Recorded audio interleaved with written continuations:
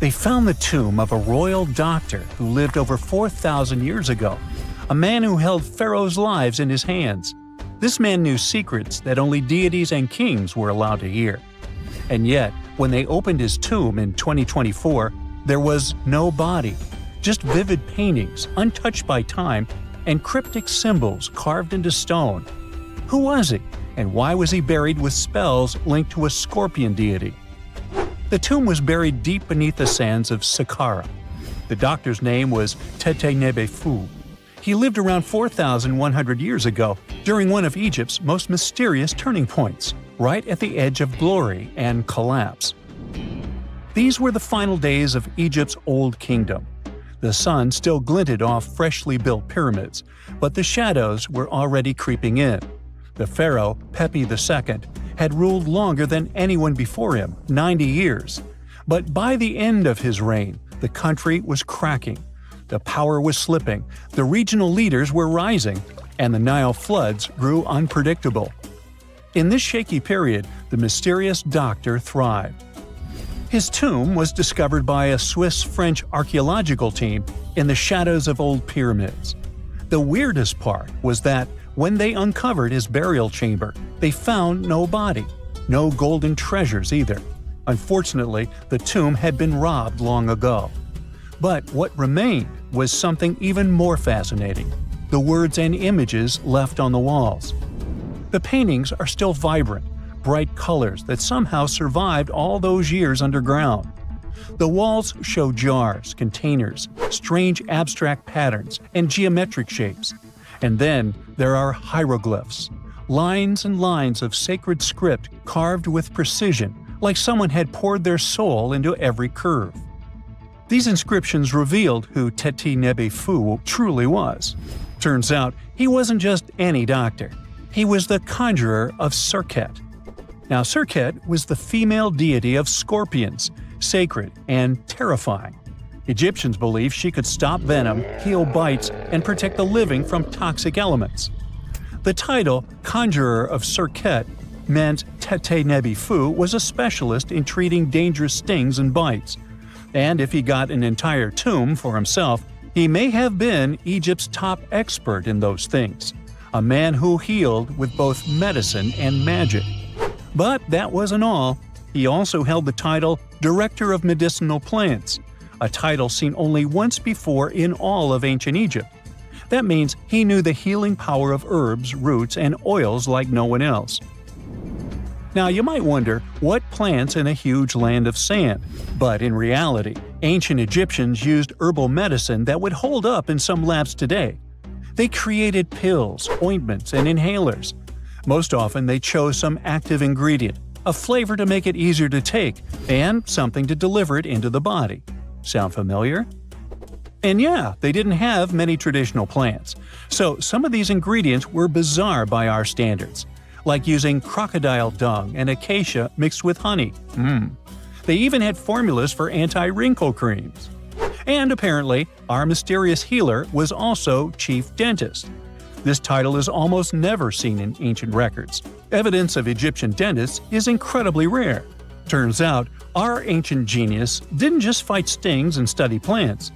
He was also trusted with teeth and jaws, which were actually a huge problem in ancient Egypt. These people may have built wonders, but their teeth paid the price. Ancient Egyptians constantly caught grains of sand in their mouths. They often ate grit-filled bread and raw vegetables, which wore down enamel and caused a horrible condition called attrition. This led to tons of problems, including tooth loss. They had to improvise back in the day. For example, crafting the world's oldest known toothpaste from crushed rock, mint, and pepper, which ironically only made things worse for the gums. Or a toothpaste from things like eggshells, pumice, and natron, a salty mineral used for cleaning. They were also inventing mouthwashes from celery, bran, and herbs to ease the problem. Some mummies were even found with crude metal braces and gold wires attaching missing teeth. Though we're not sure if these were for the living, or was it just a nice little addition added as an afterlife gift. So, Tete-Nebe-Fu specialized in all these fields. 3 rare titles for one man. Now, back in the day, he must have been admired as incredibly knowledgeable. In a world without modern science, he would have been like a sorcerer who knows how some leaf or bark could save a life. That's why archaeologists believe Tete Nebi Fu wasn't just any doctor. He was, most likely, the royal physician, the one who treated the pharaoh himself. We don't know for sure which king he served. Maybe it was Pepi II, and who knows, maybe that's why the guy lived so long. But if that was the case, Tete Nebi Fu may have lived through the final moments of the Old Kingdom, watching the Golden Age crumble from inside the palace walls. And then he was buried. The body was looted, or perhaps just lost to time. But the team says they're still studying the tomb, still uncovering the traces of this incredible man. Overall, ancient Egyptians were practicing medicine on a crazy advanced level. Some practices feel familiar even today. They had hospitals, specialists, surgeries, and many more things, even medical schools. Both men and women were allowed to be doctors. They healed with various methods and practiced surgery with actual tools, scalpels, forceps, even sutures. Some doctors treated only the eyes, others the teeth, the stomach, or even what they called the hidden diseases. They knew how to clean and dress wounds, could set broken bones using splints made of wood or reeds wrapped in linen, and even prevented infections. There were even proctologists. They also built the first prosthetics, like a wooden toe with leather straps that help people walk normally again. The oldest known prosthetic is 3,000 years old. Now, the most shocking part is how they actually even tried to remove tumors. A recent study looked at a 4,000 years old skull. It belonged to a man in his 30s. There were signs of past tumors, and around 3 of them, there were marks, surgical cuts made with a metal tool. That suggests someone attempted to remove or study them, maybe treatment, maybe an autopsy. There was another skull of a woman over 50 years old. It also showed similar signs, but with healed fractures from an earlier injury, which is amazing because her treatment might have actually been successful. Being a healer in this society meant something powerful. It meant being a priest, a scientist, and a magician all at once. To ancient Egyptians, medicine was a necessary art, and they treated it with as much reverence as they did their deities. That's because they believed that sickness could be both physical and spiritual. So a doctor could recite a spell while applying a salve, and a lot of their treatments worked. The reputation of doctors in ancient Egypt was so strong that leaders from other parts of the ancient world, like Persia, actually sought them out. Even Homer, the Greek poet, once said the Egyptians were the most skilled healers of all. Of course, their understanding of the human body wasn't perfect. For example, they thought the heart controlled thought and emotion. They also didn't know what the brain really did. But their approach, observe symptoms, diagnose, and treat, well, that's modern medicine. Sure, they prayed over the wound, but they also healed it, didn't they?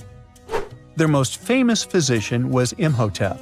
That guy was a true polymath, an architect, priest, and a healer who became so revered he was later worshipped as a deity of medicine. Yep, a human who was so cool they turned him into a deity. He lived 2,000 years before Hippocrates, the so-called father of medicine. And yet, some people joke we should drop the Hippocratic Oath altogether and swear an Imhotepic Oath instead. These people weren't just laying the foundations of pyramids, they were laying the foundations of healthcare. We all grew up believing that Stonehenge is the world's most ancient observatory, but now it has some serious competition for the title.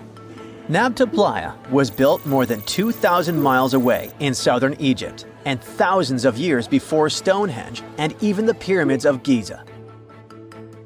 In 1973, a Bedouin guide stumbled upon a strange group of huge stone formations while crossing the Sahara Desert. He led American archaeologist Fred Wendorf to the site, located about 60 miles from the Nile. Wendorf's friend and colleague claims the team found the stones while stopping for a bathroom break in the desert. Either way, what they found changed history. At first, Wendorf thought the stone structures were just natural formations, but then it hit him.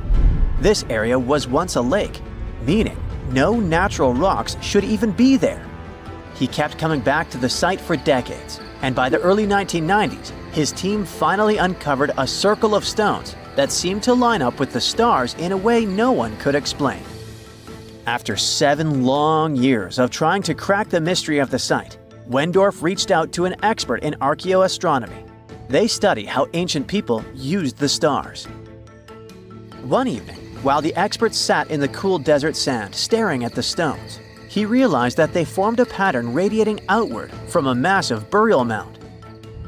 One by one, as they dug into the sediment, the buried megaliths started lining up like spokes on a wheel. The team had already used radiocarbon dating to test samples from fire hearths and tamarisk wood roofing found inside the stone circle. Nabta Playa had dozens of standing stones, all a few feet tall. Some of them lined up exactly with the sunrise on special days, and others matched up with bright stars in the sky. Inside the big circle, there were 6 special stones that may have been used for rituals or marking important times of the year. Around them, 29 standing stones might have worked like a simple calendar to help people know when it was time for something important, like the summer solstice, the longest day of the year. When the sun rose in just the right spot, it was a sign that the rainy season was coming. The stone circle once aligned with the brightest stars in the northern sky: Arcturus, Sirius, and Alpha Centauri. Some stones even pointed to the constellation Orion. By tracing Arcturus's movement across the sky, they figured out that it matched perfectly with the circle around 4800 BCE. That means it was the oldest astronomical site ever discovered. And the people of Nabta Playa may have been watching the stars thousands of years before telescopes were even invented. It looks like it had a huge meaning for people living and traveling through the desert. Over 10,000 years ago, the long, cold, and dry ice age that lasted for tens of thousands of years was finally fading away. Northern Africa got massive monsoons and rains that filled up seasonal lakes. So, parts of the desert turned into short-lived oases. For the nomadic people who roamed this harsh land, these summer rains were everything. Their entire way of life revolved around cattle. When archaeologists opened the central tomb at Nabta Playa, they dug up cattle bones and even a massive rock carved into the shape of a cow. The people who built it used the stars to guide them and find hidden watering holes like Nabta Playa, which likely held water for about 4 months a year, starting with the summer monsoons. But there was no North Star back then, so instead they navigated using bright stars and the way the sky seemed to spin in circles above them. When the lakes were full, the standing stones would be partly submerged, and from the western shore, you would see the reflection of the stars on the dark water. Nabta Playa is way less famous than Stonehenge, perhaps because its stones were buried and the famous site in England was open to visitors for thousands of years. Sadly, when Nabta Playa did become famous, some tourists ruined parts of it by moving stones around, which messed up the ancient star alignments. To protect it, the authorities moved everything to a museum where people can see the stones and the carved cow statue without damaging them. The Egyptian Observatory isn't the only construction similar to Stonehenge. It has versions that were used for different purposes, from Germany and France to the US and the Andes in northern Peru. This last one is actually one of the oldest big structures ever built in this region. The circular plaza is made of 2 giant stone walls arranged in a ring. It was likely used for ceremonies and gatherings. Scientists have carbon dated it to be about 4,750 years old, which means it was built before the Great Pyramids of Egypt and Stonehenge. The plaza had 2 entrances and a special layer of clay, soil, gravel, and charcoal underneath. It was carefully planned and built. Archaeologists also found ceramic pieces, quartz crystals, and gemstones at the site, so it was definitely a special place. People visited it for centuries, but at some point it was sealed off, probably because of changing beliefs and traditions. The most recent discovery was the remains of a large timber circle roughly the same age and with parallels to Stonehenge, all the way up in Denmark. This open-air structure, was likely part of a special area where prehistoric people from the late Neolithic and early Bronze Age gathered for rituals and ceremonies. The circle was made up of 45 giant wooden posts, forming a huge ring about 100 feet wide. The wood is gone now, but scientists believe tall timbers once stood in the holes and created an impressive wood henge. No one knows exactly what these circles were used for, but archaeologists have found animal bones and food remains at similar sites. So people probably used to gather there for feasts and rituals. In 2024, scientists found 2 ancient stone circles from the Neolithic period in Dartmoor National Park in England. Some archaeologists believe they might form a sacred ark. Many of Dartmoor's stone structures were built in a curved shape on the high ground in the center of the area. A long time ago, Dartmoor was covered in forests, so people may have used the high ground as important markers. One of the newly found circles fits inside this ark, but the other one is outside of it, to the north. This could have been an entrance point into the ark. There's also a raised bank of earth near the stones, which looks similar to other famous Neolithic sites, like the Ring of Brodgar in Scotland and Stonehenge itself. This means the people who built these circles may have visited Stonehenge or been inspired by it. Archaeologists in Oman found ancient stone monuments called tralith, which got the nickname Arabian Stonehenge. They were finished about 2,000 years ago, but no one knows for sure who built them or why.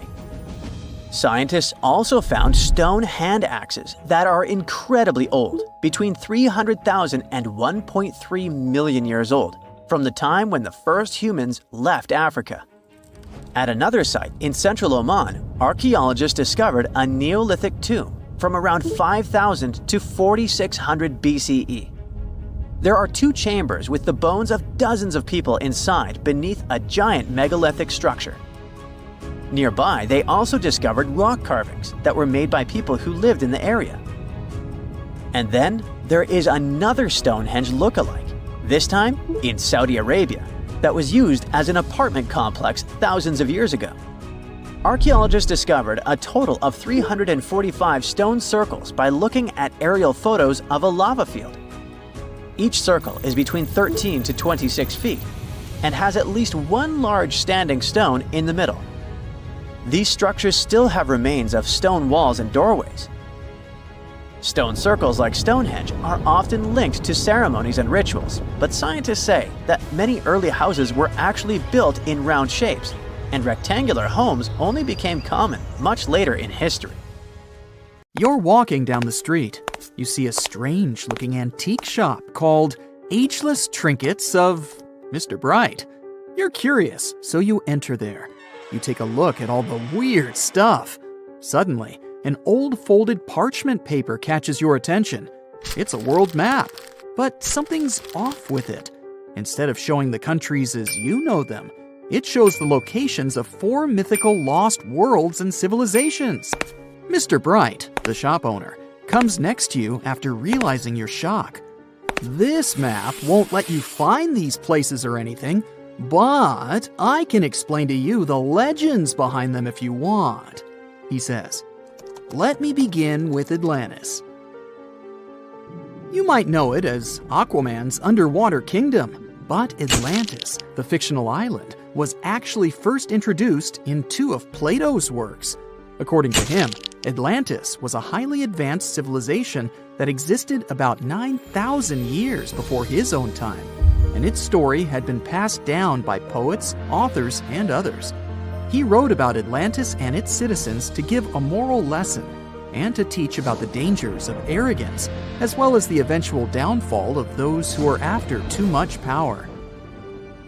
In his dialogues, Plato stated that Atlantis was a great and powerful empire that was respected in all parts of the world. It was founded by beings who were half deities and half human, and became a great naval power after a while. Being an island filled with gold, silver, and other precious metals certainly helped their case. But besides that, it was also known for its breathtaking architecture and state-of-the-art technology, as well as its countless rare and exotic wild animals. Atlanteans were proud of their great achievements and the perfection of their civilization. But their excessive pride was going to bring their downfall. They believed they were so superior that they could gain control over any nation. This led them to launch a series of invasions.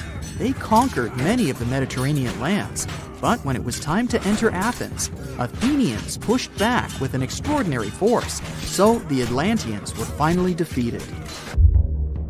Plato stated that deities then got angry at Atlanteans because of how wicked, greedy, and immoral they became. So they punished them by sending earthquakes, which caused Atlantis to sink beneath the sea. Although the earliest written records of Atlantis were Plato's works, some people still believed his story to be based on truth and tried to identify the island of Atlantis with actual countries. Some people suggested it may have been located in the Mediterranean Sea, near the coast of Spain or Italy. Others thought it may have been located in the Caribbean, off the coast of Central or South America, but there was no solid evidence to support any of these claims. One theory, in particular, seemed more plausible than the others, though. Located in the Aegean Sea, the island of Santorini was the home of a highly advanced Minoan society. However, due to a huge volcanic eruption, it was destroyed about 3,600 years ago, causing the Minoan civilization to suddenly disappear. These similarities between the fictional Atlanteans and the historical Minoans made Santorini a good candidate for the speculations. Yet again, there were still major flaws with it, such as how the time when Plato said Atlantis was destroyed doesn't coincide with the time of Santorini's eruption. So Atlantis still continues to be regarded as nothing more than a popular legend in the scientific world. Now, let's move toward the northeast direction on the map, Mr. Bright says. According to Celtic Breton mythology, there once was a magnificent city called Ys, also known as Caris, that towered over Douarnenez Bay in France's Brittany region. It was the most wealthy city in the entire Atlantic. It was especially famous for its beautiful gardens and buildings, and its citizens were all living comfortably and happily there. Dahut, who was King Bradlaughn's daughter in Breton legends and literature, had a deep love for the sea. She begged her father to build a city at the edge of the sea, and that is how the city of Ys was established. Little did she know that she would be the one responsible for the destruction of her father's beloved gift. You see, since the city was surrounded by the sea, it needed to be protected by a dike equipped with floodgates, and these gates could only be opened at low tide. And the only one who had the keys to these gates was the king himself. One day, a handsome red knight arrived at the city, but couldn't pass the gates. Dahut was so taken by him that she wanted to let him in. She knew that her father was the keeper of the only key to the city, so she sneaked into his room and stole it from him. Then she gave it to the Red Knight so that he could enter the city and they could be together. However, the Red Knight turned out to be the Prince of Darkness, and he intentionally left the gate open to the raging sea. The waves soon swallowed all of Ys. King Bradlaugh was able to escape on his magical horse, but Dahut couldn't. She turned into an evil mermaid who lured sailors into the sea. Today, if you go to Quimper, a city in Brittany, northwest France, you can find the statue of King Bradlaugh riding on his horse. Although the city of Ys is a legend, Brittany coast locals believe that on the days when the waters are calm, you can still hear the tolls of the city bells deep under the sea, if you listen carefully. Mr. Bright then points at the Indian Ocean on the map and says, "Now, have you heard about Lemuria?" Back in the mid-1800s, a few scientists suggested that there was once a continent that existed in the Indian Ocean, somewhere close to the south of modern-day Sri Lanka. The first one to popularize this theory was the British lawyer and zoologist Philip Lutley Sclater. In his paper, The Mammals of Madagascar, he stated that he found lemur fossils in India, and not in Africa. However, this discovery was extremely shocking to him because of the fact that lemurs' original homeland, Madagascar, is much closer to Africa. He proposed that this was possible only if some larger continent connected the two once. He stated that this continent must have eventually sunk to the ocean floor. He then named it Lemuria, and hence the theory was born. People who came after Sclater took his theory a step further and thought that Lemuria was also the home of an extinct race of humans called Lemurians, who had 4 arms and enormous bodies, and were also the ancestors of modern-day humans, as well as lemurs. Of course, as new scientific discoveries were made on plate tectonics, evolution, and the study of DNA, the theories regarding the fictional continent called Lemuria were debunked. The last fictional land on the map is Agartha, Mr. Bright says. Taking its roots from Eastern mysticism, one legend says there's a kingdom called Agartha that is located deep beneath the surface of the earth. It's where all 4 corners of the world are connected by paths and tunnels. It is said that there's a secret entrance into Agartha hidden in the Gobi Desert, and it's built by Agarthans themselves using advanced technology that can't be detected by us, the surface folks. According to some beliefs, Agartha exists to counterbalance the energies of those who live above the surface. While we live in a state of rush and heightened emotions, this world beneath us is the total opposite. Some even say that those who escaped Atlantis fled here to continue their lives inside the Earth's core. And yet, others think it's actually a land that's crawling with all kinds of monsters. But there's no need to be scared, since modern science proved Earth's core is not actually hollow and is a solid hot iron ball. So you can cancel your journey plans to the center of the Earth if you've made any. Thanks, Mr. Bright. Hey there, curious history buffs. Have you heard the legend of the ancient race of giants of Nevada? Yes, I'm talking about actual giants that allegedly lived thousands of years ago. Now I know what you're thinking. Giants, really? Well, archaeological finds add fuel to this debate too. And here's where it gets interesting. Lovelock Cave was indeed used as a burial site, and some of the remains found there are much larger than average human bones. The cave is by the Humboldt Sink in western Nevada. It was once part of an enormous lake, which eventually dried up, leaving a number of smaller ones, including the Humboldt Sink. The cave became the home of the Site-Ka tribe. According to the legend, these red-haired giants were so big that they had to be buried in the cave itself. Indeed, later on, archaeologists discovered 8 to 10 foot tall skeletons.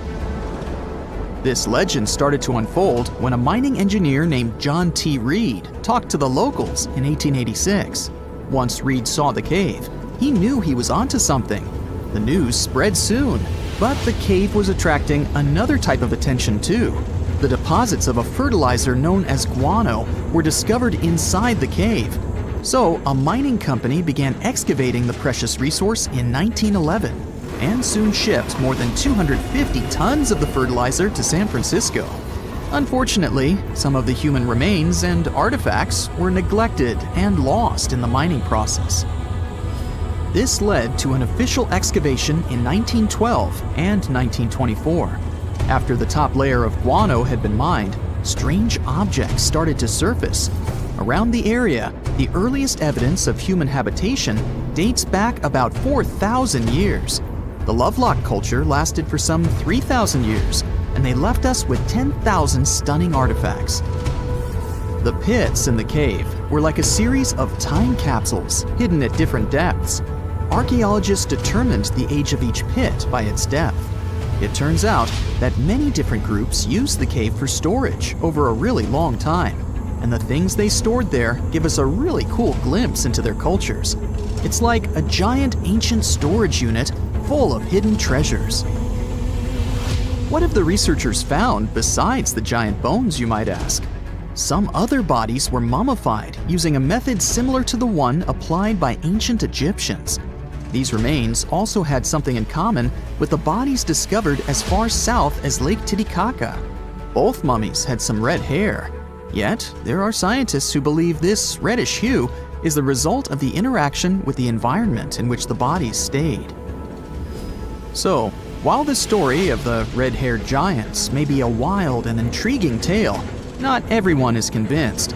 Some experts believe that the bones found in Lovelock Cave are simply the remains of prehistoric animals, like mammoths or sloths.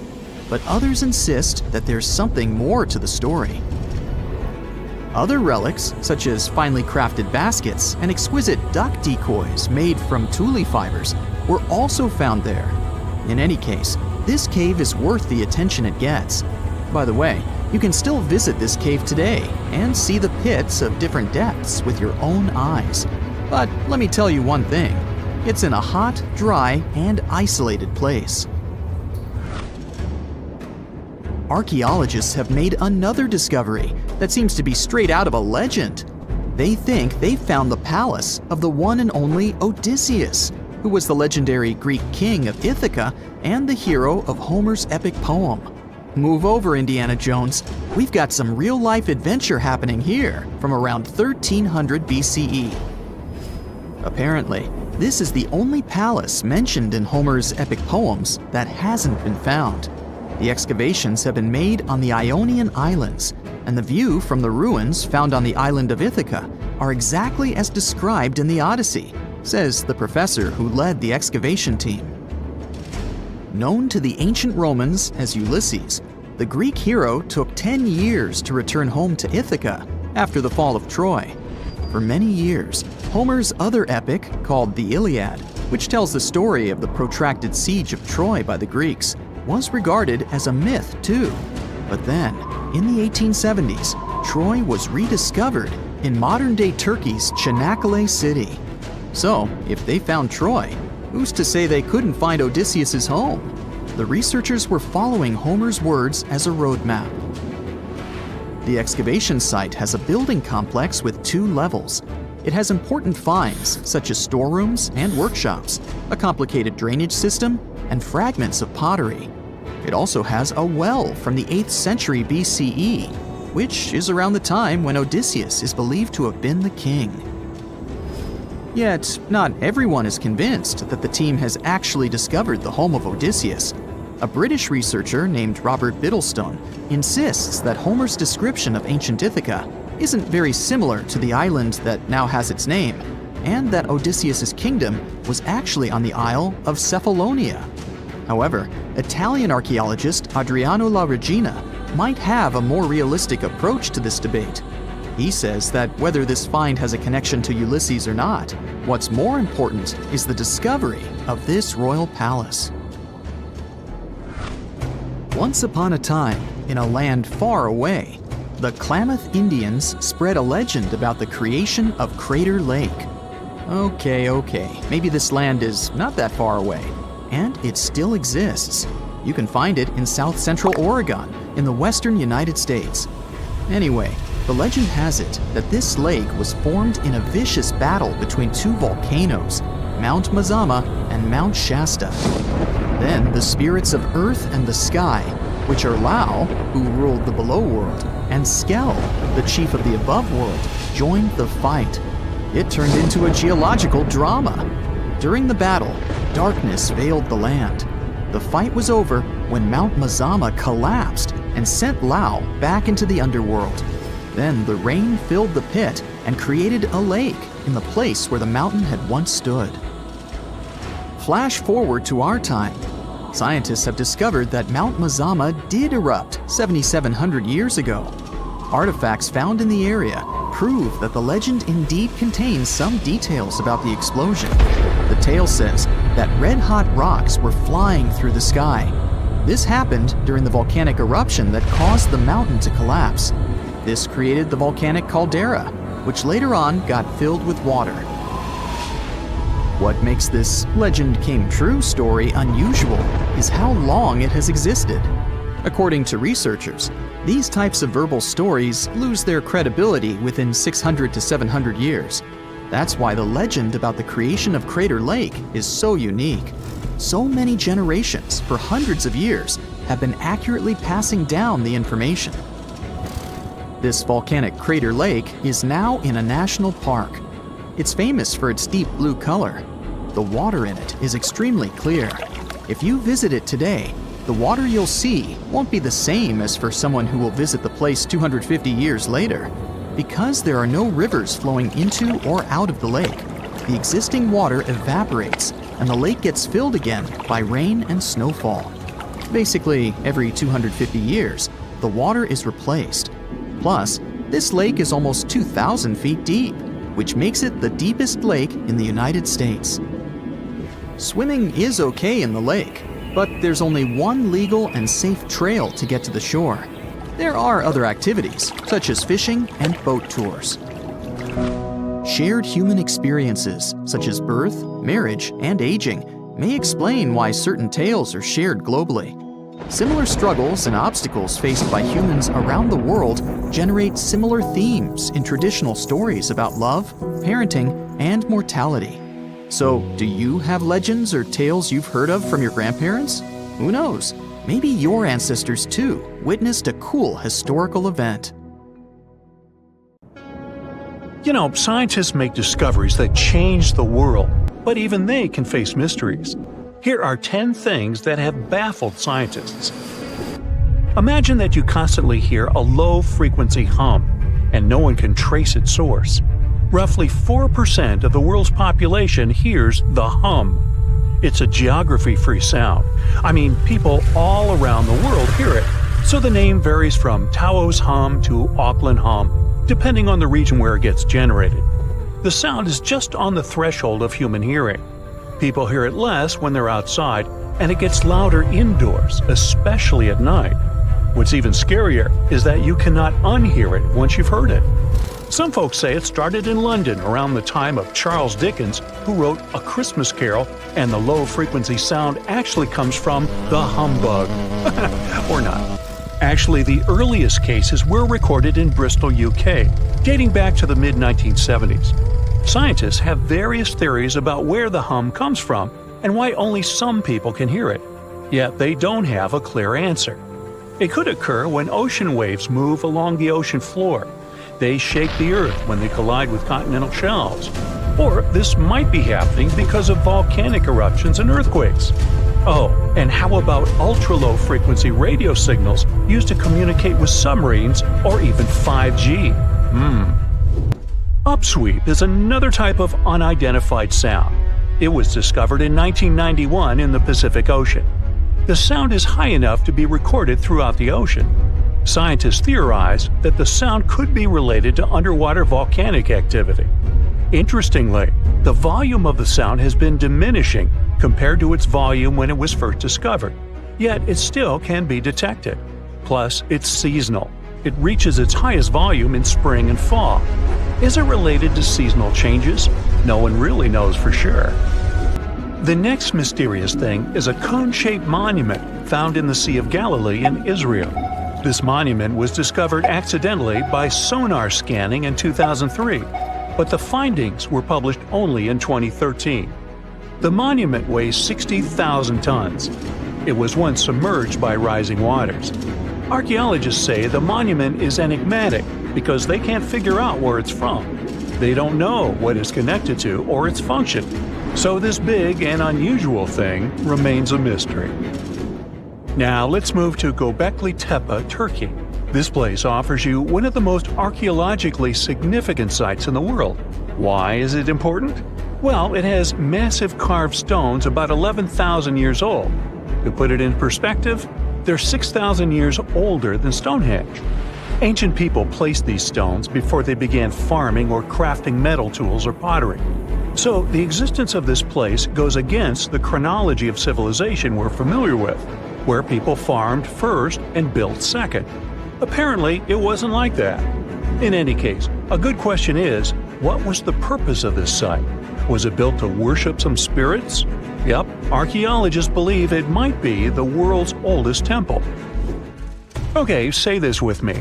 Paleodictyon notusum. Yeah, I know it sounds like a chemical formula. This is a living fossil found deep down on the ocean floor. A creature makes these hexagonal burrows, that for sure. Yet scientists can't identify the artists. Now, what do I mean by living fossil? Well, Paleodictyon notisum is a creature believed to produce a burrow nearly identical to Paleodictyon fossils. Is it a worm-like animal that made them?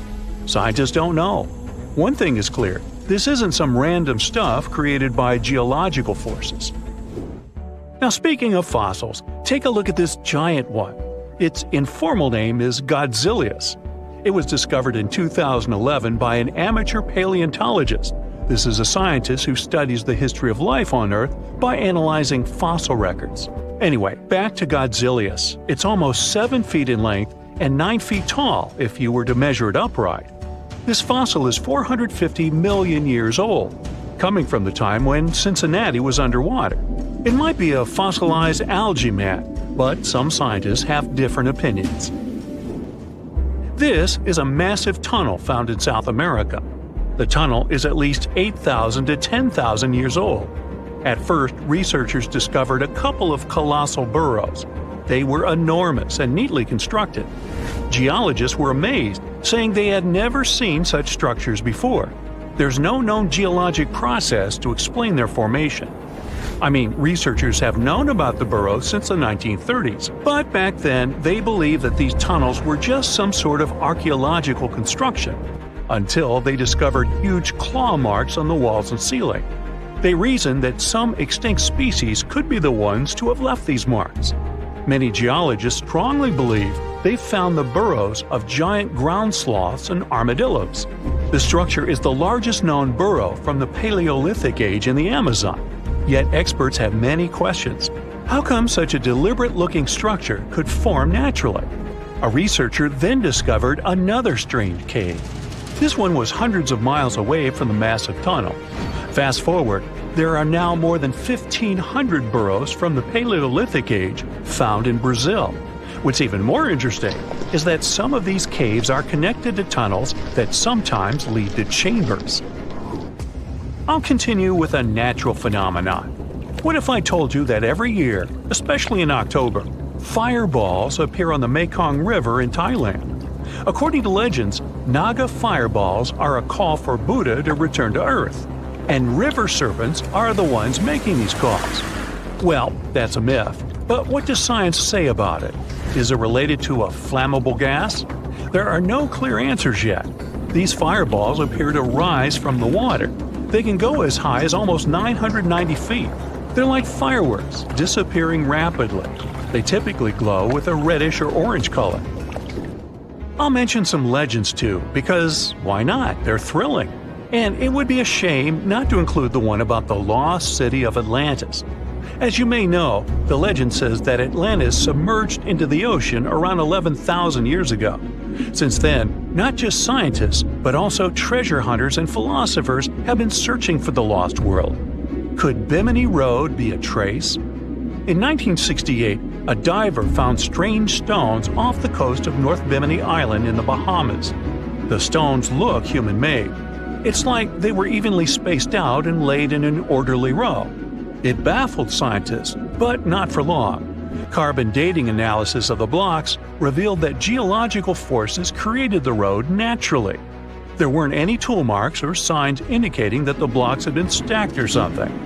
The research is continuing, but yeah, scientists generally believe that the rocks were created by erosion. Well, I guess the time of Atlantis hasn't come yet. Okay, picture this. You're wandering on the beach, and you see dozens of octopuses walking past. In 2017, a group of people from Wales witnessed exactly this. Why did these creatures come out of the ocean? No one knows the answer.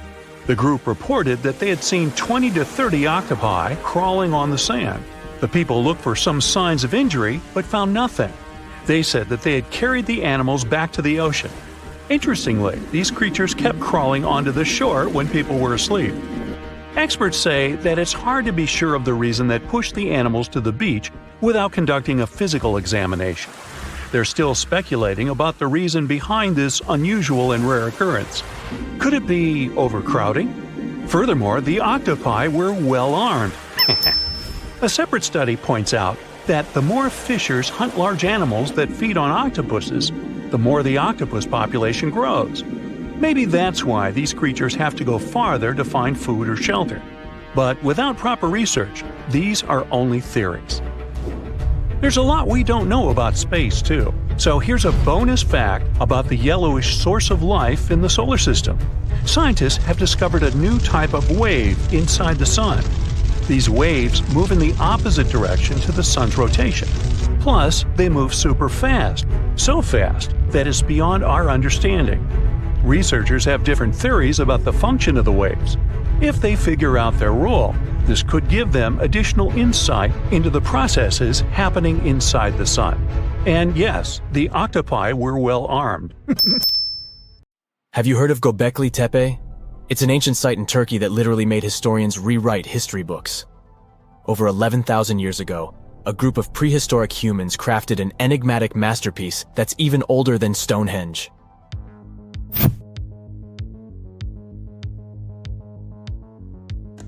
Before its discovery, archaeologists believed that people didn't know about iron and weren't good at making pottery. They were sure that settled life only emerged with the need for agriculture. But Göbekli Tepe changed this belief.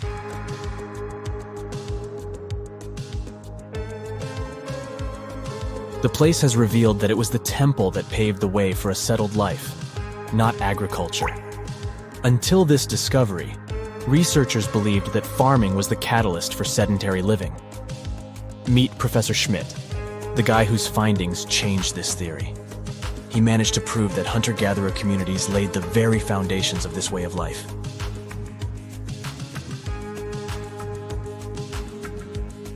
Back in the 1960s, other archaeologists visited the area, but they totally missed the mark. While surveying the region, they stumbled upon a hill with scattered limestone slabs and concluded it was just an old burial ground from medieval times. Little did they know that there was so much more to uncover.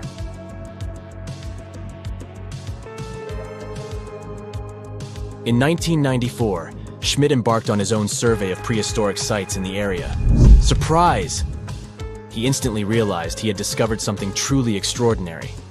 Unlike the nearby flat and barren plateaus, Göbekli Tepe had a gently rounded top, rising 50 feet above the surrounding landscape. Funny enough, the translation of this place's name is Potbelly Hill. Schmidt was sure only humans could have made something like this.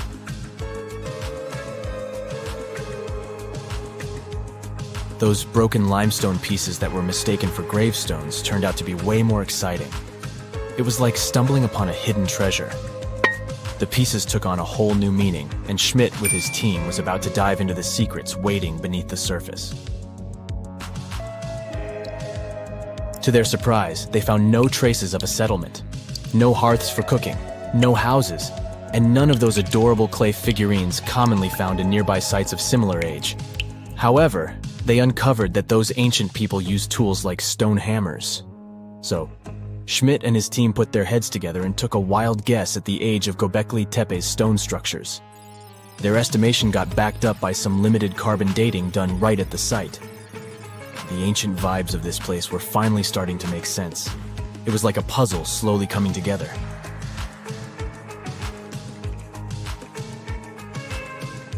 You may think that back then, people didn't have special tools to create something as cool as Göbekli Tepe.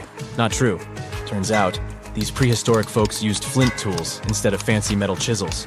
They were also skilled at chipping away softer limestone and crafting pillars right on the spot. Afterward, they carried the pillars a short distance to the summit and placed them upright. Once the stone rings were complete, they covered them with layers of dirt. Over time, they added new rings, and voila! You've got a cool hill to impress people in the future.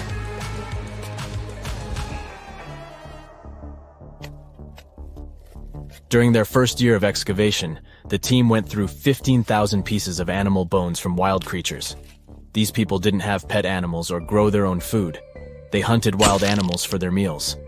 But things were about to change, because the place had everything they needed to start farming. Scientists say they had wild sheep and wild grains that could be domesticated. And guess what? Just 20 miles away, geneticists found evidence of the world's oldest domesticated strains of wheat at a prehistoric village.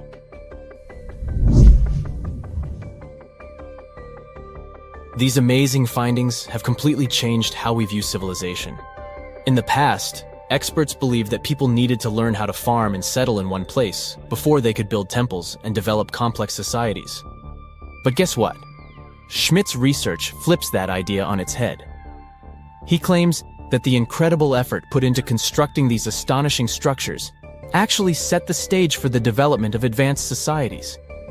It means that societal and cultural changes happened before agriculture. Schmidt has this fascinating hypothesis about Göbekli Tepe. He thinks it could have been a special burial site where people left their loved ones. And here's the twist. The burial site was adorned with fancy statues and symbols representing deities from the spiritual realm. The idea that Göbekli Tepe could have served as a sacred place adds another layer of complexity to the whole story.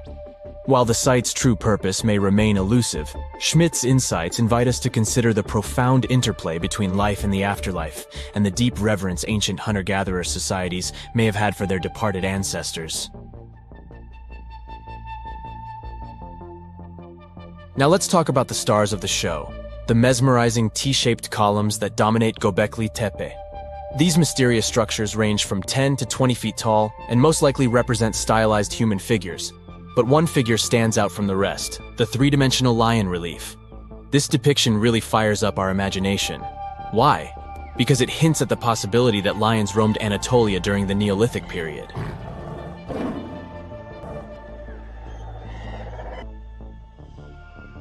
These standing stones are arranged in circles and placed in rectangular pits.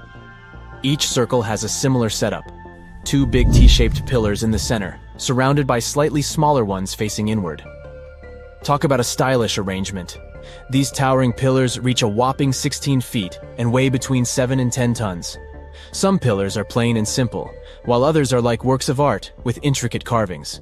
Foxes, scorpions, and vultures come to life, crawling and twisting on the pillars' sides. But it's not just animals depicted on these stones. Some pillars have abstract shapes representing humans, and even small carvings of clothing items. Some of them even have belts. Now, there's one pillar that stands out from the rest like a rock star. This super old stone pillar suggests that a comet crashed into Earth. It happened during a chilly period that lasted about 1,000 years. Previous studies examining Greenland ice cores hinted at this comet theory, but now the carvings at Göbekli Tepe prove it right.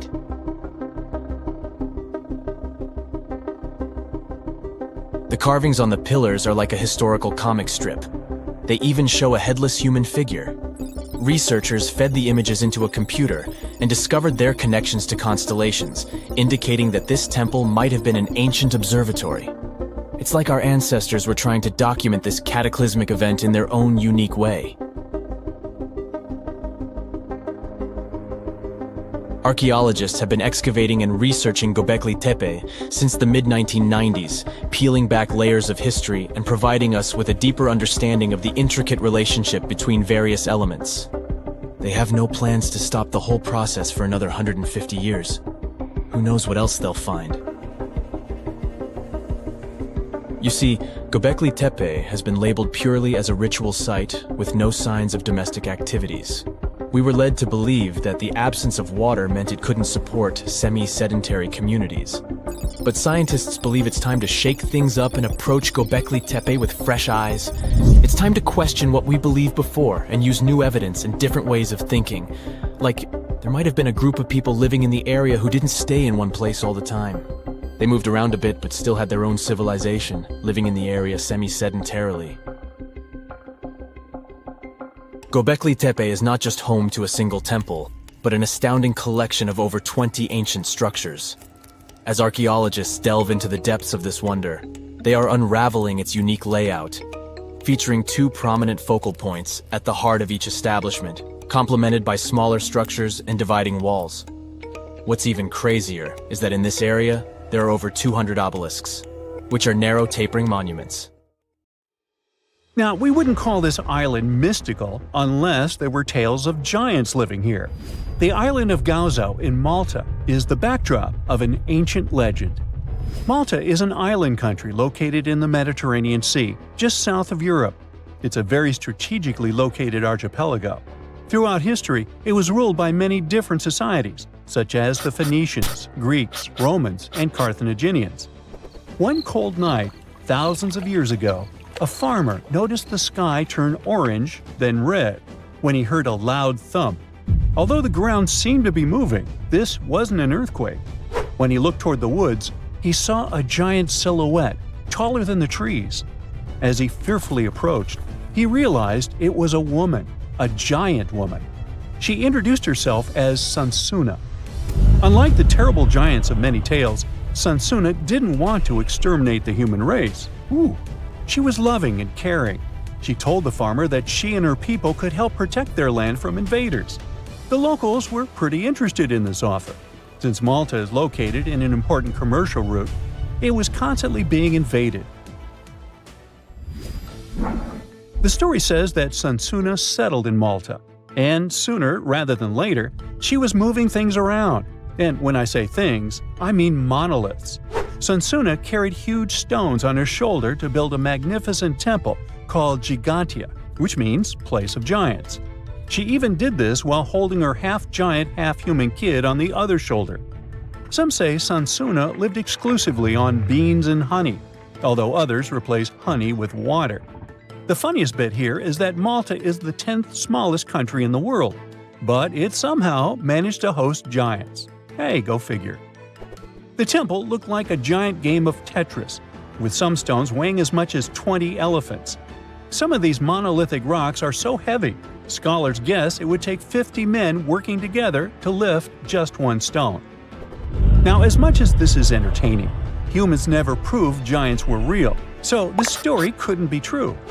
There's a brief mention of a species of giants called the Nephilim in some ancient texts. The Nephilims would have been terrible giants that wreaked havoc on the earth and only survived until the Great Flood. But nobody ever found real proof of this species really existing on Earth, until this came along. The world of Maltese archaeology unearthed quite a few shocking things in the past years. One of them are known as the hypogeum skulls. Hypogeum is the Greek word for underground, and this incredible site was discovered in the first decade of the 20th century. Back then, Malta's National Museum director received an important phone call. Someone had accidentally dug some impressive bones and asked him to come check it out. The hypogeum looked like an underground city, filled with mazes and rooms that stretched along multiple floors. They were all made with similar limestones as the Maltese temples above ground. The hypogeum was filled with important relics and artifacts. Scientists quickly understood that the hypogeum was built as a type of final resting place for locals. So, along with skulls, they found a lot of bones and skeletons. One of these artifacts were skulls, but these weren't regular human skulls. Rather, they were of the elongated type. To make matters worse, these skulls were hidden from the public for years. People started to talk and created a bunch of theories behind it. The truth is that this discovery was a turning point for Maltese archaeology, although scientists didn't know what to do with it. Some wondered if these skulls were natural or manipulated, since they knew some cultures in the world used head binds to alter their skulls. Other scientists threw in the hypothesis of little gray people or even the legendary giants. Some say that the elongated skulls could have been sculptures that worshipped otherworldly deities. There was no way to confirm any of these theories, so the question remained: who were the builders of Malta's megalithic temples? Now let's take a look at what scientists know. The Maltese megalithic temples have been standing strong since 3500 BCE, which is even older than the pyramids of Egypt. The main dilemma here is that these temples were built even before we invented writing, yet they required advanced technological skills to exist. The Gigantia Temple seems too absurd to have been built by humans. The South Temple has a corridor with 4 oval rooms on the sides, looking like a big shamrock leaf. In one of these rooms, scientists found altars decorated with spiral patterns. It looked like an altar of some sort, indicating early Maltese people used them for ritualistic purposes. The North Temple is similar but smaller, with a very low entrance that makes people crouch down to get inside. You get it? You need to bow down to their deities in order to get into this sacred place. I mean, one can't help but wonder about the secret reasons these ancient builders had to build such a huge temple. I'm thinking they probably cast one of Daenerys' dragons to move the monoliths around. Yeah, I'm joking here.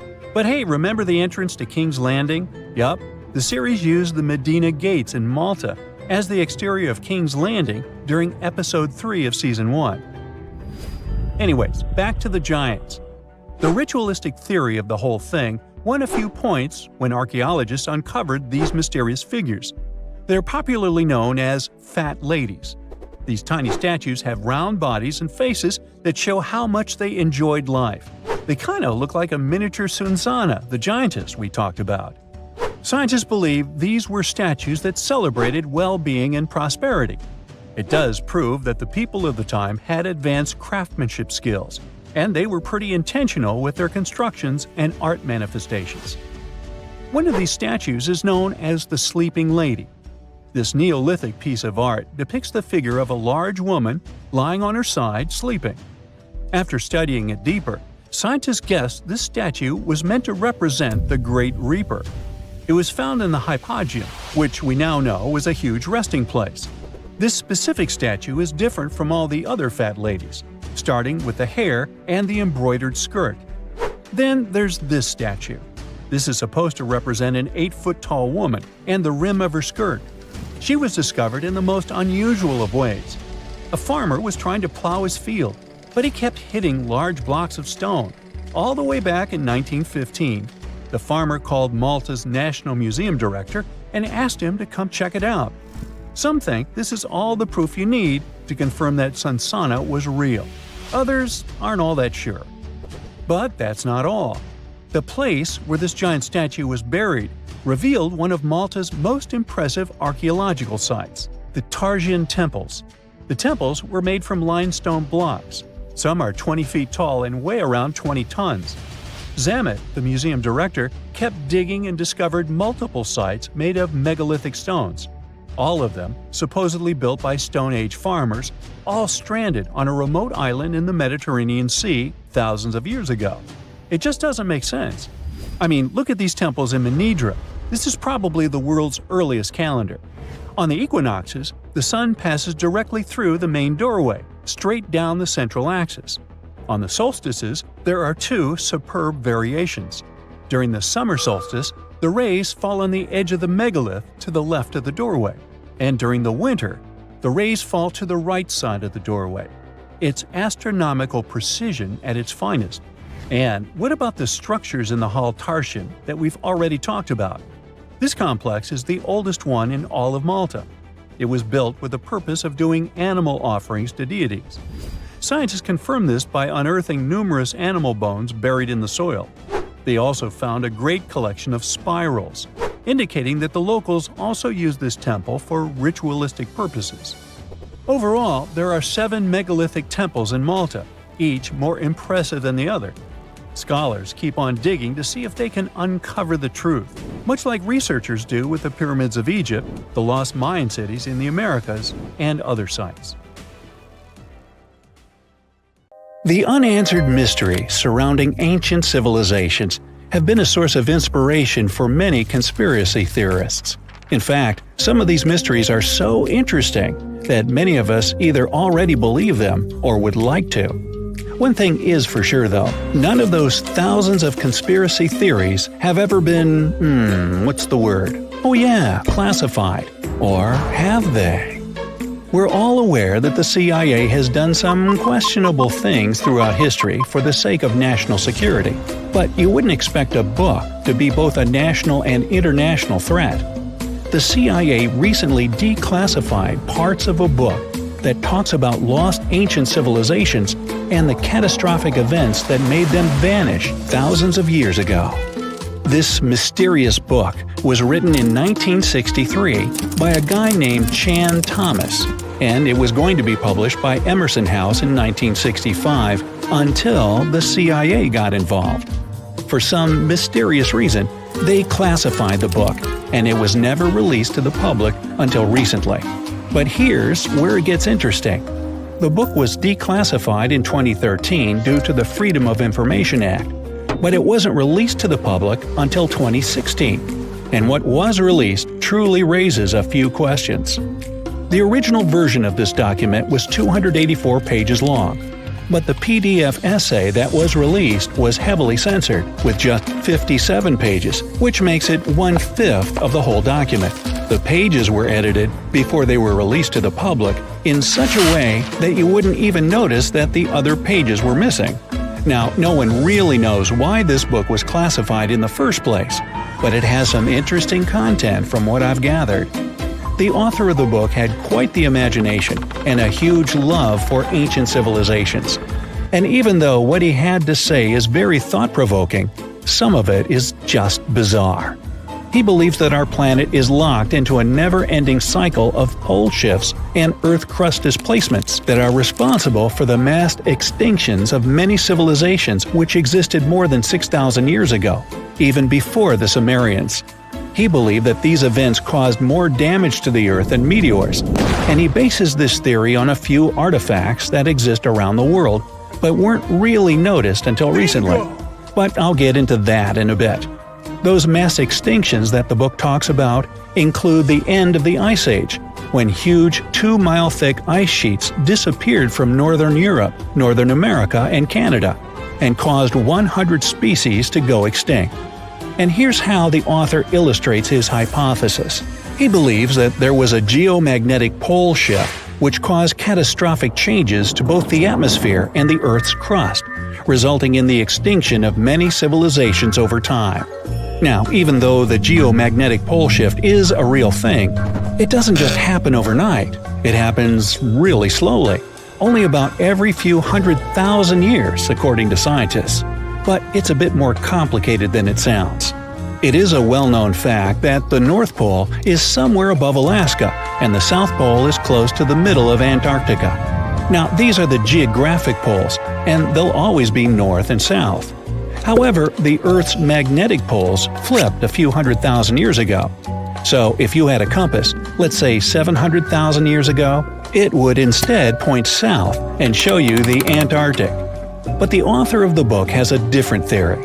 He believed that the flip of the north and south magnetic poles doesn't happen every few 100,000 years, but every 12,000 years, and that this flip occurs in just a few hours, causing a catastrophic apocalypse.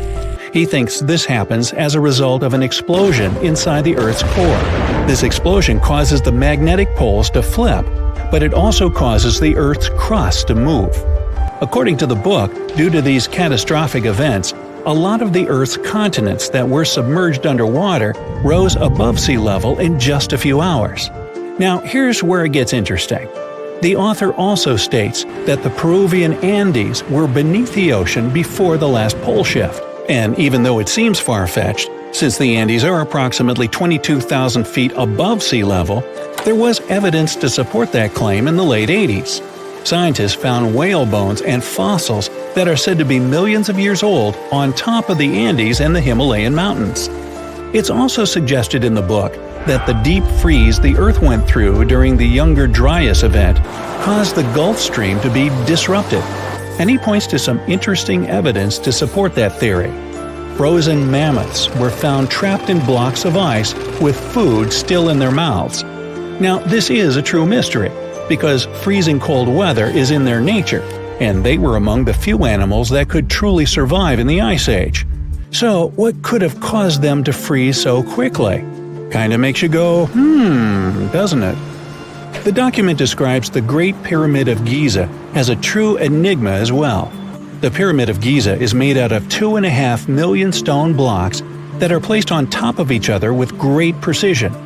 It's close to 750 feet wide and more than 450 feet high. To this day, we're still not able to explain how it was constructed, and it's quite difficult to understand the internal design as well. On the inside, the pyramid has no similarities to the other pyramids, and, despite popular belief, there were no mummies found in any of them. If you think that's a bit weird, wait for the next one. There are absolutely no hieroglyphs found in any of the pyramids, and that goes both ways. What do I mean? There are also no pyramids, or anything that resembles a pyramid, in any hieroglyphs either. Mr. Thomas believes that the pyramids were created hundreds of thousands of years before the Egyptians by a civilization that went extinct. Speaking of civilizations, in his book, he even mentions the Greeks. He claims that in Greece, there was another ancient race of people that went extinct as well. He claims they were extremely tall with blue eyes and blonde hair, and had access to advanced technology that the Greeks couldn't have known about in their prime. Now, before we drift too far away from the stone blocks, let's talk about another mystery, the temple in Baalbek, Lebanon, and its ginormous foundation blocks. Those stones, which make up the Heliopolis, were also used for the temple in Rome.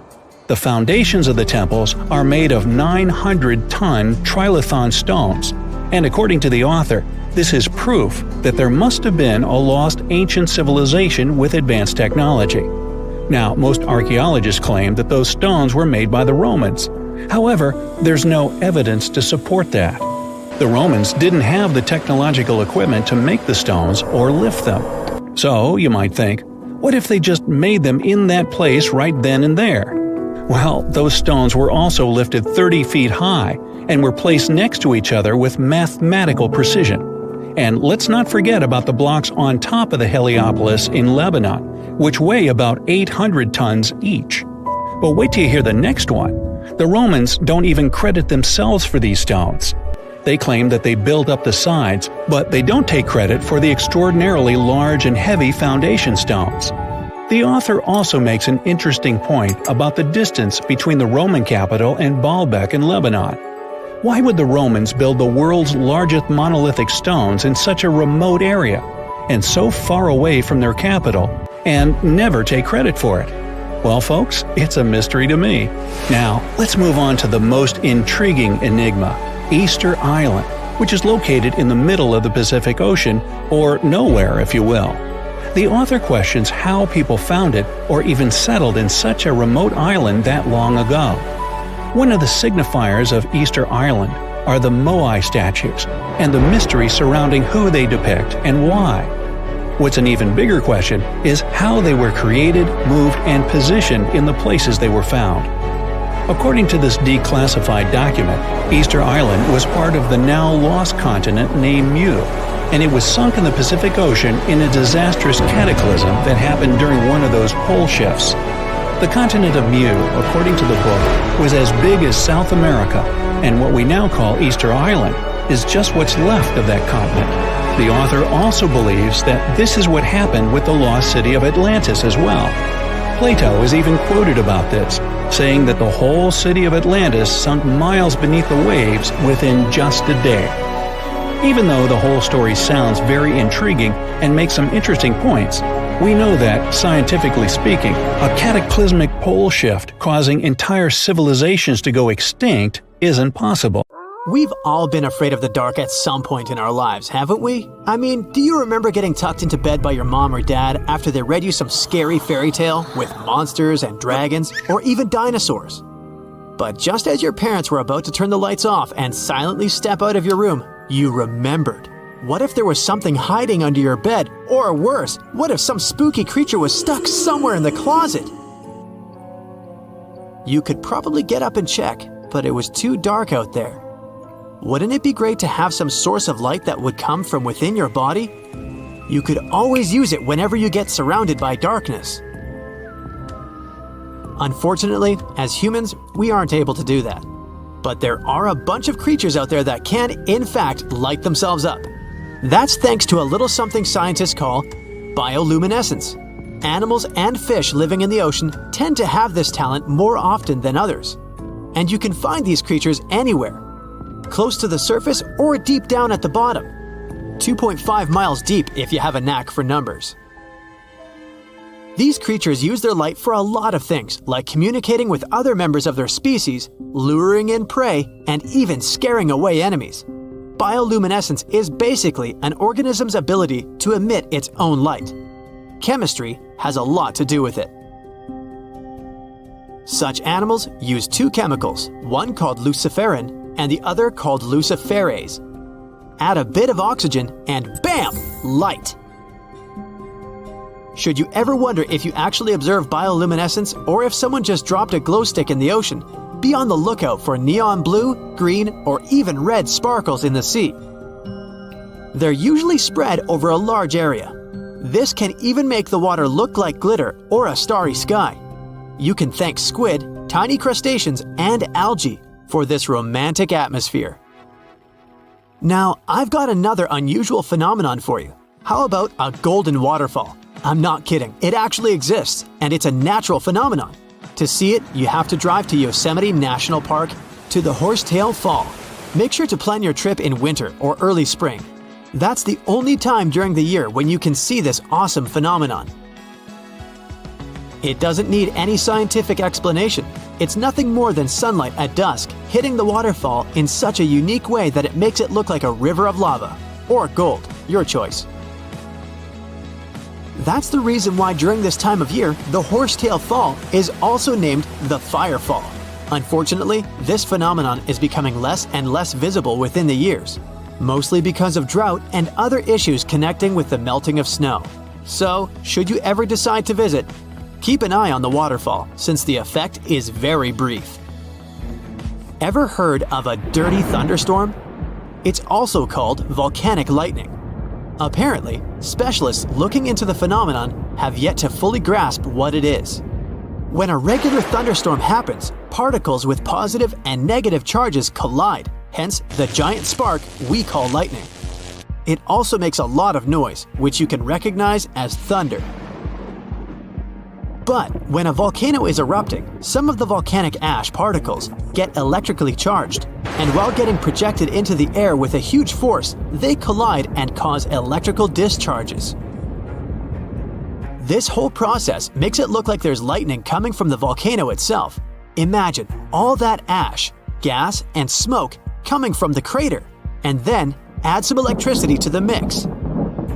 It'll make the whole picture look really bizarre. No wonder this phenomenon is called the dirty thunderstorm. Now, how about clouds that look like waves?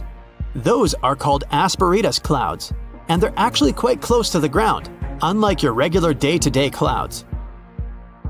The name comes from the word aspero, which in Latin translates to rough or uneven. On rare occasion, you may spot such clouds when the weather is calm, but they're mostly associated with thunderstorms. These clouds appear during unstable atmospheric conditions, and surprisingly, they don't produce rain. Even though they do resemble dark storm-like clouds, they also create random patterns, tricking your eyes into thinking you're looking at the surface of the sea from under the water. Another impressive kind of cloud is called mammatus clouds. What makes them so special is a series of bulges emerging from the base of each cloud. One such cloud enters a level in the atmosphere where the wind direction changes. You can see these wave-like patterns in the sky.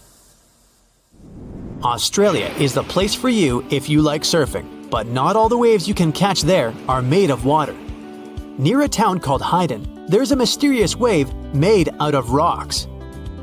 This granite formation supposedly dates back to 2.63 billion years ago. That's way before dinosaurs started hanging around the planet. Standing at 49 feet high and 360 feet long, the wave was formed as a result of two processes: weathering and erosion. There's softer sediment at the base of the wave rock, which was chemically weathered by groundwater. Winds and rain did the rest of the job, causing the erosion of the rest of the formation. Its red, yellow, and gray stripes are made of iron hydroxide, carbonates, and other chemical compounds that were washed down by the rain. You've made it to Australia, so stick around a bit more. There's one more location here that seems unreal. You'll need to fly over this one, however, if you want the best picture. In the western part of the country, surrounded by green woodlands, there's a series of lakes. They're all a staggering shade of bright pink.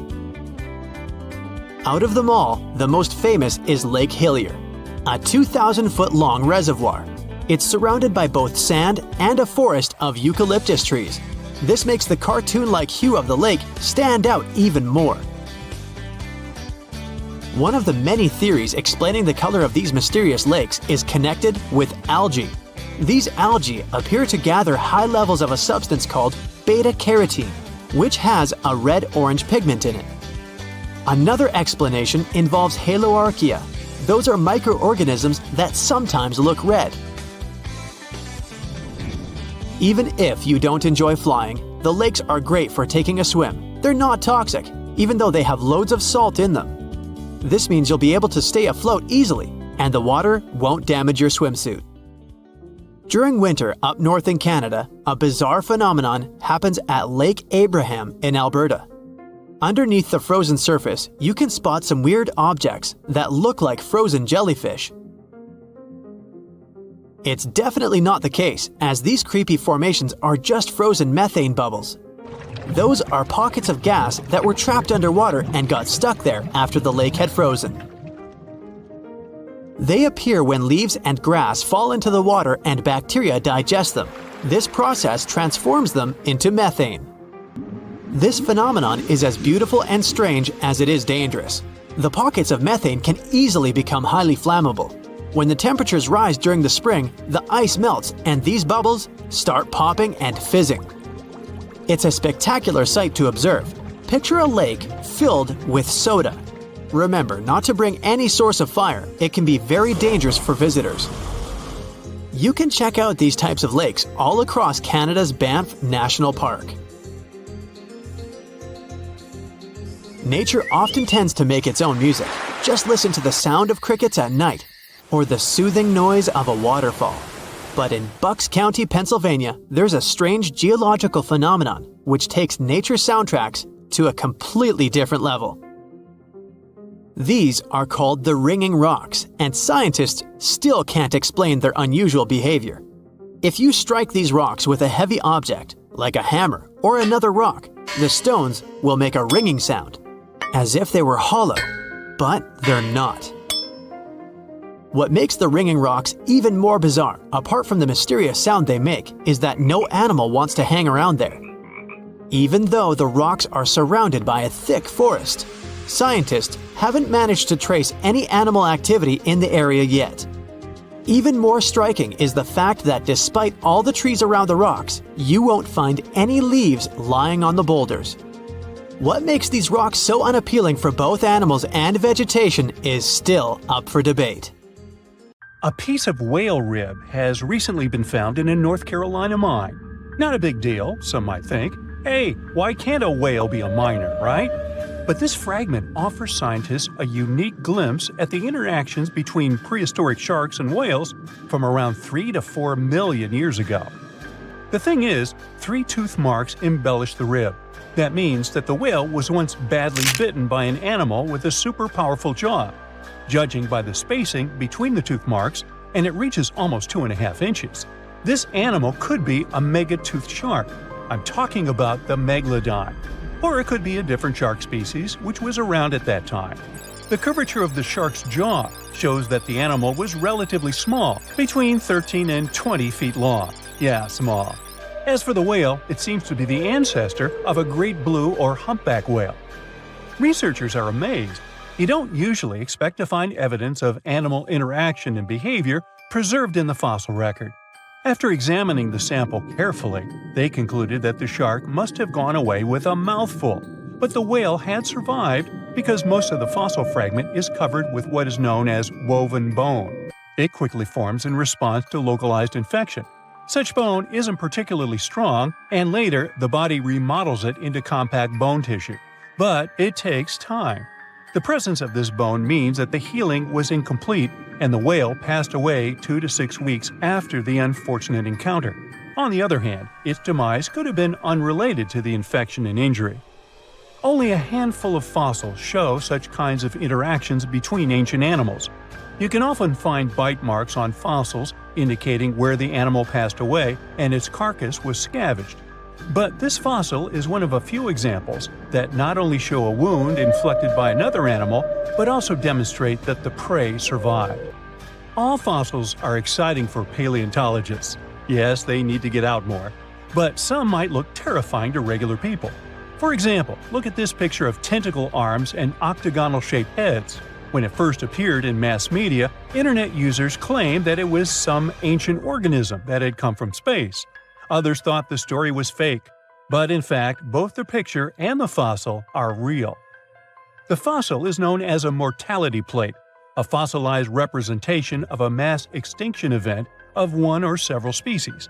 The fossil actually contains more than a dozen specimens of a type of marine organism called a crinoid. Despite their looks, crinoids were not plants but marine animals. This particular species lived deep underwater on the seafloor. Crinoids were related to starfish, sea urchins, and brittle stars. These creatures could attach themselves to the seafloor with stalks made up of flexible porous discs connected by soft tissue. The stalks were hollow, and that's where the animal's nervous system was located. Crinoids absorbed oxygen through thin-walled tube feet.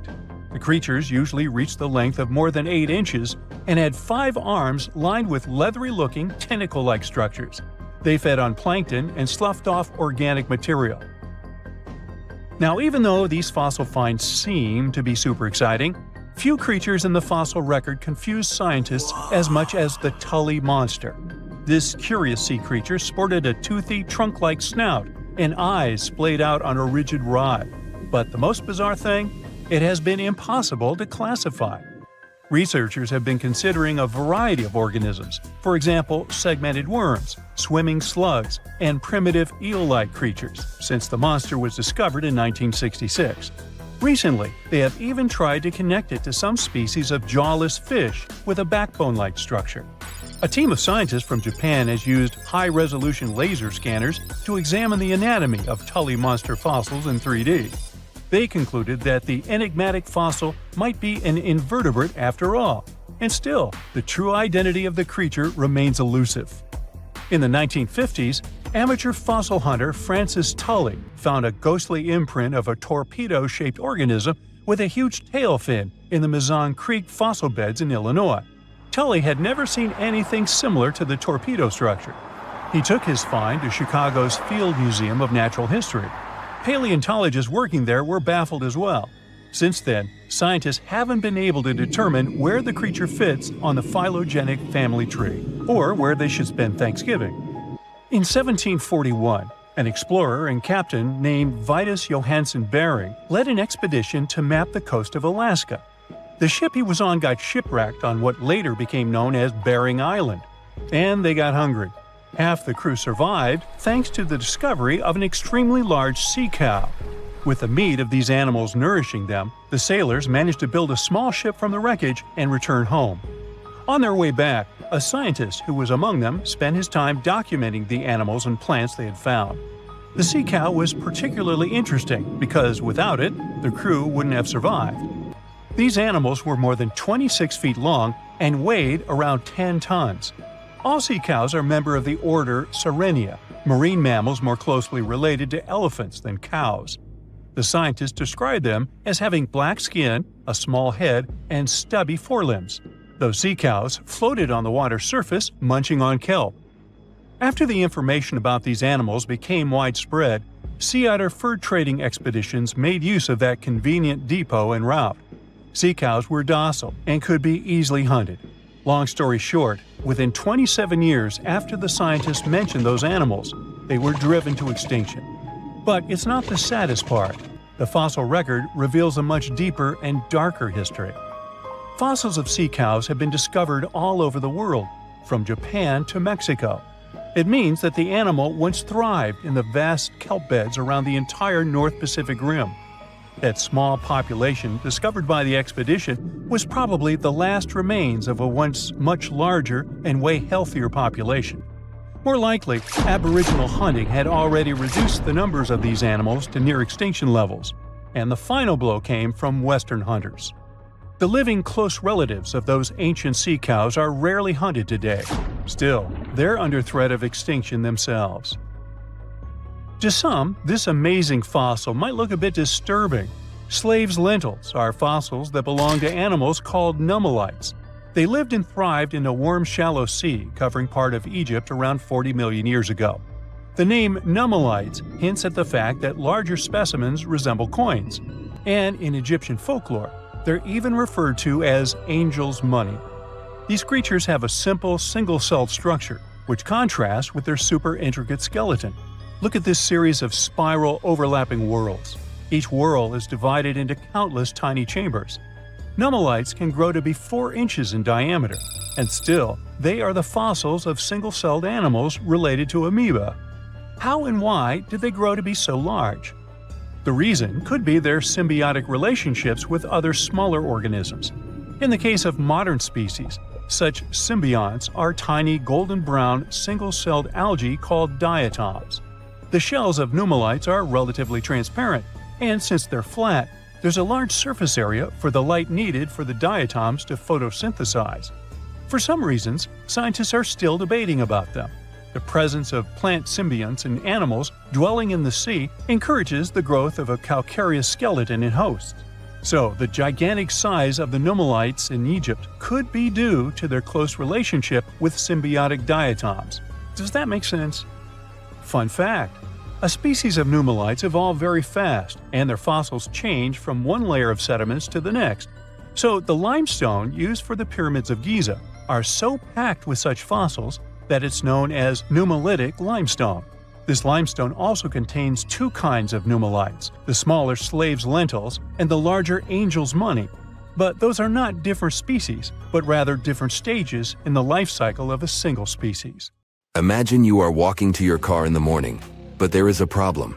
Your vehicle is not sitting neatly by the side of the road. Its rear end is sticking out of a gaping hole. This is what happened to a Queens resident, New York, back in 2020. A sinkhole had swallowed his SUV overnight. Events like this are nothing out of the ordinary in many parts of the globe. But sometimes, sinkholes can hide unspoken beauty inside them. In East Asia, a recent find stunned the scientific community. Cave explorers came across a colossal sinkhole that concealed an ancient forest. It is located in a province, Guangxi Zhuang, close to the north of Vietnam, the Lê County, where researchers discovered the hidden forest is already famous worldwide for sinkholes. This one brings the number to 30. They are scattered over an area the size of 3 Gibraltars. This is just a tenth of the total number of sinkholes in the whole country. The name Tiankeng for these large holes in Earth's surface translates as sky holes or heavenly pits.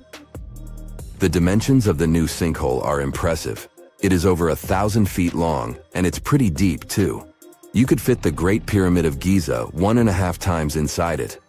The sinkhole's total volume matches that of 2,000 Olympic swimming pools. The exploration team had to hike for hours to reach the bottom. It was all worth it in the end. They discovered a pristine underground forest that had no trace of human activity. Scientists estimate that the plants date back to the time of the dinosaurs. The foliage reached to the explorers' shoulders. Some trees were 2 times taller than the Hollywood sign. This discovery was amazing, but not entirely unexpected. Geologists were familiar with this type of landscape. In this part of East Asia, karst topography is pretty common. The word is Slavic in origin. Since the late 19th century, geologists have been using it to describe barren limestone regions. This type of landscape features fissures in the ground, caves, underground streams, and, of course, sinkholes.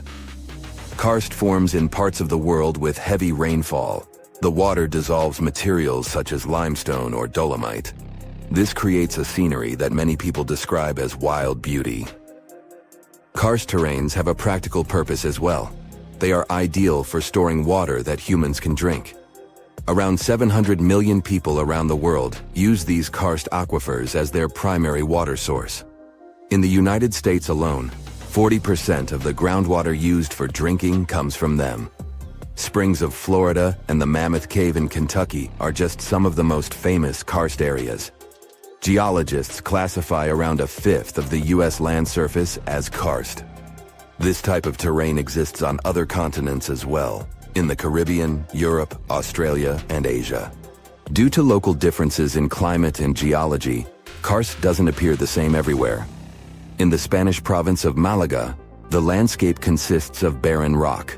This is what the karst regions of Italy, Slovenia, and Montenegro also look like.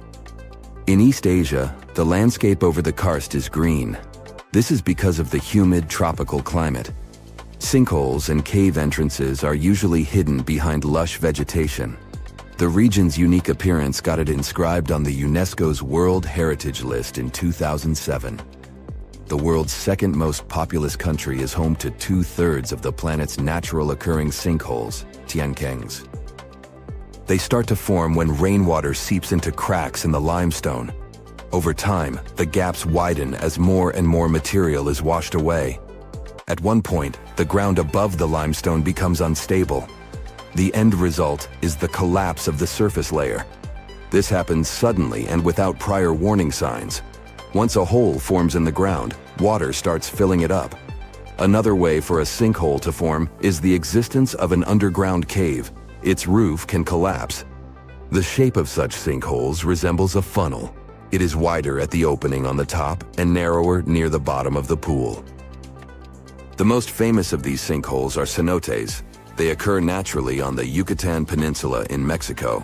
The region is home to more than 2,000 cenotes. They are all former caves whose roofs had collapsed at some point in time, and they are filled with fresh water. The local people have been using them as water sources for thousands of years. The ancient Mayas gave them mystical symbolism. For them, the cenotes were passageways to the other world. In reality, they are just a feature of karst terrain. Sinkholes that form in regions with abundant rainfall and limestone beneath the surface soil. The depth of a sinkhole can vary significantly. The smallest are barely 3 feet deep. When it fills up with water, it turns into a pond. A large lake can form in the place of a large sinkhole. One example is the Red Lake in Croatia. The most impressive thing about it are the steep cliffs that rise above the lake. They are nearly 800 feet tall. The world's biggest and deepest sinkhole, Xiaoshai Tiankeng, lies in the vicinity of the Yangtze River. The outside world discovered it only in 1994. The hole is so deep that you could stack up 7 statues of liberty inside it. During the rainy season, a waterfall cascades from the pit's mouth into a cave system at the bottom. But not all sinkholes fill up with water. This was the case with the newly discovered giant sinkhole in Asia. It developed its own ecosystem. The high humidity and low temperature inside it were perfect for plant life to thrive. The very bottom of the hole is connected to an underground water flow. Scientists discovered 72 species of rare wild plants in the area. They are in danger of disappearing on the surface. But inside the sinkhole, they have found the perfect conditions for growth. The enormous opening in the ground is essentially a wildlife refuge. This was confirmed in 2021. That's when biologists discovered 2 species in the Yunnan province that they previously thought had gone extinct. Who knows what other animal and plant species are still hiding in there? Exploring these underground cave systems can be quite dangerous. They are often home to venomous snakes and mosquitoes. Even descending into a sinkhole is perilous. The cliffs are steep and stones are often very sharp. That's why the exploration of sinkholes in Asia is going slower than research would like. The sinkholes I've mentioned so far have all formed naturally. Erosion is the main process behind their creation. But the ground can also open because of human activity. Everything from a construction site to a leaking sewer pipe can cause the earth to give way. Sinkholes in urban areas pose a risk to infrastructure. One of the most famous examples of this happened in Japan in 2016. A busy street in downtown Fukuoka collapsed near the main train station. The sinkhole severed power lines and pipes that lay underground. Luckily, no one was injured. The diligent Japanese engineers repaired the damaged road section in just 48 hours. The biggest issue with sinkholes is that you never know when and where they are going to open. The best tool that geologists have for detecting underground cavities is ground-penetrating radar, GPR. It resembles a land mower. The operator goes up and down a troubled area to scan the ground underneath. The radar sends out impulses that detect any contrast between different materials. It feeds back this info in the form of a 2D or a 3D image. Once engineers detect a potential sinkhole, they use different techniques to stabilize the ground above it. The simplest method is called grouting. It involves filling the hole so it won't collapse. The most common materials are polyurethane foam and cement. The alternative is to lift a structure above the sinkhole. This technique is called underpinning. Workers drive steel rods into the load-bearing deeper layer of soil. This is the same construction method engineers use to erect stilt houses above the waterline. 47-year-old Kenny Veach told his family he was going hiking for 2 days. His destination? The Mojave Desert. The man wanted to revisit a cave he had discovered during one of his previous hikes. But that was the last time anyone had seen Kenny Veach. A helicopter and over 30 search and rescue teams came back empty. The hiker was nowhere to be found. Was the mysterious M Cave behind his disappearance? The oddest thing about Kenny's case is the fact that he was a seasoned hiker. He often went on solo trips to explore deserts in California and Nevada. The man was an ultralight hiker. That meant he brought only the most basic of supplies: water, food, and a tent. That's all. But this was enough for several days of camping in the desert. Kenny would rarely bring a GPS device with him. He didn't even bother to pack a compass or a map. Some would call him reckless, but he managed to get back home every single time.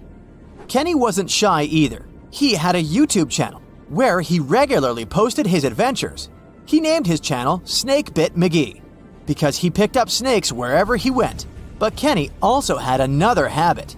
He went into every cave he found in the desert. Now, he didn't post many videos.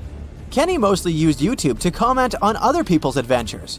In a comment from June 2014, the man revealed that he had discovered a mysterious M-shaped cave. It was located in the Sheep Mountains of North Las Vegas.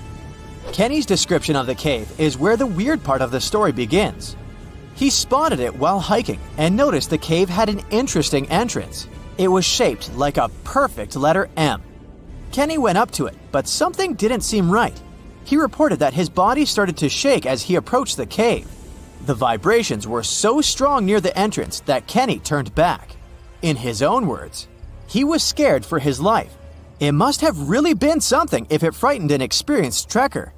Kenny had an impressive track record. He had been hiking for 20 years. He explored caves other people were too afraid to even enter. Once, he was bitten by a rattlesnake and had to spend a week in the hospital. On his journeys, the man found skulls of all shapes and sizes, as well as old animal traps. Kenny slept on mountain peaks under the stars. One time, he hurt his leg on a mountaintop. He had to walk 20 miles back to his truck. It was 100 degrees Fahrenheit that day, and Kenny had 1 cup of water to keep him going. Kenny Veach was a true survivalist. But this one cave was a mystery to him. He admitted that he was totally unprepared that day. He had the tools to open a can, but not to fight the mysterious force that took over his body. But Kenny wasn't a quitter. He made plans to return to the M Cave, and this time, he was going to be ready. He did so several months later, but much better equipped. But the trip turned out to be a bust. He recorded a video, but couldn't find the cave. Was that it? Was the brave explorer finally going to quit? Not by a long shot. His followers on social media wanted him to solve the mystery. So he went out into the desert for the 3rd time. He planned a short, overnight trip, but nobody ever saw him again. After 2 days, his family alerted the authorities. They quickly launched a search for the missing man. Now we come to the weird part. In one of his videos, Kenny stood in front of an abandoned mine shaft. This is where he briefed the viewers on the mission. Rescue teams reached this point and found Kenny's phone. This was 10 days into the search, but the trail soon went cold. The rescuers feared the worst. They decided to send a camera down the shaft, but didn't find anything. For a full month, no one had any idea where Kenny was. And then, the mystery deepened. An unknown woman came forward online. She claimed to be the missing man's girlfriend. The mysterious woman told the story of how she went with Kenny on hour-long hikes. She urged hikers to use GPS not to get lost. And then, a claim that shocked social media users. The woman believed Kenny's disappearance wasn't an accident. She revealed that her alleged boyfriend had some serious issues. Apparently, he had quit his job a year prior to his disappearance. Did Kenny Veach really trek into the desert to take his own life? People weren't convinced. Kenny's daughter believed her father just had an accident. In her words, he was a survivor. Was the mysterious M Cave responsible for his disappearance? Did he find someone or something he shouldn't have found there? The questions linger, and so did the theories among the online community. Fellow hikers and YouTubers were determined to find the M Cave. This would solve Kenny Veach's mysterious disappearance once and for all. In 2021, one hiker got lucky. He claimed to have found the secretive M Cave. For safety reasons, the man couldn't reveal his exact location. The cave sits somewhere near Nevada State Route 375 East. The entrance to the cave really looked like an oversized letter M, just like Veach described it. But the shape is too hard to notice from ground level. Only when you look at it from above is the M shape visible. Who knows, hikers might have been walking past it for years without noticing the cave. Even Kenny couldn't locate the entrance the second time he went looking for it. The cave wasn't very deep, but there was something odd at the entrance. There appears to have been a straight line of rocks. Did someone try to wall off the entrance? And at the back of the cave, there was an even stranger find. Small pieces of wood were scattered along the floor. They looked a lot like 2x4s that are used in construction. Was there a door here once? The hiker found a nail sticking out of the stone. It could be part of a latch that was there some time ago. But the strangest part was the writing on the wall. Hatch or Veach? It's hard to tell. The hiker that discovered the cave didn't want to stay to find out. He left the cave in a hurry. No, it wasn't because he felt a strange vibration in his body like Kenny. He just didn't want to be in a desert cave in the middle of nowhere. This is the Mojave Desert, one of the most dangerous landscapes on Earth. Could this setting better explain how Kenny Veach disappeared without a trace in 2014? The desert's nickname is well-deserved. This is where scientists recorded the hottest temperature on the planet. 134 degrees Fahrenheit, and the average temperature during summer, just 113 degrees Fahrenheit. No sweat. But you'll also need a blanket. At night, the air temperatures drop well below freezing. Talk about a climate roller coaster. And the list of dangers doesn't end there. The driest and hottest place in the United States is home to dangerous animals. Mountain lions, venomous lizards, spiders, and wasps. You name it.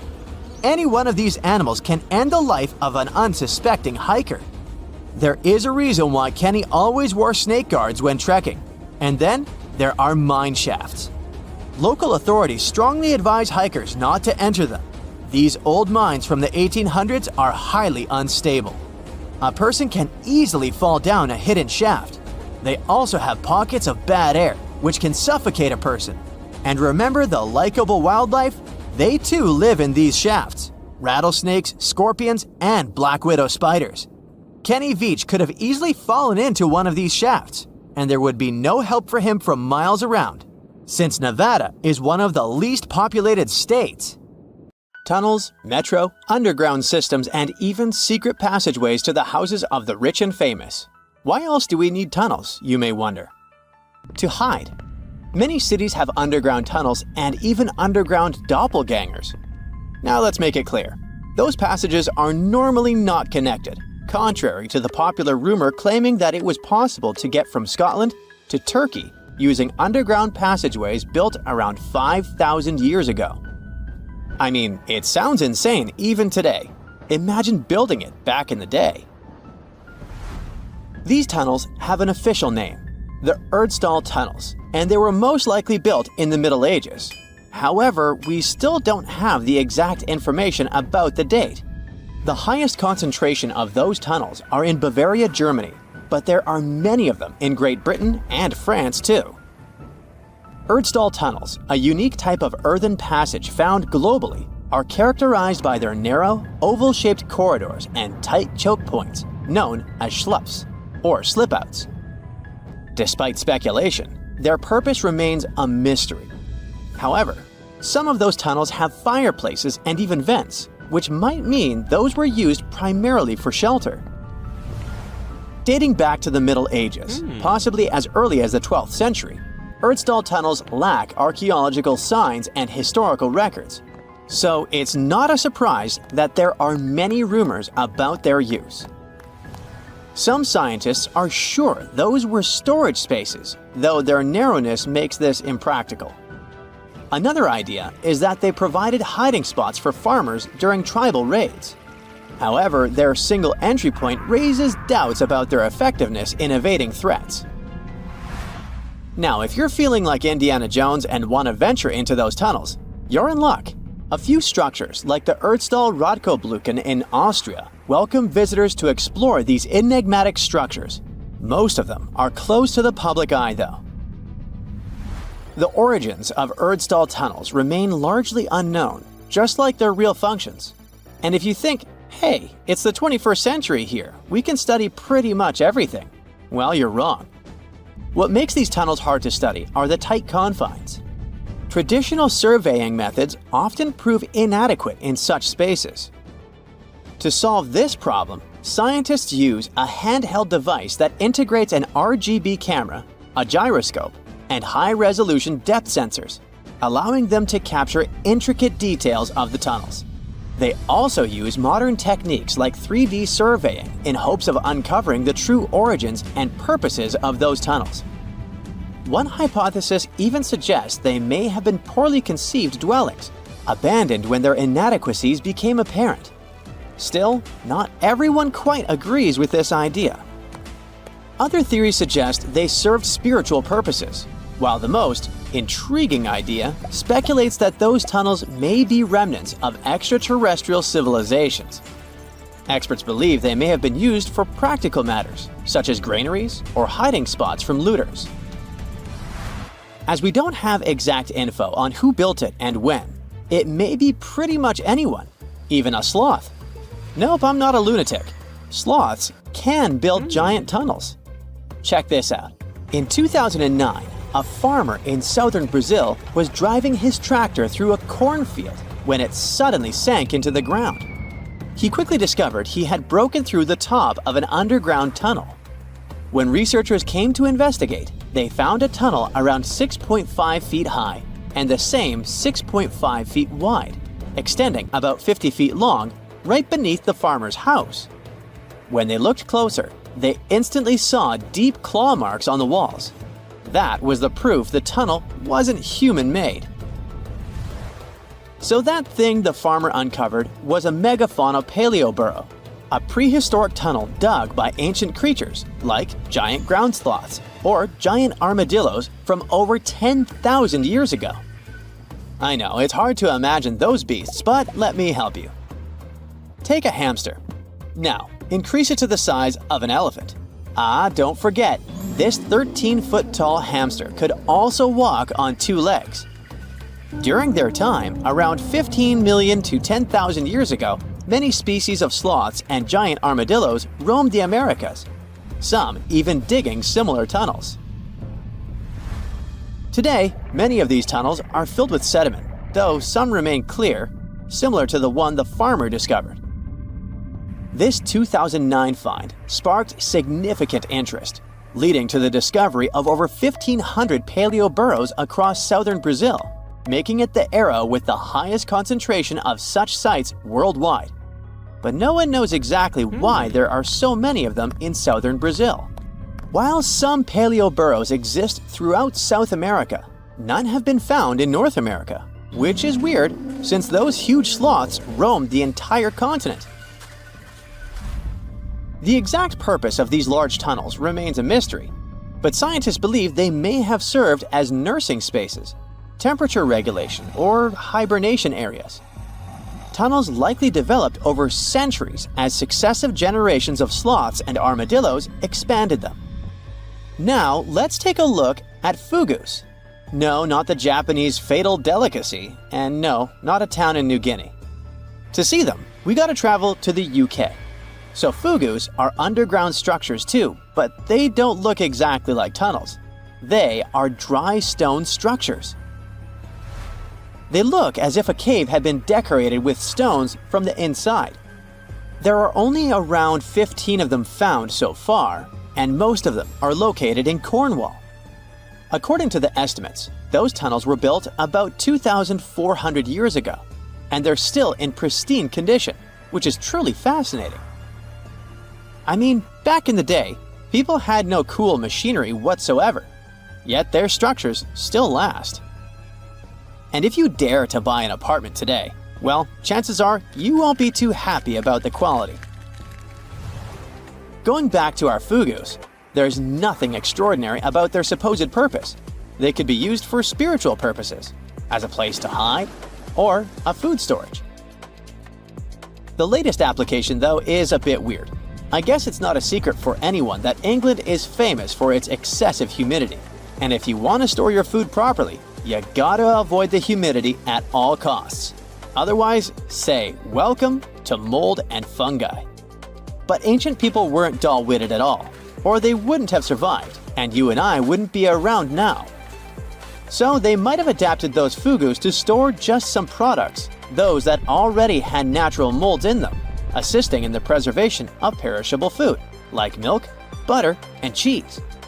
But hey, those are just speculations. The true reason why they were built remains unknown.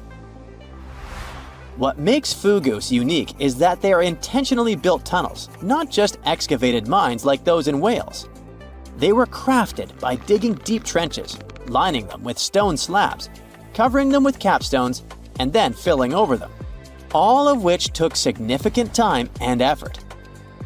Still, no matter how hard those were to construct, cities around the globe are often built over intricate tunnel systems, each unique to its location. For instance, Paris is famous for its extensive underground quarries, which were abandoned years ago, but still pose a risk of collapse in certain areas above. London boasts one of the largest tunnel networks in the world, including many that were specifically created for military purposes. In New York City, there are rumors of secret tunnels, while Los Angeles has old tunnels from the Prohibition era used for speakeasies. Many other cities also have their share of enigmatic tunnels, and surprisingly, Florida is no exception. It happened in the year 2011 in Ybor City. Near a former post office, flooding uncovered something weird, a section of an unknown structure. Back then, people didn't pay much attention to that, so it took another 7 years to discover something truly fascinating. This historic neighborhood was founded in the 1880s, but it remained unknown until 2018 that it also has a hidden tunnel network. We only learned of it because of renovation work. The exact purpose, of course, is unknown, but most scientists are pretty sure that they serve to connect to early gaming spots and the port of Tampa. Figuring out how extensive the tunnel network is tricky. In 2018, a historic home in Seminole Heights revealed locked doors leading to tunnels from the 1920s. One local even said he traveled through a tunnel for 20 minutes. Rumors suggest some tunnels connect to the Hillsborough River and Ybor City. Research is ongoing, but no new info has emerged yet. This tourist destination has the highest entrance price of all. It could cost you your life. Those who spend over 16 hours in the death zone, and it is the official name of the most dangerous area on Mount Everest, risk never returning home. Those who endure 48 hours there will almost certainly never see their families again. The altitude in this region is over 26,000 feet, and winds can reach speeds of 62 miles per hour, sweeping everything, including you, off their path. Only one person has stood tall in this hostile environment for 90 hours. There was a bit of cheating involved, as it was with supplemental oxygen. Yep, the precious O2 gas is extremely scarce there. Without this vital resource, the maximum time someone can survive is about 21 hours. A record set by this guy. Yeah, he was tough. He reached the Everest peak 10 times. His fastest ascent took slightly under 17 hours, but Pemba broke his record, ascending Everest in 8 hours and 10 minutes. However, these accomplishments are not feats for the average Joe. These record holders have, in a sense, won a genetic lottery. Both are Nepalese Sherpas, hence the names. Sherpas are native to the mountains and have evolved a natural resistance to high-altitude living. Despite the undeniable dangers, people seem unwilling to stop visiting the death zone. Since the establishment of climbing records, over 300 people have lost their lives there. Last year alone, 18 people perished, and as of July 2024, the death zone has claimed 8 lives. Now, as creepy as it may sound, the death zone on Mount Everest resembles a graveyard. The challenge lies in that of recovering a body from this perilous location costs families a fortune. Oxygen alone, which is necessary to descend a body, can amount to as much as 20 grand. This may seem far-fetched, but the operation requires 12 people, each needing an oxygen cylinder that costs around $400. So, do the math. And it's not just the oxygen. Imagine the other expenses summed up. Still, it's not only the money. The retrieval process is fraught with danger for those tasked with it, causing many private companies to decline such requests. Recently, authorities managed to recover 4 bodies and a skeleton from the treacherous area. While not all of them have been identified, one body belonged to an individual who passed away in 2017, remaining in the death zone for 7 years. El Caminito del Rey in Spain, Maluga, may look like child's play compared to Everest death zone, as reportedly it has only claimed 6 lives. But still, this is eerie. Imagine you're standing on an old piece of wood some people dare to call a walkway that seems to be about to fall apart. You can't really move freely on it, as it's just 3 feet wide, and if you look down, you'll see nothing but a river 330 feet below you. You may want to sarcastically call it an engineering wonder, but in reality, it really is. Look, it seems like this walkway was glued to the side of a cliff. The tools and technique used to build it were quite rudimentary and unsafe, which is not surprising. The pathway is over a century old. If you're wondering how it was built without any machinery we have today, let me explain. The poor builders just hung off the side of the mountain using ropes. It's obvious no one wanted to work on that project, so prisoners who had received the death penalty were invited to participate. In exchange, they could get a reduction in their sentences, if they made it out alive, of course.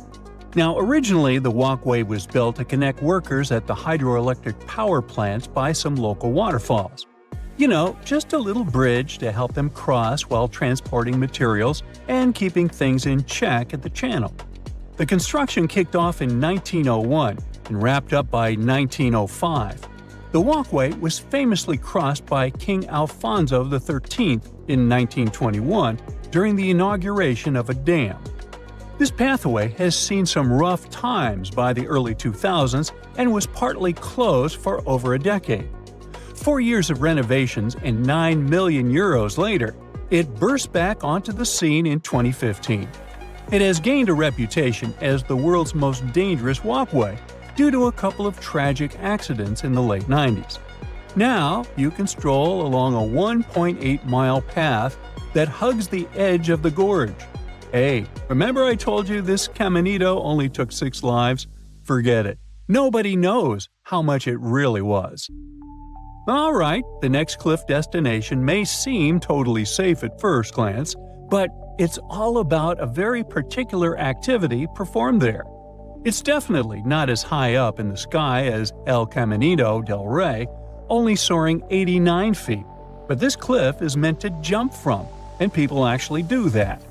Now, if you were to take a watermelon and give it a dramatic drop into the water below, you'd end up with a spectacular crimson splash of watermelon juice, looking like a crime scene. It would plummet at a wild speed of 53 miles per hour, and it begs the question, can a human handle that kind of dive? Spoiler alert, absolutely. Welcome to Red Bull cliff diving, where brave athletes take the plunge from heights equivalent to an 8-story building. But before you think about trying this for kicks, let me tell you, it takes serious fitness to pull it off. The better your shape is, the better your dive, but it's also all about your peepers. Your eyes become your ultimate navigation system as you make that fearless leap. Fearless? The impact is no joke. If you dare to jump, you'll feel around 5 G-force on impact. For comparison, when you're on a commercial flight, even during the craziest turbulence, you rarely feel more than 1.3 G-force. But when you dive from a cliff, your heart's working overtime, and that 5 G-force can leave you lightheaded in no time. Your brain starts to feel a bit oxygen-starved, and before you know it, you could black out in a few seconds. All that blood suddenly rushes to your head, your face puffs up, and your lower eyelids practically cover your eyes. This phenomenon is called red-out, because all you see is a bright glow through those squeezed-shut eyelids. Yeah, that sounds like fun.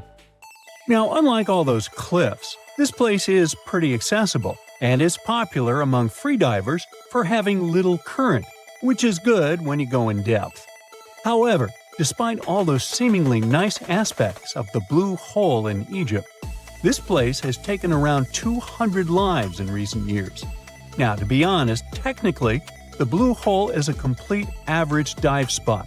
There's nothing extraordinary that would make it more dangerous than any other spot in the Red Sea. However, diving through the arch at the Blue Hole is no joke. It's a tricky, submerged tunnel that has seen its fair share of accidents. While there's no official count of how many have lost their lives here, one source estimates that around 130 divers perished there between 1997 and 2012. That's more than 8 each year. Some say the number could be as high as 200, including a few snorkel-related accidents not tied to the arch dive. To help keep things safe, Egyptian authorities placed a police officer at the Blue Hole who makes sure divers are with certified guides who know the ropes. Now, the arch itself sits 170 feet down, which means you really need to know what you're doing and have the right gear, since recreational divers usually max out at around 100 feet or so. For experienced technical divers, it's mostly manageable. The real challenge is keeping track of your air in your tank, because if you mess up and take too long down there, you're going to need more than one tank of air to get through safely. If the gas isn't planned out right, you could find yourself short on air when you need to do your decompression stops, or even worse, you can run out of it completely. And, that would be bad. In 1991, somewhere in the lush jungles of central Vietnam, a local logger found a mysterious hole among the foliage and bushes. He looked in there and felt a strong wind blowing into his face. Then he heard a strange sound from the cave depths and realized that it was the sound of a river. The logger didn't check the cave, but decided to go back there with a flashlight and a rope. When he returned, he couldn't find the cave anywhere. He spent a few years searching for it. Finally, in the 2000s, the logger managed to locate it again. In 2009, he brought scientists to this place. They found out the cave, called Sundong, is the largest in the world. There's so much space here that you'll hear a long echo if you shout. Sundong's main passage reaches 660 feet in height in some places, which is more than half as tall as the Empire State Building. The area of the cave is so huge that an entire New York City block with 40-story skyscrapers would fit in there. There's a deep underground labyrinth under the jungles of Vietnam, hiding 3 of the largest caves in the world, and Sundong is number 1 on this list. The vast space inside is filled with various plants, unique microclimates, and different landscapes. There's a real jungle growing underground. It became possible thanks to the collapsed ceiling in some places. It lets sunlight penetrate there from above. There are huge stalactites 250 feet high on the ceilings and walls, which is more than the length of a passenger Boeing. They've been here between hundreds of thousands and millions of years. Some limestone deposits are more than 450 million years old. It means they've existed since the time long before the dinosaurs. Besides the jungle, there are also many rivers in the cave. They were formed because of rainwater coming down from holes in the ceiling. These rivers are smooth and fast, like slides in a water park. But riding them isn't the best idea, since they can carry you into one of those long labyrinths that the cave is full of. And we still don't know where they're going. You may find yourself in another unknown part of the cave. This is what happened in 2018. 3 divers accidentally discovered new areas in Sindong. The cave turned out to be much bigger than everyone thought. They dove into one of the cave's lakes and reached a depth of 256 feet. At the bottom, they found a separate tunnel. Divers lowered a fishing line with a lead weight there and found out that this place reaches a depth of 394 feet, and the tunnel is more than half a mile long. We still don't know the exact size of the tunnel. Sindong also connects to another huge cave. There are lots of things you can see in Sindong besides underground labyrinths and rivers. You can find spacious rooms with lakes, and you can walk for hours along dark mountain corridors. This place is strikingly beautiful, but dangerous at the same time. And the coolest thing is that you can take a walk here. Since 2013, Sindong Cave has been open to tourists. It's not just an easy walk to take some selfies though.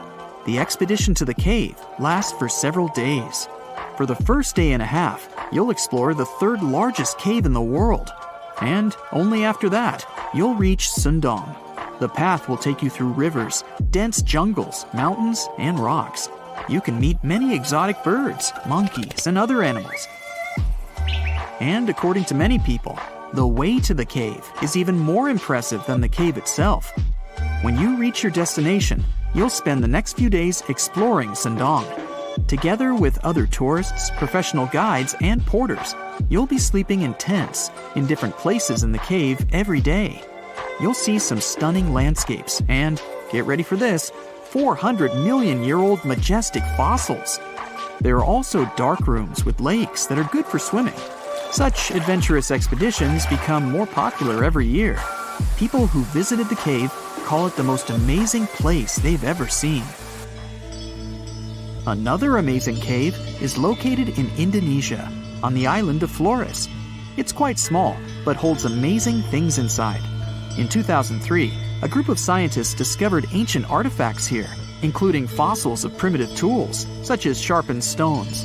Scientists realized that hundreds of thousands of years ago, this place was home to our distant ancestors. Then they found a very unusual female skeleton. That woman was only 3.5 feet tall. This is the height of the waistline of an average adult person. That woman had no problems with her spine or with the development of her bones, though. This and other skeletons found in the cave belong to some unknown human ancestors. Scientists called this species Homo floresiensis, or simply, Hobbit. The woman's weight was about 35 to 79 pounds.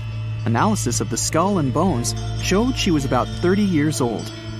Hobbits probably lived on Earth between 190,000 and 50,000 years ago. There's a chance they met the ancestors of modern humans. The next cave is in Turkey. Imagine that you live in an old house and decide to make some repairs.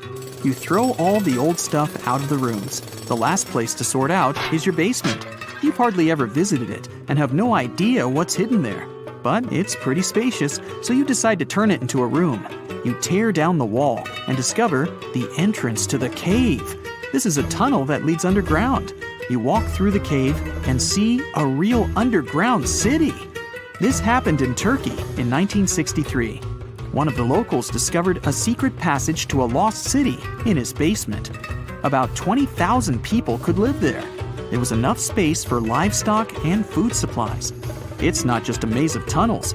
There's a chapel, a school, stables, kitchens, walls, and other signs of civilization. The city was built in the Byzantine era, in the years 780 through 1180. It's not the only one down there and is connected to many underground tunnels and towns that stretch for several miles. Let's finish our journey in the strangest and most frightening cave. We're going to the southeast of Romania, near the Black Sea. Here, on a desolate wide plain, you can find a hole. This is a tunnel leading deep underground. The air inside the cave has high levels of hydrogen sulfide and carbon dioxide. Under normal conditions, the air we breathe contains around 20% oxygen, but it's only 10% here. You won't be able to breathe freely without an oxygen tank. The water and air here are poisoned. Almost no animals are able to live in such conditions, at least the ones we know about. And this cave is filled with 48 species of living organisms, 33 of which are new unknown species. Creeping things that live here can scare you, especially if you're afraid of bugs. Strange white snails and white spiders are crawling along the walls. An unknown species of leeches and transparent shrimp are swimming in the water. White millipedes with huge mustaches are creeping on the ground. Here you can also meet an unknown kind of scorpion with a transparent white body that doesn't look like any other kind of scorpion. Nothing here looks like ordinary animals at all. All creatures in the cave are white or transparent. They don't have eyes, but they have long paws and antennae whiskers that help to navigate in space. Plants can't live here without sunlight and clean air. This means that oxygen isn't produced in this place. So how do these creatures manage to survive? The answer is in the water. The surface of the lake and puddles here is covered with strangely moving foam. This substance is a living organism. It consists of 1 billion bacteria called autotrophs. Ordinary plants absorb carbon dioxide and use photosynthesis to produce oxygen. This cave is filled with carbon dioxide. Autotrophs absorb it and secrete tiny food particles. Bacteria feed on these particles. Larger organisms then feed on those bacteria, and so on. In the end, there's enough food for everyone. This process is called chemosynthesis. It's like photosynthesis, but uses water instead of sunlight in its chemical reactions. In this cave, evolution has created a completely unique biological system, separate from the rest of the world. So what comes to your mind when you hear the word Antarctica? Most likely, cold, snow, ice, and penguins. Yet, this is one of the least explored regions in the world that hides many strange and unique things. Check them out. You don't have to go to Antarctica to see this weird thing. All you need to do is open Google Earth and move to one of the southernmost islands of Antarctica, King George Island. Recently, internet users have noticed a large and pretty strange cave entrance there. Where does this wide, dark passage lead? People started making suggestions. It's the entrance to a secret base or some laboratory. This is the part of the spaceship that crashed there thousands of years ago. This is the door to the ancient city of Antarctica. Perhaps there's a giant rock mountain with an ancient cave beneath all this snow and ice. Well, there's some ideas. Users have calculated the approximate dimensions of this cave. It might be about 74 feet high and 250 feet wide. You could hide a Boeing passenger jet in there. Nature probably created this entrance. This is a logical explanation, but there are two strange factors. First, take a look at the foot of the mountain. It seems that there are steps there. They're dark in color, as if they're made of stone. And if you look closely, you can notice something similar to human footprints. Has anyone entered this cave? Or maybe someone is still living there now. The second oddity is the disappearance of the mysterious finding. For the first time, people noticed it in a Google Maps snap in 2007. Then the entrance disappeared. Then it reappeared a few years later. After that, it vanished. And in 2022, people saw it again. Perhaps old snow melts, a new layer falls, and then the wind blows it away and the cycle repeats. But the alleged steps leading deep into the cave make one doubt the natural origin of this tunnel. You can easily find the coordinates on the internet and visit the cave via Google Earth. You might see something there and tell the world. There's another strange thing people discovered with the help of Google Earth.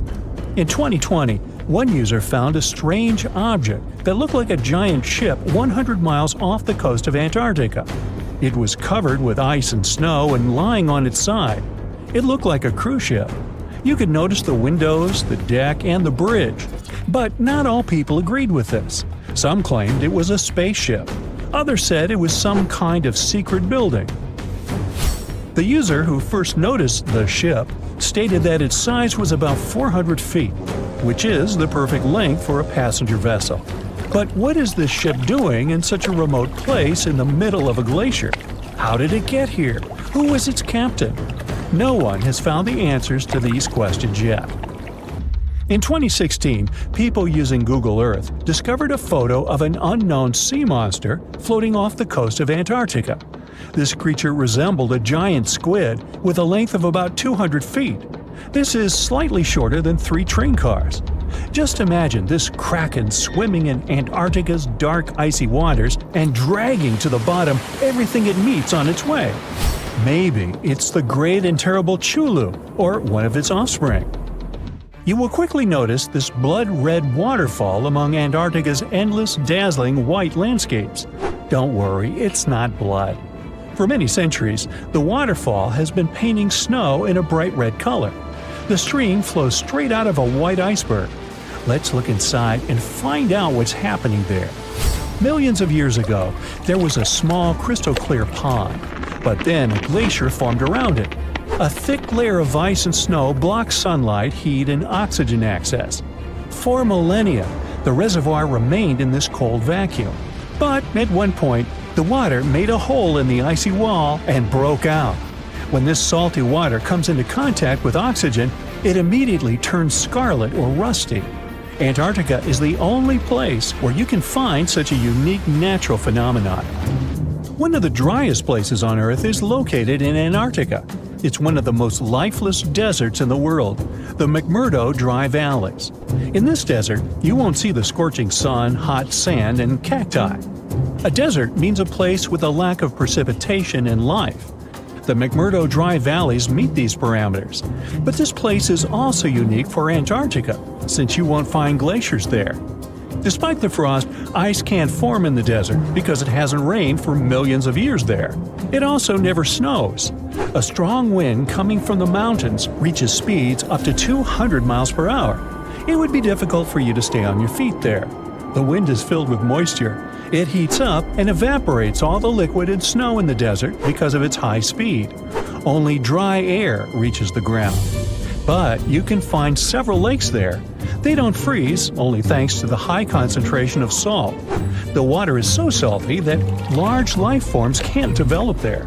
But scientists have found microscopic organisms near the lakes. 20 million years ago, Antarctica was filled with swamps, trees, and swarming with insects and animals. But now, it resembles the surface of Mars, literally. Scientists and astronauts are exploring such regions as the McMurdo Dry Valleys, since the natural conditions there are similar to those on the Red Planet. So, before you go to Mars, you can practice living in similar places on Earth. Also, scientists discovered an underwater world in the Antarctic filled with hundreds of amphipods, crustacean animals similar to shrimp. Wait a minute, it happened in the Antarctic? But the McMurdo Dry Valleys are located in Antarctica. Well, the words are very similar, but what is the difference? Oh, and don't forget the Arctic. The Antarctic is the region in the southernmost part of Earth that houses the continent of Antarctica, and the Arctic is another land altogether.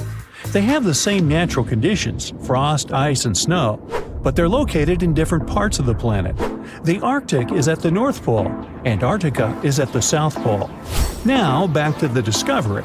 Scientists put forward theories that the ice of the Antarctic hides a vast network of freshwater rivers and lakes. And in 2022, they found a new ecosystem. Researchers explored the Antarctic Ross Ice Shelf and its underwater rivers.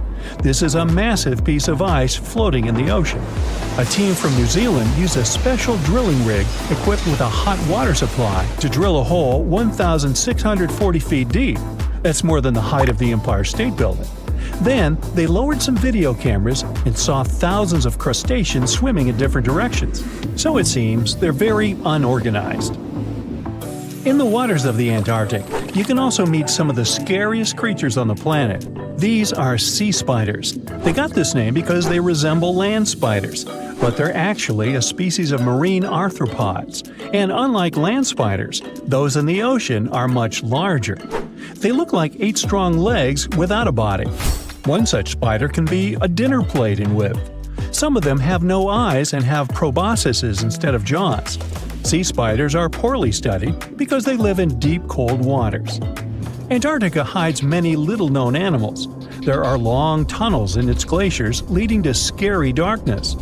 On this cold continent, people have found the remains of giant dinosaurs and other ancient creatures, such as the ancestors of modern ducks. Many underground rivers and lakes hide unexplored wildlife. Even the ice here can be weird. Take a look at these striped icebergs. They have blue, black, green, and turquoise shapes. The color depends on the conditions of the water during freezing. For example, green lines appear because of algae, blue ones form when the water freezes too quickly. Okay, I'm freezing. Time to go thaw somewhere warmer. Hawaii. Yeah. When you think of an epic desert scene with blazing sun, endless dunes, and those magical little oases, you probably picture the legendary Sahara, right? But what if I tell you that 11,000 years ago, this vast expanse of hot sand looked totally different than it does today?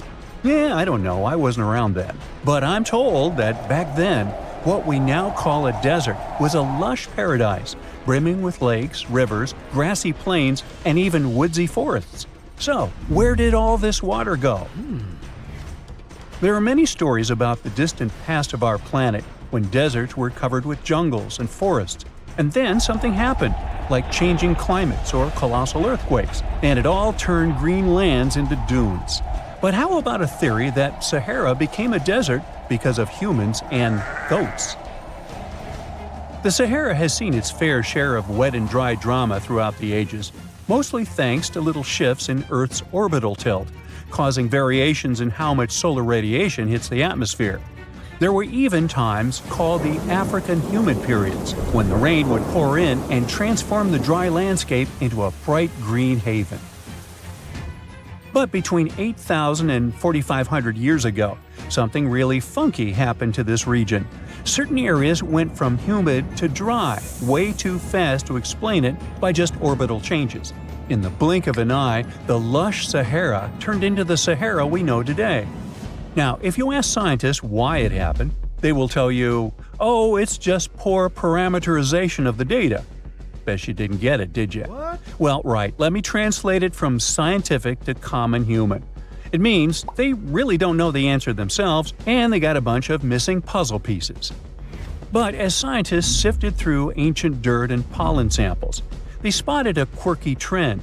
Wherever there were pastoralists, also known as humans with their domesticated animals, the plant life seemed to shift.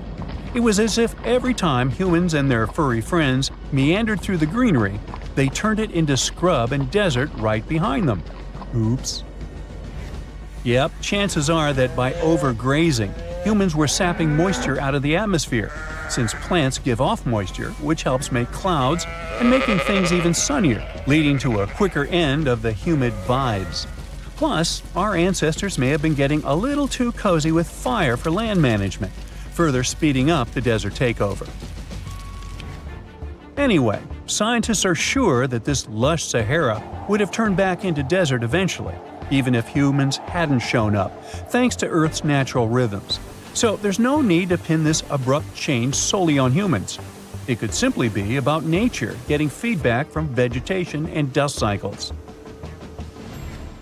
It's difficult to determine what caused these changes, as it's all interconnected. During the last humid period, the Sahara was filled with hunter-gatherers. As things got a little drier, they started herding animals for food. The weather pushed people to herd cattle. It's also possible that grazing sped up the landscape degradation. So, which came first, the chicken or the egg? Or in this case, the human or the cow? It's tough to tell with the evidence we have now. Now today, it's safe to say that water is no longer that big of a problem in the Sahara, even though it's a huge desert and the times of lush forests there are long gone. But technology's got us covered. For example, the Nubian Sandstone Aquifer System, the biggest underground water stash on the planet. It's nestled beneath the Sahara Desert's eastern edge and stretches across 4 northeastern African countries – Sudan, Chad, Libya, and Egypt. covering a whopping 770,000 square miles and holding around 36,000 square miles of groundwater. Just look at the pipes transported when it was being built. It's the world's largest irrigation project. No wonder it's feasible to thrive in the Sahara today. But imagine thriving in the Sahara Desert with just one water source. Sounds like a tough gig, right? But the ancient Garamantes did just that, surviving and even thriving for nearly 1,000 years without monsoons or rivers flowing to their desert paradise. These clever folks were the trendsetters of urban life in the sands, and even the Romans couldn't help but notice their genius. While many thought they were just desert-dwelling savages, the Garamantes were busy building an empire in one of the toughest climates on Earth. But how did they do that? Well, they got crafty and dug a whole bunch of underground tunnels to tap into a massive sandstone aquifer. They were literally squeezing every drop of life from under the dunes. But recently, research showed that the Garamantes weren't just hardworking, they were pretty lucky too. The Garamantes had an underground aquifer that brought water up to a hill where they built over 500 fogaras, which are irrigation systems, some stretching as long as 2.5 miles. It was like sipping water through a straw, which let them irrigate their crops for nearly a century, especially since even a little rain would help recharge the system. But eventually, due to rain insufficiency, the aquifer ran low, and reaching it again would have meant digging more tunnels and relying on more people. That's a tough problem, considering these people were in the middle of food and water shortages. Guess I don't need to tell you what happened to the Garamantes, do I? The fall of the Garamantian culture might be linked to several factors. It may have been due to climate changes, or they may have simply used their water resources too much. Back in the day, the Sahara Desert was actually fertile agricultural land, thanks in part to the cool irrigation system the Garamantians created. But since fossil water isn't something you can replenish over time, the groundwater levels dropped pretty low. This likely played a big role in the kingdom's decline by the late 7th century CE. That sounds like someone who hit a lottery jackpot, used up all the money, and went back to their original not-so-cool job once the bank account got fully drained. Oh, by the way, even if the Garamantes left some secret wisdom messages for us, the chances are we'll never get what they wanted to tell us. Nobody really knows what language they used, and their texts are nearly indecipherable to us today. But let's go back to the Green Sahara. So it transformed into a desert about 4,500 years ago. But today, we can understand how people lived in those times in the Sahara thanks to natural parks in Africa that have the ultimate outdoor art gallery. There are well over 15,000 ancient paintings and carvings depicting everyday life from around 11,000 years ago. However, if the carvings aren't enough for you and you feel like visiting an actual green desert, all you have to do is book a flight to California. One of the most beautiful phenomenon in the world, the superbloom, takes place here. Look at all these colors: orange, green, pink. It's a miracle. Wildflowers bloom right in the middle of a hot desert after several years of rainfall in dry places. It's such a bright and colorful landscape that superblooms can be seen from space. This rare phenomenon can be observed in other arid places and deserts in western and southern Africa, western Australia, and Chile. In all these places, the weather is very hot and dry in summer. Mild humid air comes in winter, and this is the ideal environment for mass flowering. Flower seeds that lie in desert sands can wait for decades before starting to produce flowers. When the hot sun destroys all the weeds and grass, and the rainfall becomes enough to moisten the soil, the seeds are kind of like, well, okay, now it's our turn to play a big game. And then hundreds of thousands of tourists come to take photos and post these beautiful pictures on social media. And this, unfortunately, is one of the main dangers for flowers. Therefore, if you find yourself in a place like this, don't pick the flowers and don't trample on them. Stay on the path, don't litter. Take only pictures and leave only footprints. You get it? Good. There are entire communities of unusual tiny organisms that live in lagoons in Patagonia, and they are some of the first forms of life ever. No one had known about them, until two scientists, Brian and Maria, went to explore certain areas in Patagonia. Now, Patagonia occupies nearly half of Argentina, and few people live there, only some farmers and sheep ranchers that mostly stay near rivers and grow things such as apples, pears, and alfalfa. A long time ago, it was a wild and distant place where Indian tribes lived. But this time, we're going to follow the tracks of life forms that appeared long before humans and look closer at these interesting microorganisms Brian and Maria found. Those two had to drive for 9 hours on some rough roads to reach their destination. They stayed in a small village. Only 35 people live there. These people depend on just one spring because it almost never rains there.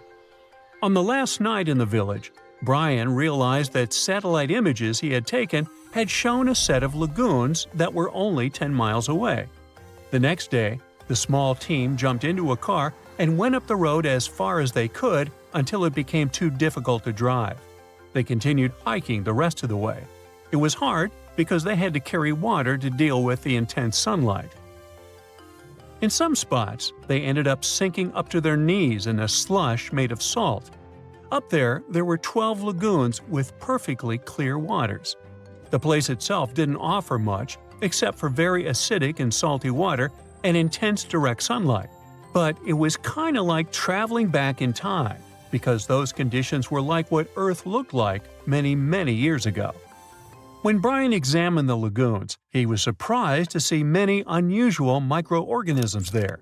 We call them stromatolites, and they're so small we can't even see them without a microscope. But they get together and form large communities. In the past, many unusual species lived this way. For example, cyanobacteria. They were important back in their time because they produced oxygen. Earth, in its initial stages, didn't have much of this gas in its atmosphere. The first stromatolites might have been formed by diverse types of bacteria that didn't necessarily produce any oxygen, but were just living their peaceful life there. They formed layers, piling on top of one another, so that at least some of them could get a bit of sunlight. They used sand and sticky liquids to stay close together. Brian was also incredibly surprised because those were the biggest living stromatolites he had ever seen. Living stromatolites usually grow to be over 3.3 feet high, but the newly found ones were 15 feet wide and a few feet tall, which is giant compared to those living in other places. And fossilized ones were even larger. A long time ago, they could grow bigger than today because there weren't many other species that could eat or harm them. Also, there are many other organisms today that can grow faster and more massive than them and take up their space. That's why stromatolites can only survive in rare places where hardly anything else can live, like in these very salty lagoons located high above sea level in Punta de Atacama. The stromatolites found there are the most famous ones because they might be some of the best examples of the earliest life on our planet. But they're not actually the first form of life on Earth. The oldest of their fossils are 3.5 billion years old, while some other evidence we have tells us that life on our planet appeared around 4.1 billion years ago. Maybe some stromatolites lived back then as well. But Earth has changed a lot since then, and the places where they might have lived haven't survived. Now, all this may not seem like a lot at first glance, because no one has found an exotic and weird beast our world has never seen. But these are notable examples of what searching for life somewhere else in the universe might look like. Scientists who are interested in studying Mars often come to this place, since it might be similar to what the red planet looked like an exceptionally long time ago. If there were fossils hidden in the ancient rocks on Mars, they might look like these stromatolites. Another faraway land has revealed some of its secrets. It's Antarctica, with an ancient lost world found under its ice. Antarctica hasn't always been this frosty, isolated land of snow and ice sheets. Once it used to be part of the Gondwana supercontinent, together with what is now South America, Africa, Australia, the Arabian Peninsula, and the Indian subcontinent. But at some point, it split off and went to build a life on its own. It formed as other landmasses started to move away, which created its coastline. But Antarctica was different in many other ways back then too. It used to be a land covered in magnificent forests and rivers full of life. Scientists use radar and satellites to explore a mysterious world hidden under the ice there. This ancient land, which is close to the Indian Ocean, is as big as the U.S. state of Maryland or Belgium. It's more than 14 million years old. Some studies say that this area formed over 34 million years ago, which was way before Antarctica got into its deep freeze. At first, temperatures there were higher, possibly like the weather in Patagonia or the cold, temperate rainforests of Tasmania, New Zealand, or maybe even more tropical than that. But as the climate became cooler, small glaciers started forming on hills close to the rivers. Valleys sunk deeper because of all that ice covering them. And then, temperatures dropped even lower, and a giant layer of ice covered the entire continent, hiding those old glaciers. Rivers shaped this lost world a long time ago, way before it ended up covered in ice that's almost 2 miles thick in some spots. Scientific studies of this area showed that those landscapes had been full of highlands and mountains. The ice that formed over Antarctica made the whole area very cold, so the landscape couldn't erode anymore. This means everything has remained basically the same and untouched under the ice for millions and millions of years. What's interesting is that we know less about this land hidden under the ice than about the surface of Mars.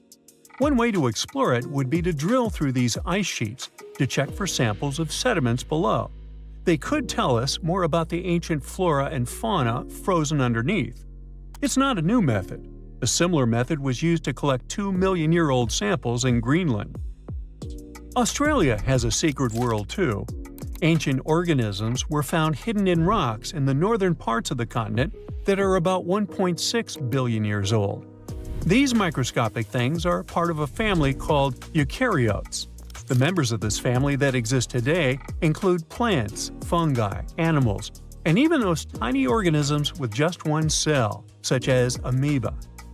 All living things with nuclei in their cells, including us, can trace their family tree back to one of the oldest members of this family. That one is called the last eukaryotic common ancestor, and it lived more than 1.2 billion years ago. Those ancient organisms were more complex and bigger than bacteria. Maybe they were the first predators on Earth, hunting bacteria. Well, there you are. The sun is scorching, you're thirsty. All you can think about is water and ancient bones under your feet.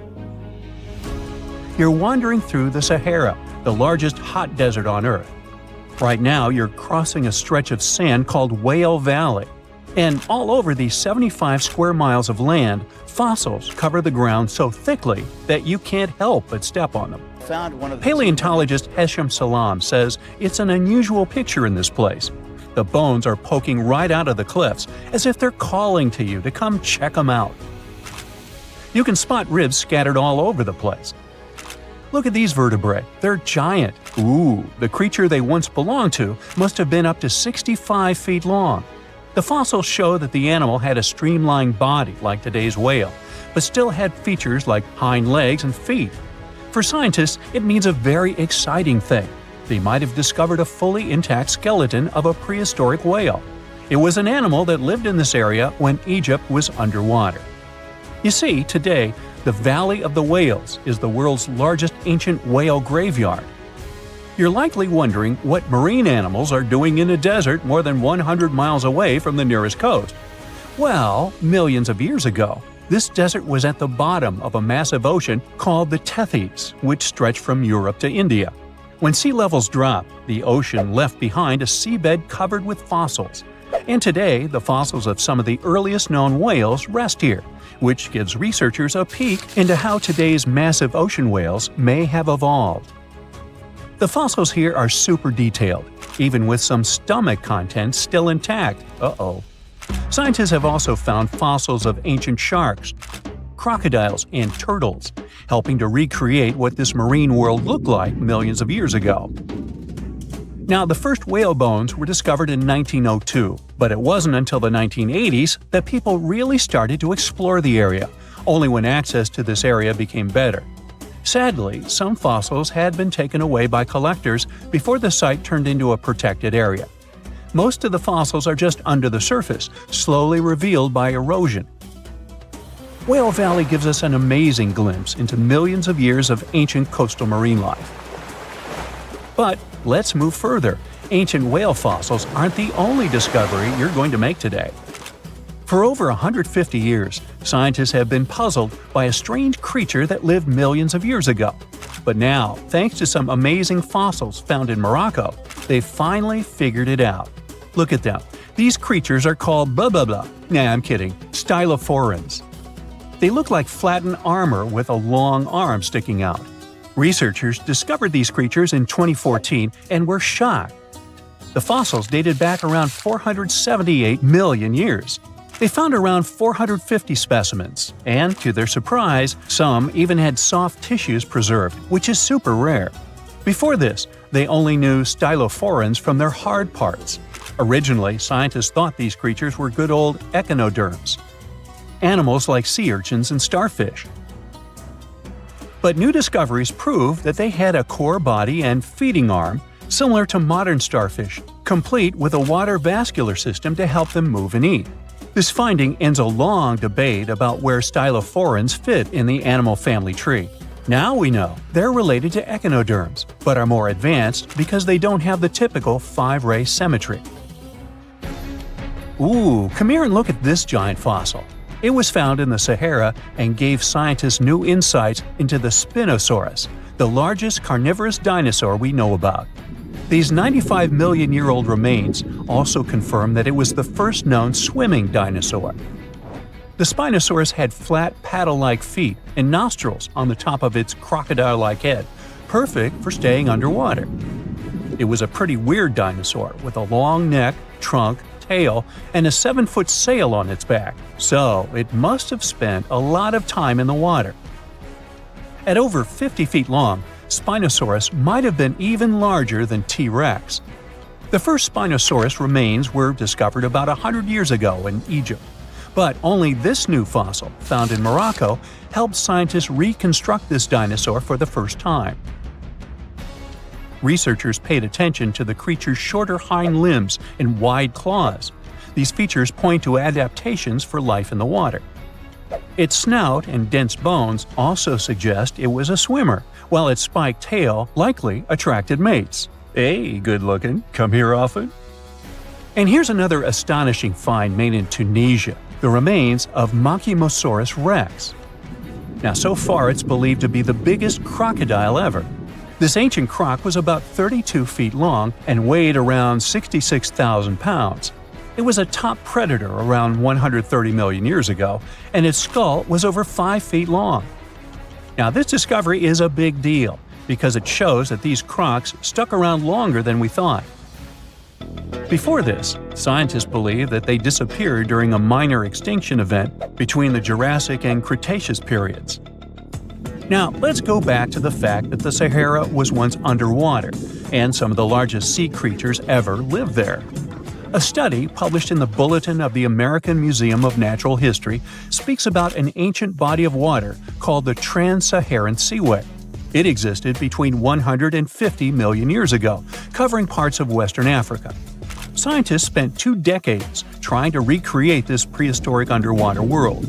They found it was warm and shallow, home to some pretty terrifying creatures, including 5-foot-long catfish and 40-foot-long sea snakes. Yikes! The seaway was cut off from larger oceans for long stretches, which may have helped these predators grow larger because resources were always available. It's a classic case of evolution at work, leading to what scientists call gigantism in isolated environments. But all that water didn't just disappear with no trace. Under the sands of the Sahara, scientists have discovered a massive ancient lake, which they're calling a megalake. Makes sense? This lake formed around 250,000 years ago when the Nile River flooded the eastern Sahara. At its biggest, this lake covered over 42,000 square miles. It's about half as big as Kansas. They also found evidence of a smaller lake, 93 miles west of the Nile, at a slightly lower level and covering 18,600 square miles. All of this adds to growing evidence that once, North Africa had many lakes that might have created migration routes, helping early humans move across the continent. Now, in the Sahara, you can find not only fossils of bizarre animals. In May 2020, some weird rocks with greenish crystals were discovered in a sandy region in southern Algeria's Sahara Desert. When scientists checked them out, they found out these rocks weren't from Earth. They were actually pieces of a meteorite called Erg-Chek 002. This meteorite is super old, like the oldest volcanic rock ever found. It melted ages ago in the fiery heart of an ancient protoplanet that no longer exists. Researchers had recently published a study in Nature Communications, revealing that they have analyzed lead and uranium isotopes in Erg-Chek 002 and found out it's more than 4.5 billion years old. Another cool discovery made in the Sahara is quite unexpected. A few years ago, scientists found what they think are the world's oldest colors, and they're bright pink. These pigments were uncovered from rocks that are around 1.1 billion years old in the Sahara Desert. The colors came from microscopic organisms, as animals didn't exist back then. The discovery was made by a PhD student who crushed the ancient rocks and analyzed the pigments. These pink pigments are actually ancient chlorophyll from photosynthetic organisms that lived in an ocean that's long gone. Researchers are now sure that this finding could help explain why larger, complex creatures showed up much later in Earth's history. Before these colors were discovered, scientists didn't know what was missing in the food chain that delayed the evolution of larger animals. Now they understand that tiny cyanobacteria were at the bottom of that chain. Apparently, this discovery is not just about finding some old pink stuff. Scientists believe it's a breakthrough in understanding the history of life on Earth. In 1850, French scientist Auguste Mariette went to Egypt looking for manuscripts, but accidentally found a head of a sphinx sticking out of the dunes. He cleared the sand and figured out the sphinx was guiding the entrance to some underground construction. Several months later, he finally entered the Serapeum of Saqqara. Inside, he found an enormous granite sarcophagi with remnants of 64 bulls. Scientists are still amazed by the tech that the ancient Egyptians used to transport those enormous boxes. The Serapeum was built around the year 3000 before the Common Era. It was an underground tomb built to honor the sacred Apis bulls of ancient Egypt. It had a long hallway, almost 500 feet long, with giant stone rooms on both sides. Some of the sarcophagi weighed as much as 50 average cars, and all of them were made with super precision, with exact 90-degree angles. These sarcophagi were beautifully decorated with hieroglyphs and carvings that told stories about the lives and importance of the Apis bulls. Now, there are 24 sarcophagi left. In ancient Egypt, Apis bulls were very special animals connected to the deity Ptah. They thought the bulls carried Ptah's spirit and wisdom, helped the pharaoh, and protected the Egyptians. Priests looked for special markings on young bulls to find Apis bulls. It could be a white triangle on its forehead, which symbolized divine light, a shape on its back like a vulture's wing, and a scarab shape under its tongue, which stood for rebirth. If a bull had these signs, they believed it was chosen by Ptah and treated it like royalty. The chosen bulls lived in a special temple in Memphis, the city where they worshipped Ptah. They received the best care and offerings from visitors who wanted their blessings. When an Apis bull passed away, it was treated with great honor and mummified. When Mariette entered the Serapeum, he noticed traces of rollers on the gallery's floor and found 2 wooden horizontal winches. Each had 8 levers. Later, other explorers saw double rails. The burial chambers were lower than the hallway floor. To get the boxes into place, workers filled the chambers with sand so the sarcophagi could be rolled in straight. Then they slowly removed the sand to gently lower the boxes into perfectly cut spaces in the bedrock. A carved stone sign found in the Serapeum said it took 28 days to move just one sarcophagus and its lid into its spot during the time of Ptolemy II. The extreme precision of the sarcophagi with 90-degree angles also has an explanation. Ancient Egyptians wrote texts, or rather, papyrus, on geometry a long time ago. It shows that they knew the approximate number pi and could calculate the volume of a pyramid with its top cut off. If they could figure out complicated math like that back then, it makes sense that they could also carve perfectly flat surfaces 500 years later. All this sounds pretty legit, but some people think certain things don't add up here. The size of boxes is way larger than the size of bulls, yet they buried pharaohs in tiny coffins that barely fit their bodies. The sarcophagi are made out of granite with crazy precision, and they could have just used limestone, which would have made things way easier. The transportation of the boxes seems pretty simple, but only in theory. If one person could pull about 440 pounds, then at least 250 people would be needed to pull just one box. The tunnels in the Serapeum are really narrow, only about 2 feet wider than the boxes themselves.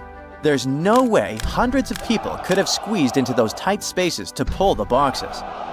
And even if they did, how would they turn the box in the cramped corridor, lower it into its niche, and place it perfectly in the middle? Somehow they did this 24 times, and every box is centered perfectly. Plus, the chambers were dusty, and there were no signs of soot from lamps. This means they must have worked in almost complete darkness. The real use of the boxes could also be different. A long time ago, even before the Egyptian pharaohs ruled, the local people already knew how to use fermentation. It happens when tiny organisms called yeast eat certain ingredients like starch and turn them into gas and ethanol.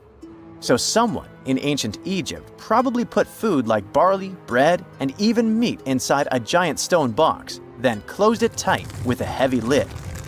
These stone boxes, carved from granite, were so precisely made that they were almost completely sealed, so nothing could escape from it.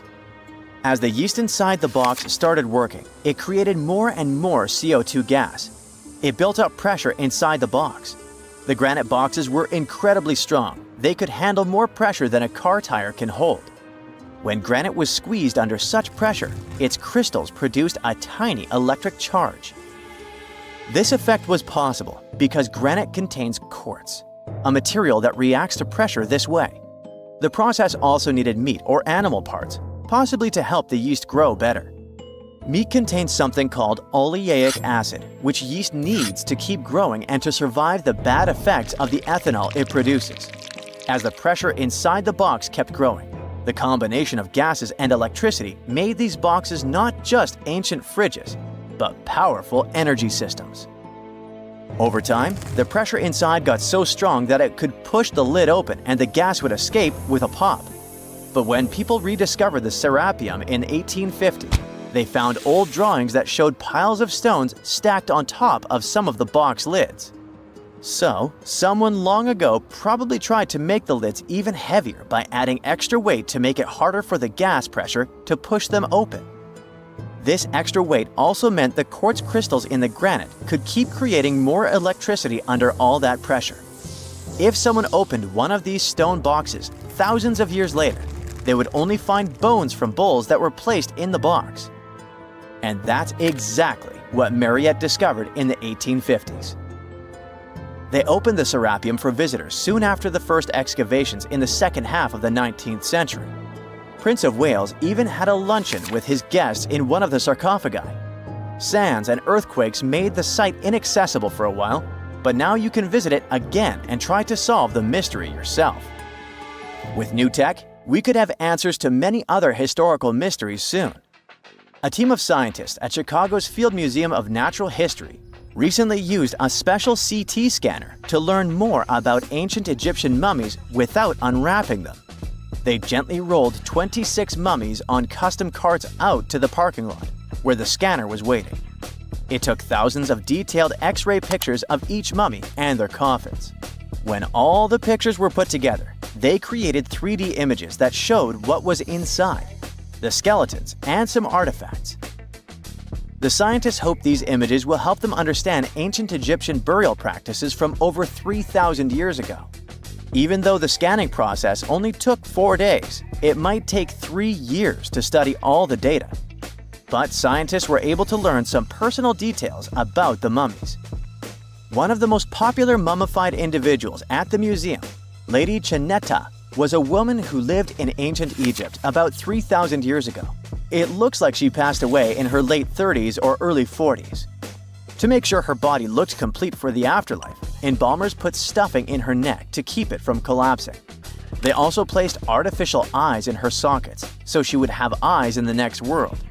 She was wrapped in fancy linen and placed in a beautifully decorated coffin. The scans revealed that it had been carefully crafted with a slit at the back, which embalmers used to fit the body. There were also some artistic details on the surface, like markings for her knees. It looks like her burial was on the scale of a high-end luxury car. Big news! Santa is real, and he looks like this. I know it's not exactly how we pictured the jolly old guy, but a recently discovered tomb might just be the proof we've been waiting for to show that St. Nicholas was real and Turkish. Turns out, he wasn't a North Pole native, but a kind-hearted bishop from the 4th century, famous for giving gifts to everyone. The legend says he was a wealthy man born in the ancient city of Patara, modern-day Turkey, who traveled to the countryside to help the poor and the sick. For centuries, though, people couldn't be sure he actually existed. Some historical sources say he was buried in Myra, which is now called Demre, Turkey. Since the 80s, archaeologists have been digging around this area, trying to prove it.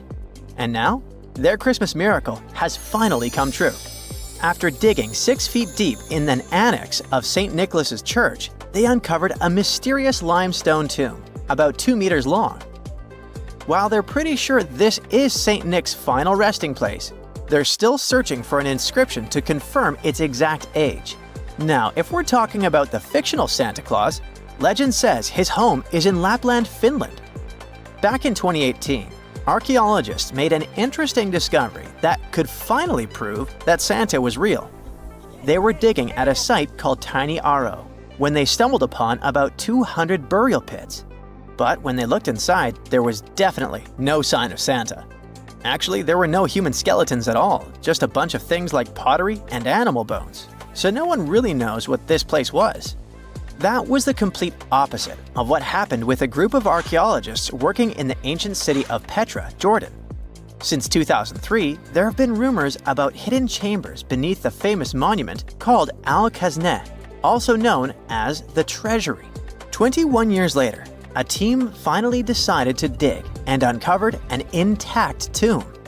Inside, they found at least 12 human skeletons and artifacts, estimated to be over 2,000 years old. Hundreds of thousands of tourists travel to Al-Khazneh every year, and most of them probably go there to see the site of the Holy Grail in the movie Indiana Jones and the Last Crusade. So, do you want to know the funny part? One of the skeletons in the tomb was clutching a ceramic chalice that looked a lot like the Holy Grail. You probably remember the devastating fire that caused massive damage to Notre Dame in Paris back in 2019. Because of that, the building, originally built between the 12th and 13th centuries, had to be restructured. But archaeologists saw it as a golden opportunity to dig into the site and uncover its hidden secrets. The team was only allowed to dig about 16 inches beneath the floor, but that was enough.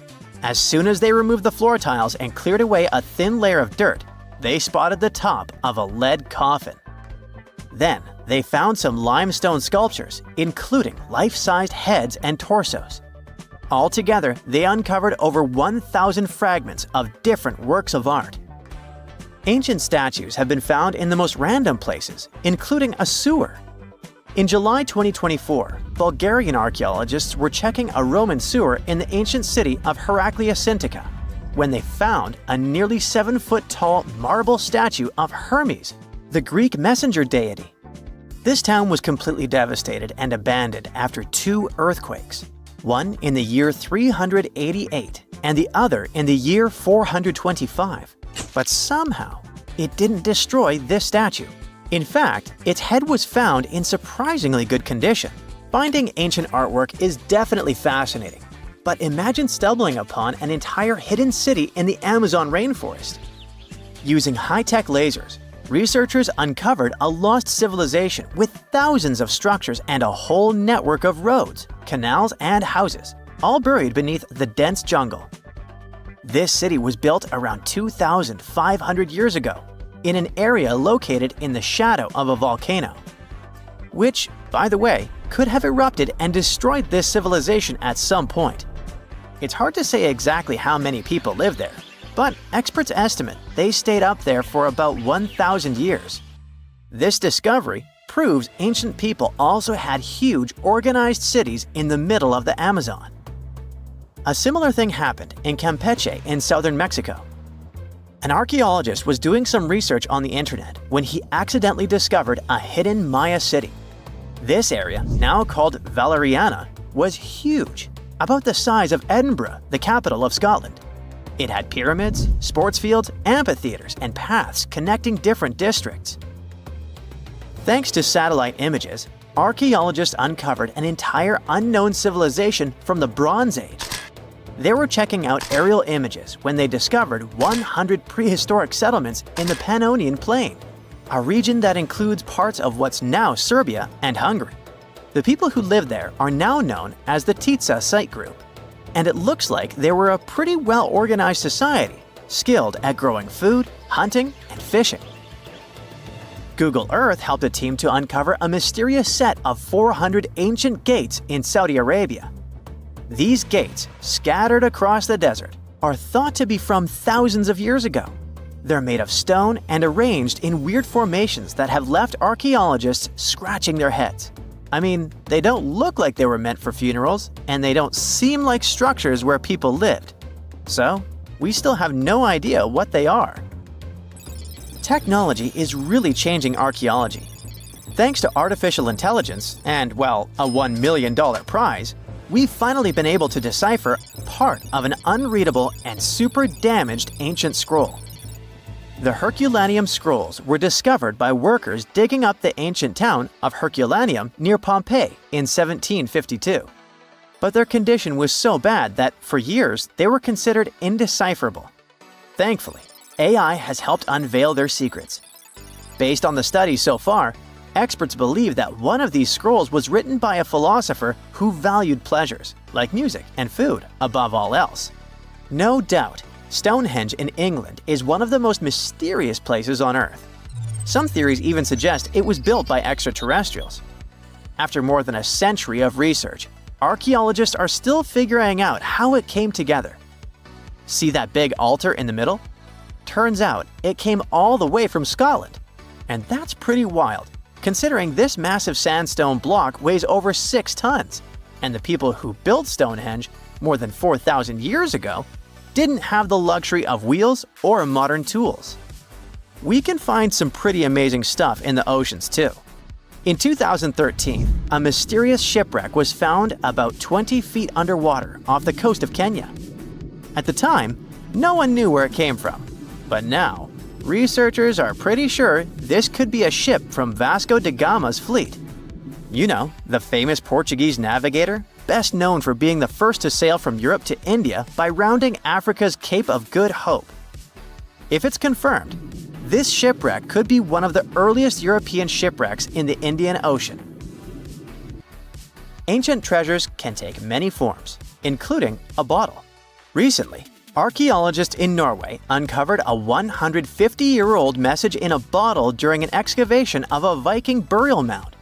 The bottle contained a letter written by Anders Lorange, an archaeologist who worked on the site back in the 1800s, along with his business card and a few coins wrapped in paper.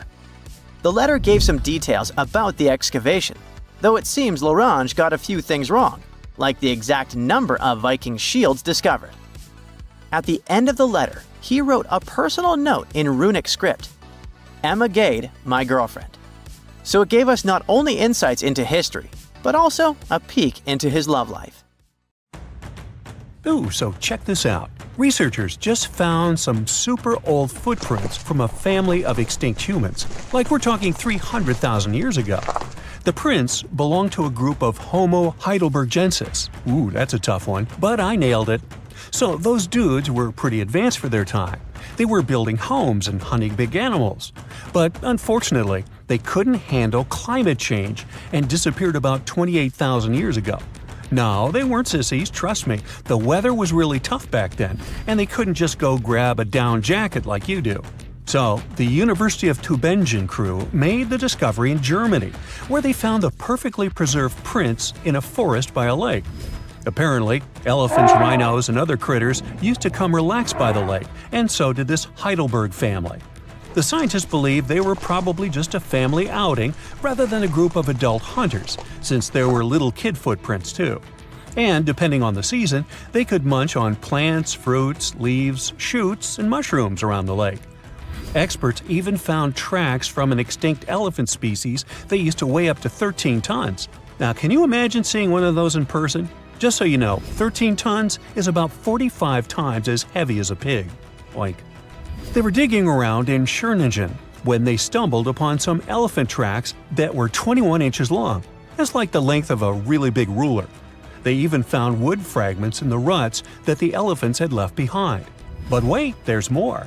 They also found a rhino print from the Pleistocene era, which is pretty wild. It's the first time they found a footprint from this particular species in Europe. Who knew rhinos had such big feet? Except those whom the rhino stepped on.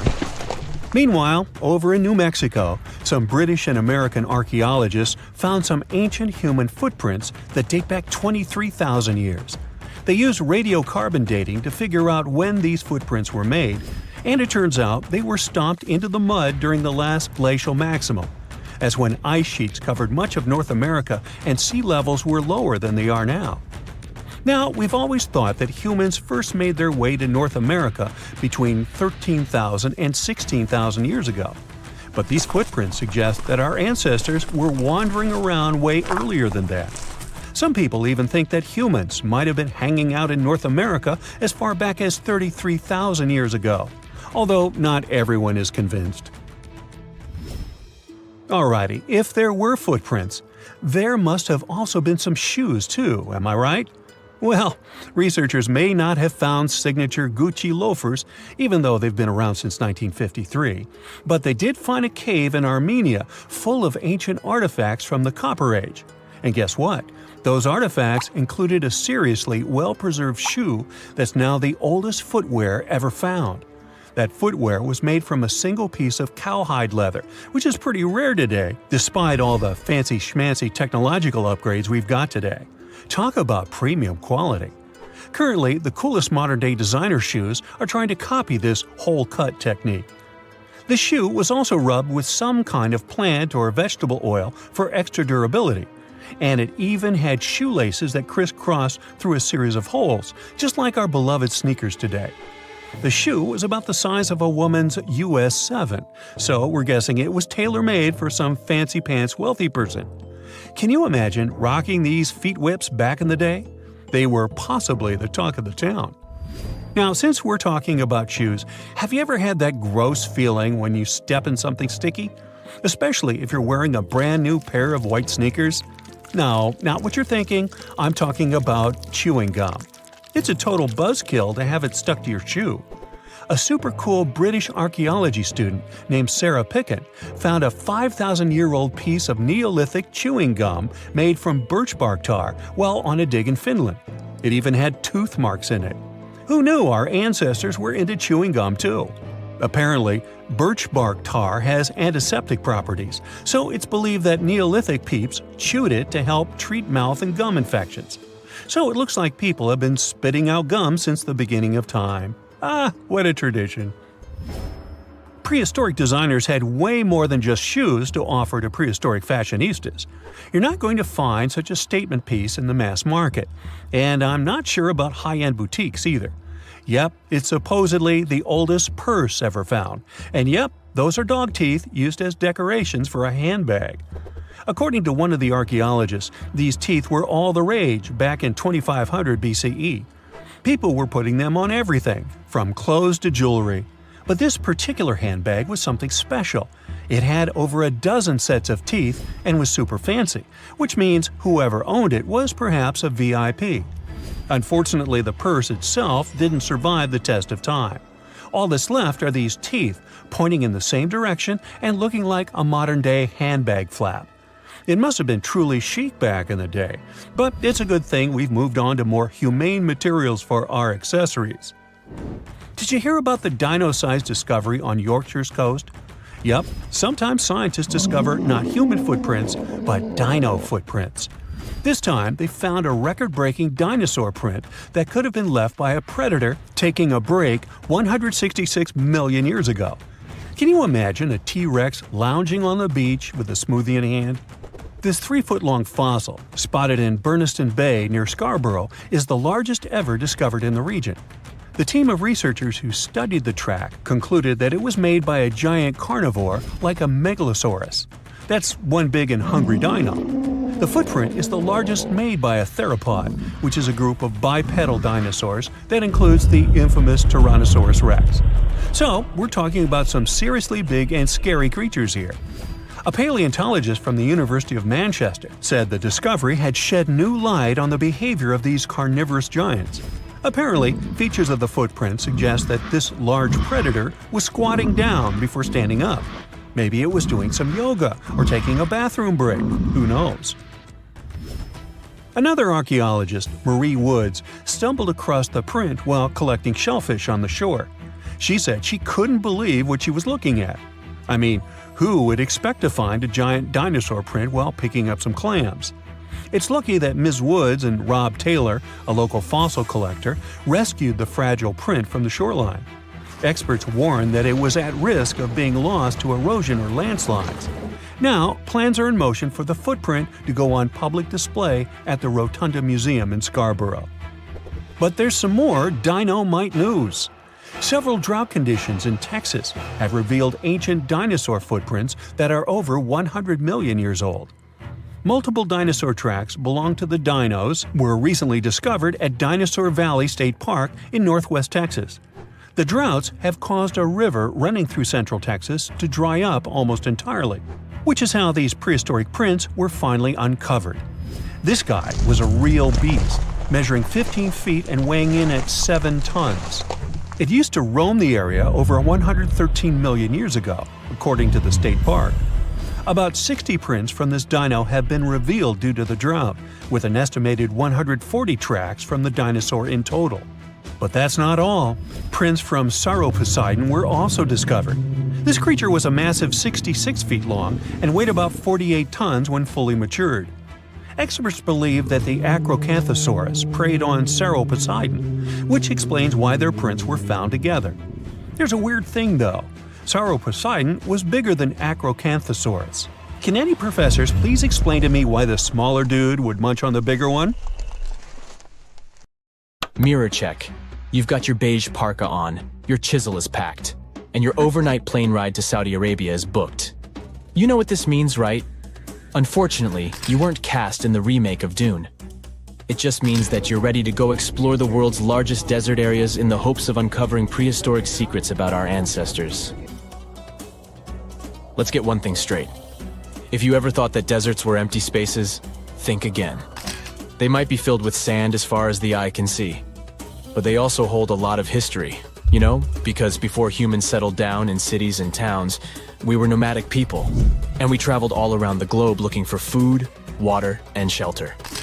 So we had to come up with some interesting stuff to survive. Like this thing that was found in the desert of Saudi Arabia. Do you have any idea what this could have been? Over many years, scientists have discussed the origins and use of huge structures such as these ones. It seems our Neolithic ancestors were way smarter than we gave them credit for. They didn't spend all their hours around the fire carving weapons out of stone. No, they were also practicing their architectural skills. These huge stone structures are called desert kites, because if you look at them from a distance, well, they sort of look like kites.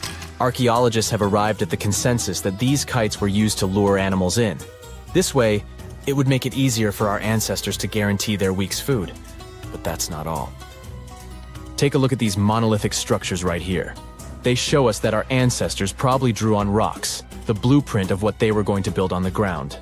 Just like modern-day architects, desert kites could be miles long, so they drew out a plan before actually building them. The most surprising feature of all is that these kites were built even before things such as Stonehenge. We're talking around 7,000 to 9,000 years ago. Over the last decade, scientists have been able to identify over 6,000 desert kites spread across the Middle East and West and Central Asia. If you don't think this huge, try building something this large without the help of any drones. It looks like a pretty difficult feat to me. And apparently, Saudi Arabia's desert is filled with more amazing things. Scientists have found mysterious stone structures that are older than the pyramids of Giza in Egypt. So of course, you can't wait to go check that out. Can we all agree that carrying around heavy rocks to build a pyramid without the help of modern technology sounds absurd? I mean, how on earth did they do it? Now imagine turning back the clock about 2,000 years into the past and finding humans that built similar gigantic structures in isolated areas. Take a look at these so-called mustadils. They are rectangular structures built from piled-up stones, found over 77,000 square miles. Some archaeologists believe that these monuments were used for ritualistic purposes, maybe processions of some kind, where people would walk from one end of the plateau to the other. I'd be down for that. Now let's move on to another deserted area. We're entering the world-famous Sahara Desert landscape. Isn't it beautiful? Here, you're about to unravel an ancient mystery, something that took years for researchers to solve. Fun fact, the Sahara Desert is the world's largest hot desert.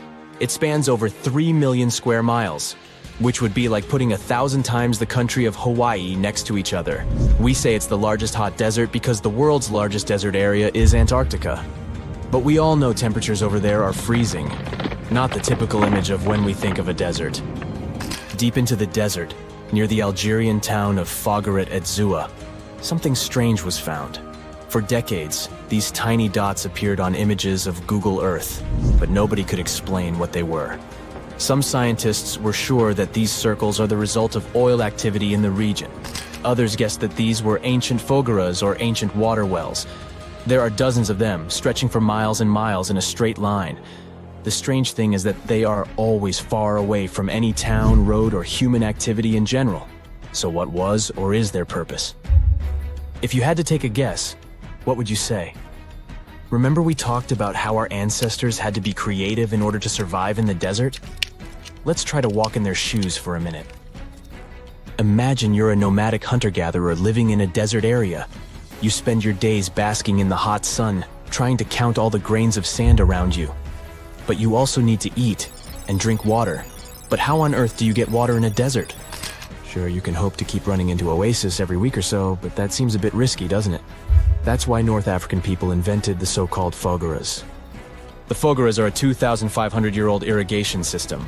Locals would dig deep wells in elevated areas, wells deep enough to tap into underground water. Then, they would dig parallel shafts at regular distances. This way, the water would flow from the main well down into all the shafts and irrigate entire areas. Travelers could stop by the shafts and quench their thirst.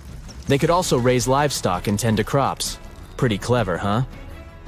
As much as these holes did look like fogaras, a little bit of research would show you that they're not.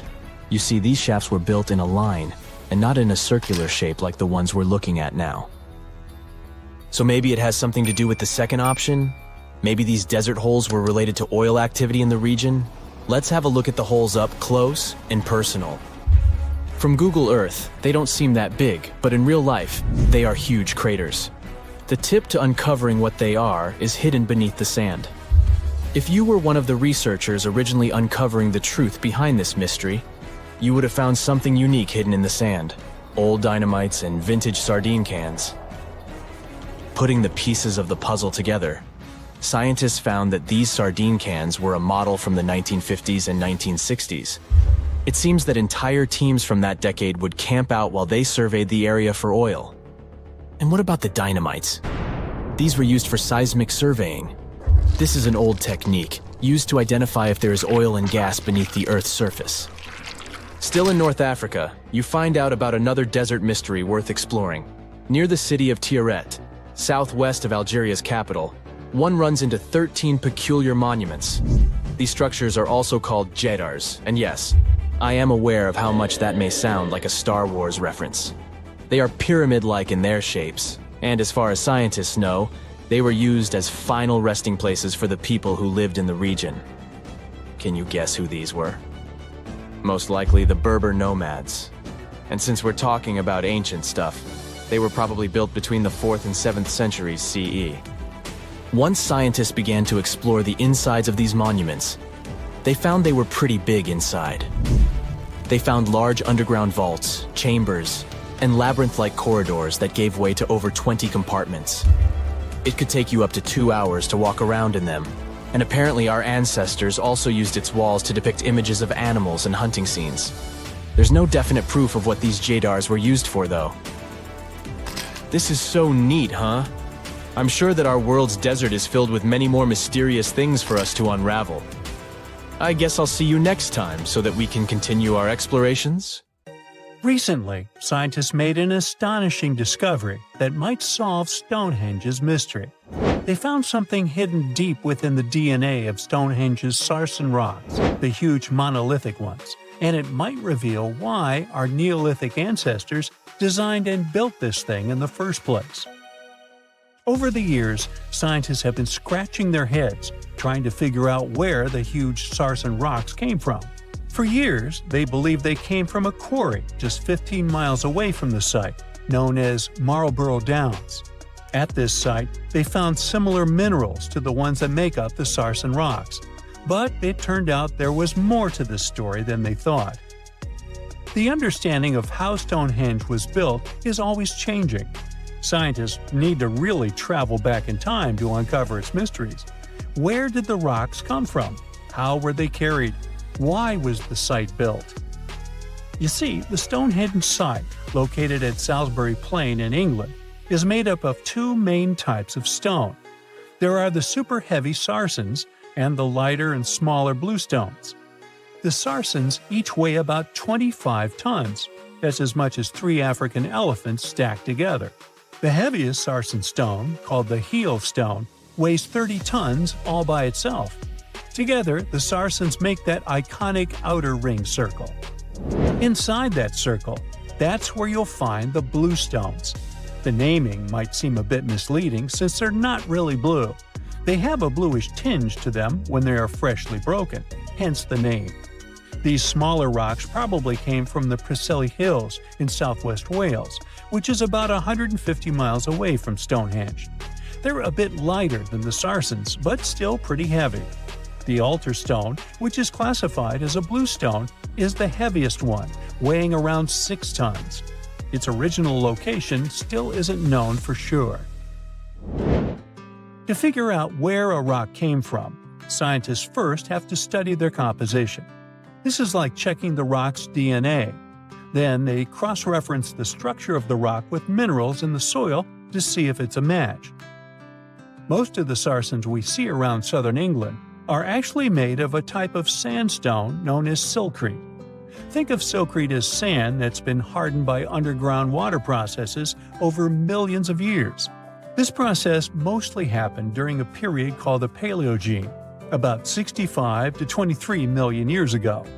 These sarsen rocks didn't form in one big slab, but in patches, like nature leaving little rock gardens all over the place. Scientists reason the sarsens spread out randomly, forming in isolated pockets. Over time, many were buried under layers of clay and chalk, which helped preserve them. When ancient builders were on the lookout for materials, these sarsens must have looked perfect for something impressive like Stonehenge. Actually, sarsens have been used in everything, from Roman villas to medieval churches, and even in things like road curbs and old field walls. One could say these rocks were the it material for ancient builders, and continue to be popular even into more modern times. This fact made scientists start wondering that maybe not all sarsen stones that were used to build Stonehenge came from the same place. They've identified sarsen sites all over the UK, in places such as Oxfordshire and Kent. After hundreds of years of studying the sarsens, geologists finally had the right type of technology to determine the origin of the stones. Now, I wish I could tell you that it was some undisclosed location very far away from the site. But, as it turned out, the sarsens were originally from Westwoods, the forest near Stonehenge. A new factor came into play when excavations uncovered empty stone holes, showing that at least 6 blue stone pillars were removed from a Pressley Hills site called Wan Main in prehistory. They had a stone circle over there, and it's believed that some of Stonehenge's rocks were recycled rocks from this more ancient circle. If this is true, it might be that Stonehenge is part of a much larger landscape of ancient sites. If this is the case, then Stonehenge is just the cherry on top of a much larger scale project. Think of it as the sacred centerpiece of an entire landscape of monuments, mounds, stone circles, and things. This is why scientists want to find out where the rocks came from so badly. It could lead to why and how Stonehenge was built. Now, Stonehenge didn't just pop up overnight. It was built in several stages over hundreds of years. It's likely that it wasn't a single unified vision, but more like a big community project that evolved over time. With each generation, the builders brought in their own ideas, creating a stone structure that would last for ages. The first stage was around 3100 BCE. That's when people dug out a circular ditch and likely set up some bluestones as sort of a starter ring. Later, they added the Sarsens and even topped some of them with horizontal stones to form those famous arches you see today, also known as the trilithons. These ancient builders had some challenges on their hands. How would they move the rocks? There's an old theory known as the ice road that suggests that the rocks were moved by natural icy pathways that formed during the winter.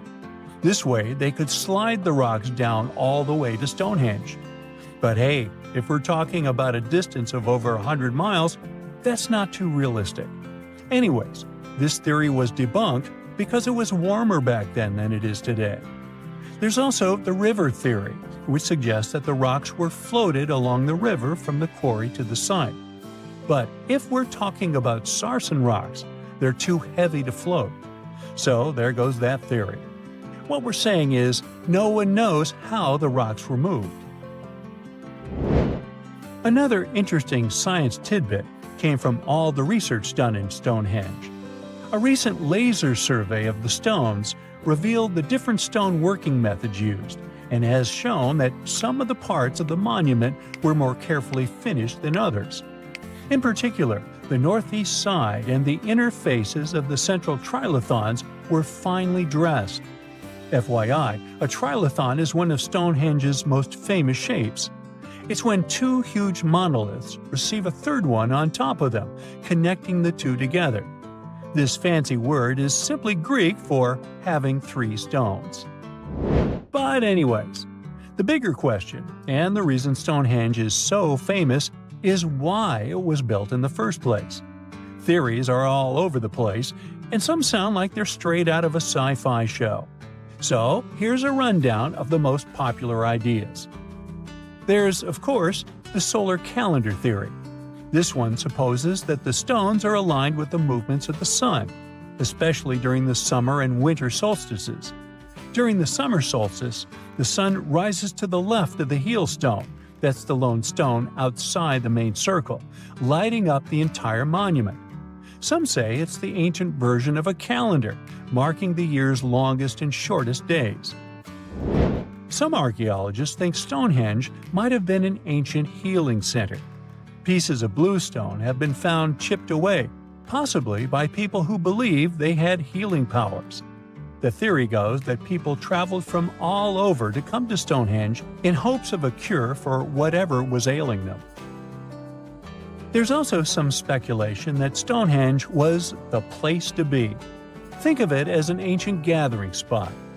Some evidence suggests that communities from distant areas traveled to Stonehenge for gatherings, feasts, and ceremonies.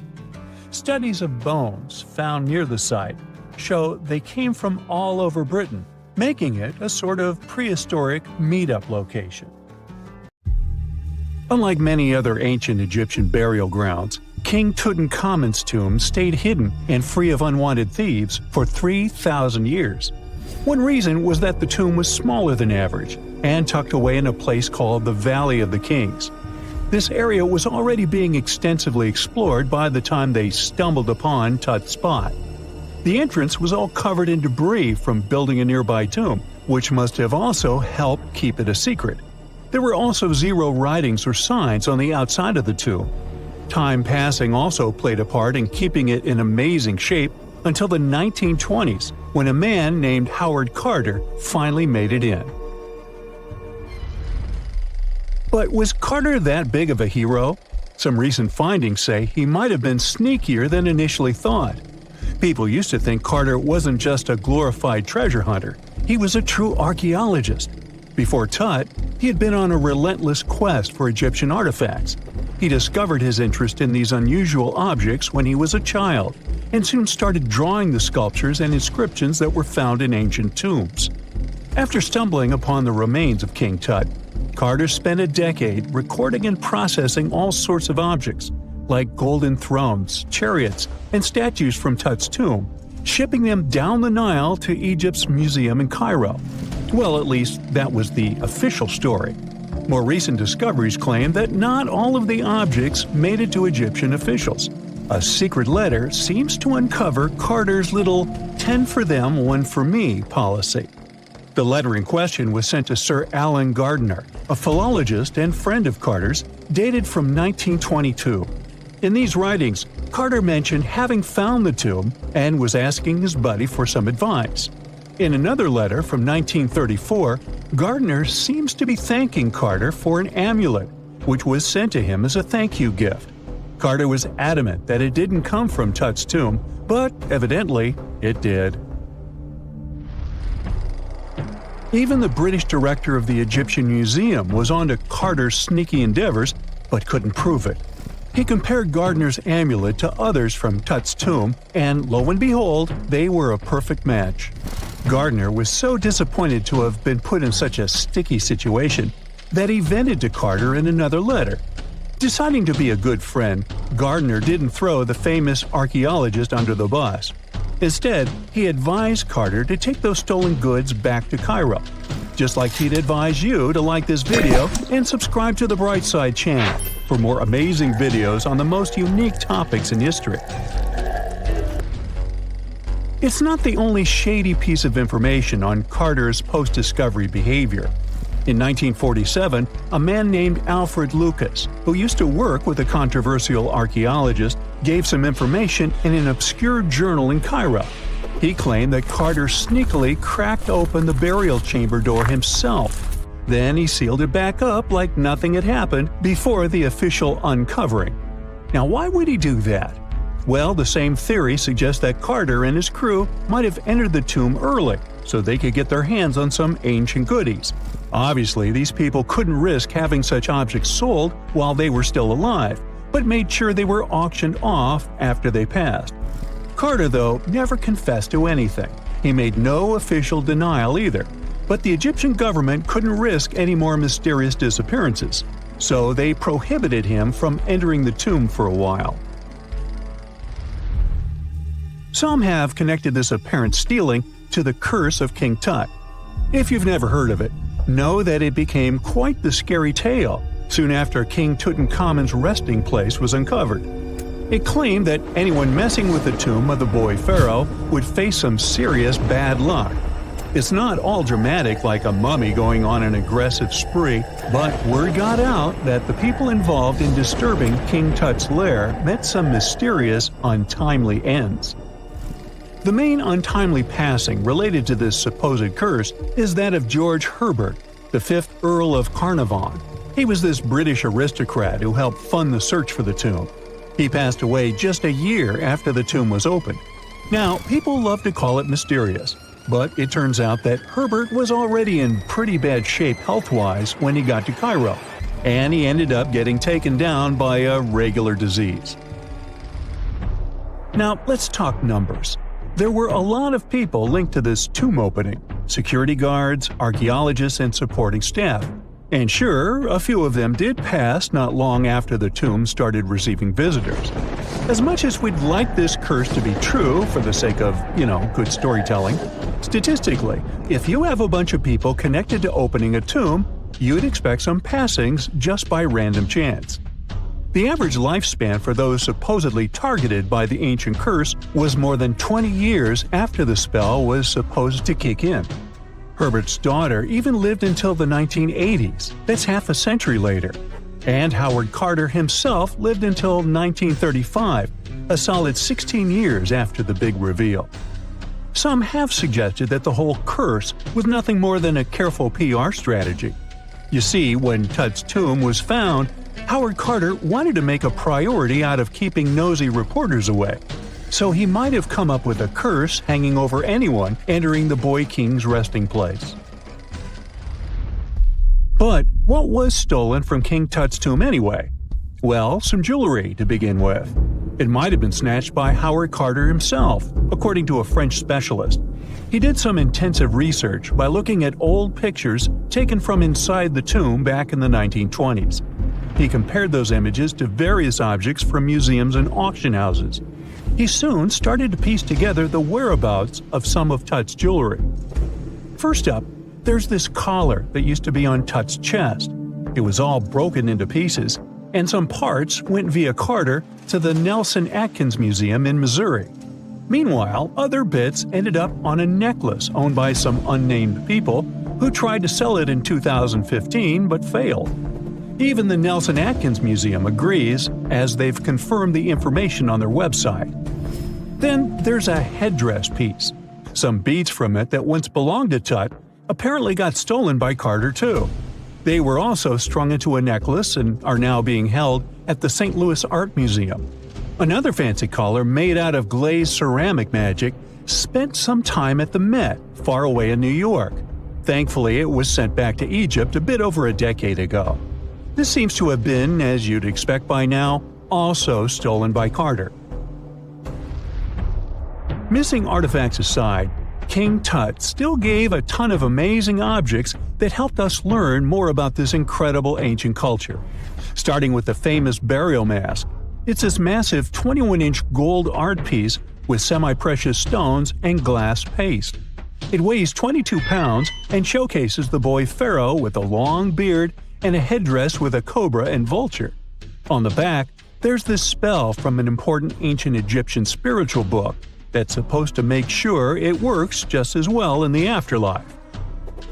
Tut was also apparently a board game enthusiast. They found 4 board games in his tomb, some made of ivory. Archaeologists also found a pair of gold sandals, though you'd imagine they were more for show than for comfort. In fact, the pharaoh probably never wore them in his lifetime. Now, speaking of fashion items, it turns out Tut was quite the fancy ruler. They even found a mannequin in his tomb that was used to pick out, adjust, and store his outfits and jewelry. The boy king seemed to have also enjoyed some music, based on the 2 trumpets historians found in his tomb. Though they were played back in 1935 in a BBC broadcast, the instruments are today considered too fragile to be maneuvered. In a frosty Canadian park, hidden deep beneath layers of thick ice, scientists discovered a bizarre skeleton they named the Frozen Dragon. The skeleton had been in the frozen ice for millions of years. It took experts decades to work out the species of this strange fossil. It was identified as a new genus of pterosaur. Pterosaurs were massive flying reptiles with wingspans of over 16 feet. Their heads were 3.5 times the size of their bodies. Pterosaurs lived 76 million years ago, when they soared above the dinosaurs. Scientists described them as the biggest, meanest, and most bizarre animals that ever flew. The new genus has been named Cryodracon boreas, which translates to Frozen Dragon of the North Winds. In 2013, a young mountaineer was climbing one of the tallest mountains in Western Europe, Mont Blanc. He noticed a strange metal box poking out of the snow. The mountaineer pried the box open and found that it was filled with precious rubies, emeralds, and sapphires. The climber immediately handed the box to the authorities. It was discovered that the box likely belonged to a passenger on one of 2 flights from India that crashed into the mountain over 50 years ago. The box was valued to be worth over $200,000, and authorities are still searching for the heir to the small box of treasures. In northwest Siberia in 2007, a reindeer herder was on an outing with his sons when he noticed something strange in the ice. The man realized it was a frozen mammoth calf and immediately contacted the local museum. The calf was named Luba and was the best preserved mammoth mummy in the world at the time of its discovery. Luba had been in the ice for 41,800 years and is around 30 to 35 days old. From trunk to tail, the mammoth calf is roughly the same size as a large calf. If you're interested in seeing for yourself, Luba travels to museums all around the world. On the frozen continent of Antarctica, covered in layers of ice and snow, is Mount Erebus, the frozen volcano.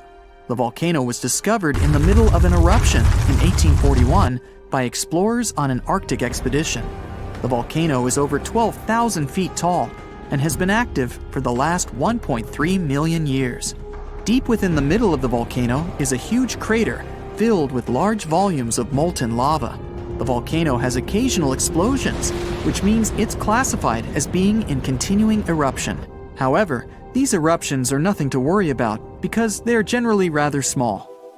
Back in 1991, two hikers were traveling across the Italian Alps when they stumbled across a body that they presumed to belong to a recently lost hiker.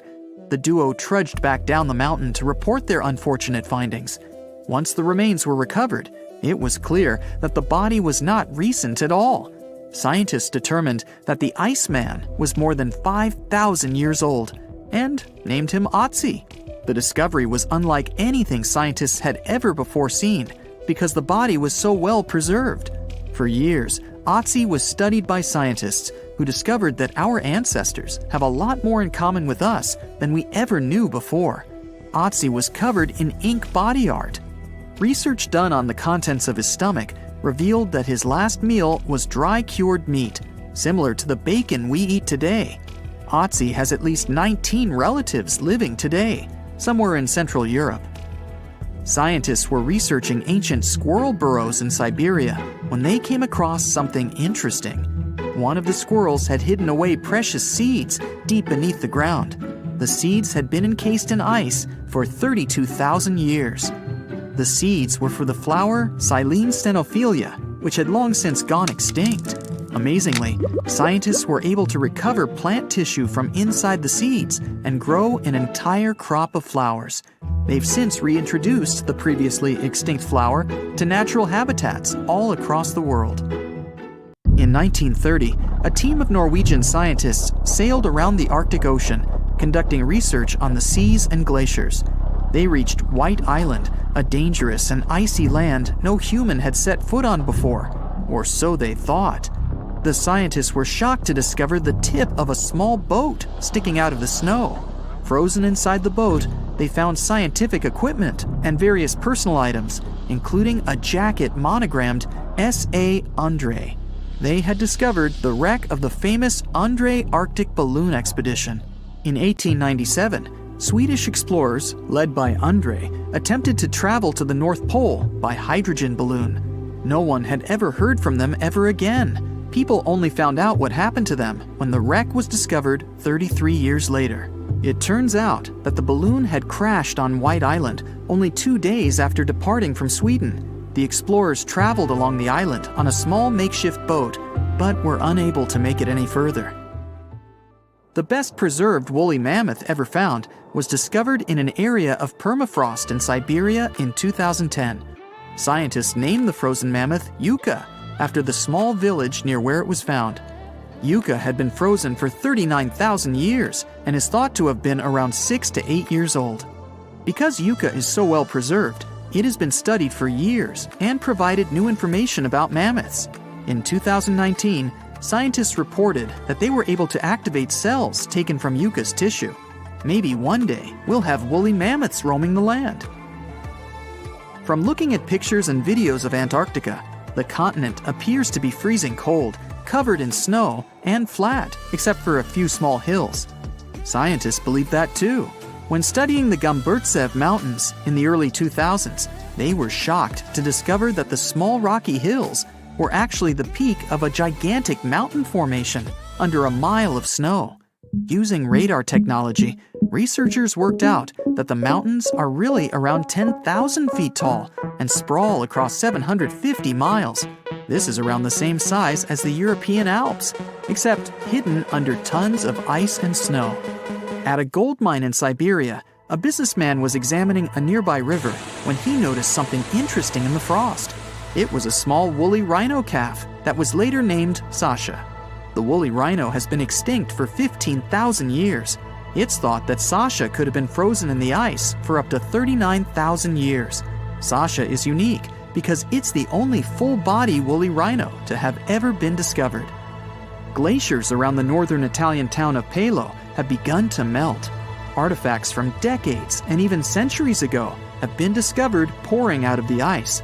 Personal belongings from soldiers have been found, things like diaries, photographs, and even love letters.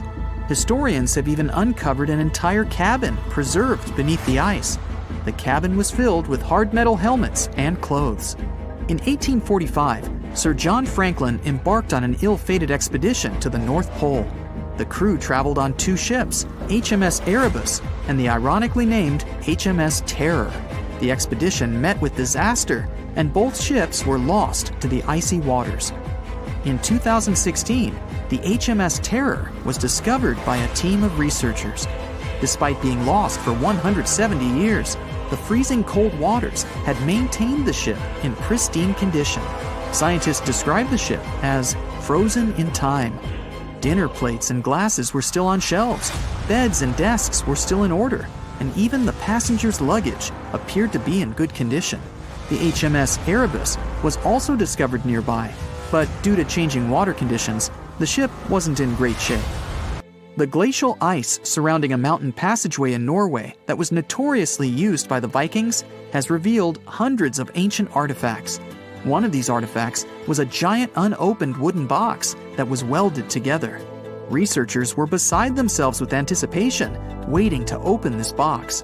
They believed it would be filled with Viking treasures or artifacts that would give us an insight into ancient society. When they opened the box, all that was inside was a plain old beeswax candle. It turns out that this box wasn't actually as old as they thought it was. By analyzing the candle, they discovered that the box dates back to the 17th century. The age of the Vikings had ended by the 11th century. It's likely that the candle box belonged to a farmer who was shipping it from his summer farm to his winter farm to light up the long nights. For more than 3,000 years, the gold mask of Pharaoh Tutankhamun stayed hidden in the Valley of the Kings. This artifact, which stands about 21 inches tall, shows how skilled and artistic the ancient Egyptians were. But nobody expected that X-rays would reveal its biggest secret. King Tut was the last ruler of his family during the 18th dynasty. He took the throne at just 9 years old, but ruled for only 10 years before he passed away unexpectedly. If we're being honest, back in ancient Egypt, he was mostly forgotten by the rulers who came after him. His tomb wasn't a big deal for them, so much so that even the grave robbers forgot about him. It might sound a bit sad, but the truth is that it was actually great news for us. Since his tomb was practically forgotten, it ended up being perfectly preserved. While the other tombs in the Valley of the Kings were looted, his remained sealed and untouched. So, when it was discovered back in 1922, it had over 5,000 precious objects inside. That made Tutankhamun basically an instant celebrity and one of the best-known pharaohs nowadays. Among the treasures was the most stunning piece, his golden mask. This mask is said to be an exact image of the king's face, or at least it was supposed to be, but we'll get to that later. The purpose of this accurate representation of his face was to make sure that his soul would recognize him in the afterlife and return to his mummified body. In ancient Egyptian beliefs, this would allow him to continue living in the afterlife. The details of the mask clearly looked incredibly difficult to create, but people didn't realize how complex it truly was until many years later. The first X-rays of the mask were taken in 1967. Back then, the main reason for these scans was practical – conservation. The mask was heading to Paris for an exhibition, and it was the first time it had ever left Paris. This would help them keep track of any changes during the exhibit. Plus, the images could give clues about how the mask was made. But back then, they probably didn't fully realize just how complex its construction was.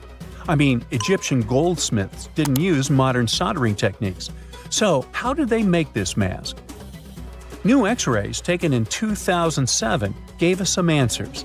It turned out the Egyptians didn't use pure gold, which is 24 carats.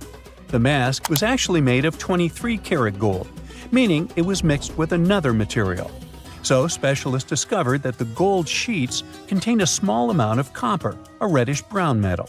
This was likely done to make the material more flexible and easier to shape. They would then shape the gold sheets by heating and hammering them over and over again. But there was one more secret inside the mask that wasn't discovered until 2015. The year before, the staff at Cairo's Egyptian Museum were working on the mask display when the long beard of the mask accidentally got knocked off. Another theory is that the beard had become loose over time and just fell off. Either way, the fact that King Tut's beard came off caused a lot of stress. After all, we're talking about one of Cairo's biggest tourist attractions, so the experts had to fix the problem quickly. The restoration process started with a detailed recording of the mask's condition.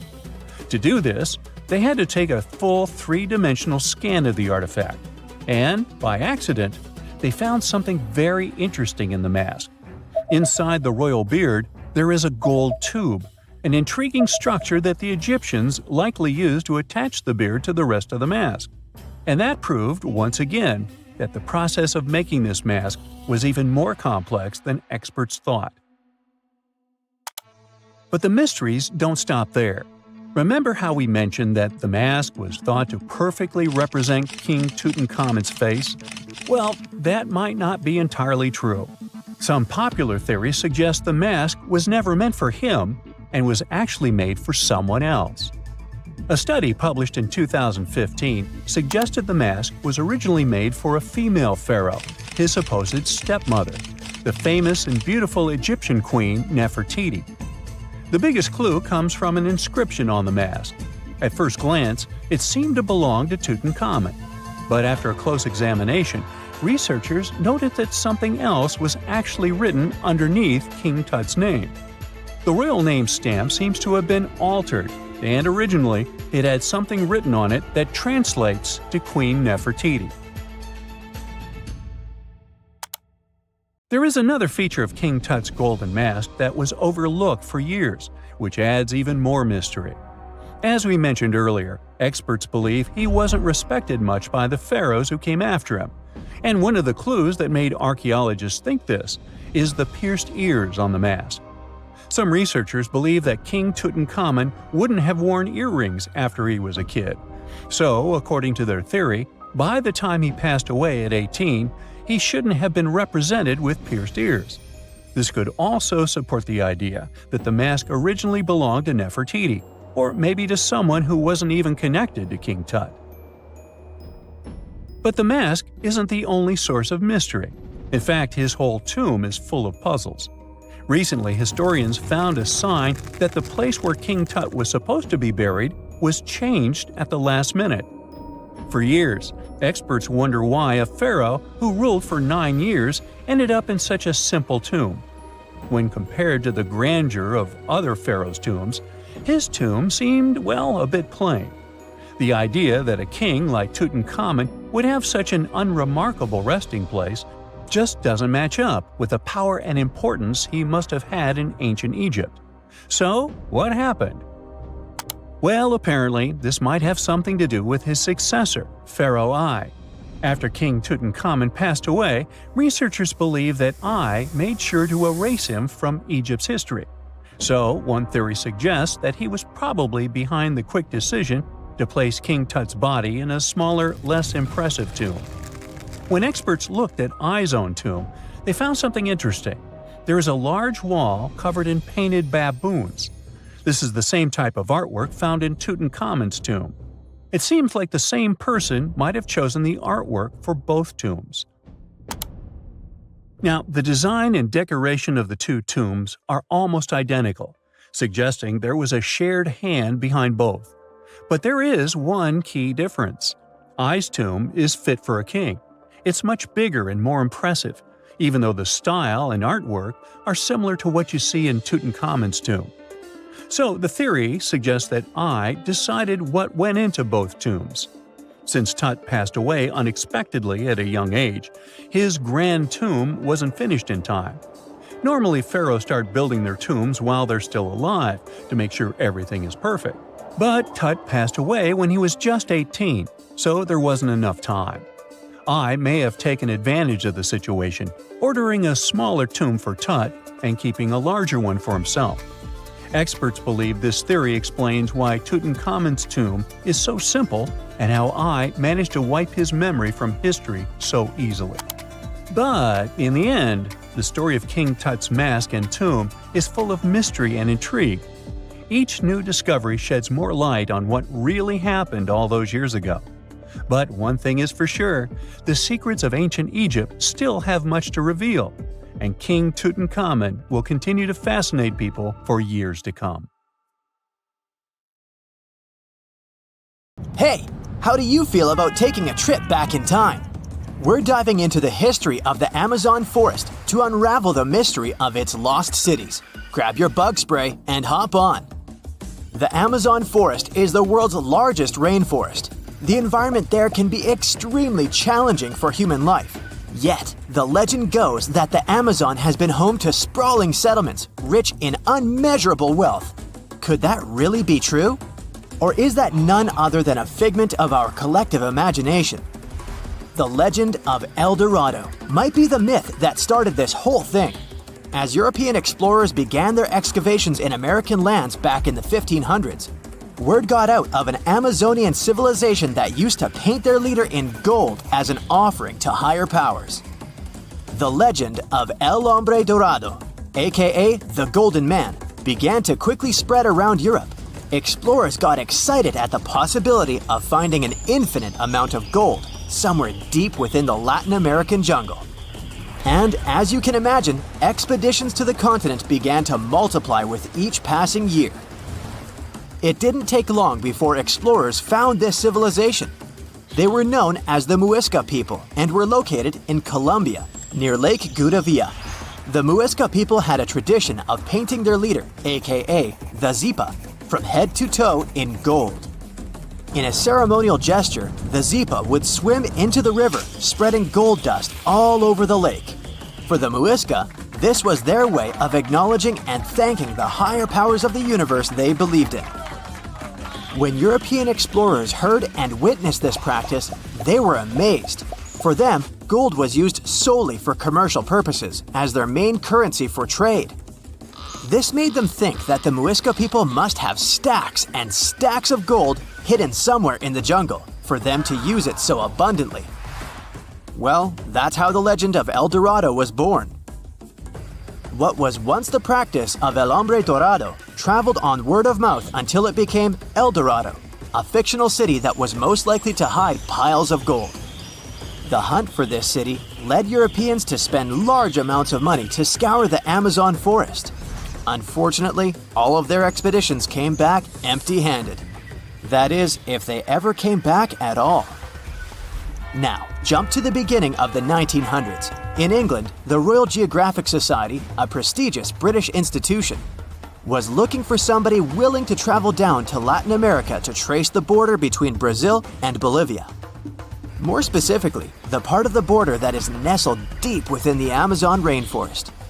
One Sir Percy Fawcett was a Latin American aficionado, and he gladly volunteered to do the job. Oh, it's important to note that the Amazon forest is virtually the size of the continental USA. It sprawls across 8 countries, including Brazil, Peru, and Bolivia. And trust me, getting around is no easy feat. The jungle is covered in dense vegetation, and in addition to that, it's home to insane predators such as anaconda snakes, panthers, crocodiles, piranhas, and so on. But despite all that, Fawcett was very successful in his mapping adventure and seemed to be wanting to come back more. Back in England, Fawcett would scour diaries from other explorers hoping to learn more about the ancient Amazonian civilizations. He would read about the Incas and the Mayans and the great empires they built. He believed that if the Incas were capable of building empires that stretched over 2 million square miles, this could mean that other Amazonian civilizations could have thrived there too. During his research, Fawcett came across a report from a 16th century explorer. The report told of a city deep within the Amazon forest that held unimaginable quantities of minerals, a town that stretched for 15 miles without any space from a house to house. This report fueled Fawcett's imagination to a new extreme. From then on, he became obsessed with finding what he called the lost city of Z. Over years, Fawcett searched the Amazon forest, usually looking for stone ruins that could possibly indicate human settlements. On his later expeditions, he focused on exploring the state of Mato Grosso in central Brazil. He would travel from Europe and into the lower region of the Xingu River. The trip to the Xingu would take him around 14 days on foot. Then, he would set sail in small wooden boats accompanied by local indigenous leaders that knew the region better than anyone. How he communicated with the indigenous population is still a mystery, since they only spoke in local dialects. Some scientists believe that this could have been the real reason why he never found the city. They believed he wasn't able to communicate what exactly he was looking for. And this was not his greatest difficulty. As we've said before, Amazon is not a kind place for its visitors. In his diaries, Fawcett tells of encounters with a 60-foot-long anaconda, which he bravely survived. He writes of endless sleepless nights and waking up with his hands and feet swollen from mosquito bites. Some of his peers said he was invincible and tireless, but the day came during his 8th expedition when he didn't make it back home. Fawcett disappeared without leaving any trace behind. Some even suspect that he was close to reaching his lifelong goal. On the day of his disappearance, he sent an optimistic letter to his wife saying there was nothing to fear, and that he was setting out on a certain final search. Fawcett's failed attempt to find ruins seemed to support what had become a consensus among experts at the time, that this rainforest was too inhospitable to support large, complex societies, let alone cities. Experts were convinced that the Amazon's lost cities were nothing more than fiction. That is, until the 1960s, when modern research began to find evidence that suggested otherwise. Scientists discovered patches of extremely fertile soil. They called it Black Earth. And apparently, they found lots of it in the Amazon, especially alongside rivers. Further research even showed that such soil was created by human waste or the intentional burning of forests, which adds nutrients to the soil below, which could only mean bingo! The discovery of Black Earth was the evidence that large-scale agriculture was possible and probably did exist amidst the Amazon, confirming that settlements could have formed there after all. In the 1990s, along the Xingu River in Brazil, a team of archaeologists from the University of Florida made a remarkable discovery. Working alongside local indigenous people, they found very long ditches. After mapping them, they realized that these ditches were a sign of a big settlement. They were remnants of carefully designed walls centered around a plaza. Some were roads that led to more settlements. In fact, just this part of the Amazon, about the size of New Jersey, was once a network of dozens of settlements that experts believe could have been home to at least 50,000 people between 1250 and 1650 CE. Other discoveries were possible thanks to LiDAR imaging, a type of technology that allows researchers to take satellite pictures of the forest's ground without having to step inside of it. A network of trenches in Acre, Brazil, dates back to 200 to 1200 CE. These suggest settlements that could have supported 60,000 people. Other images from near the Xingu River suggest cities that could have housed about 50 million people. These were the lost cities of the Amazon. Believe it or not, these images suggest that Fawcett was very close to a major discovery. He was looking for the ruins in the right place, but he was looking for the wrong thing. Unlike cities such as Cusco, which used stone as their primary material, Amazonian settlements used wood and earth to build their cities. These materials are highly deteriorating and probably decomposed over time. Finding them required a bit more technology than what Fawcett had available at his time.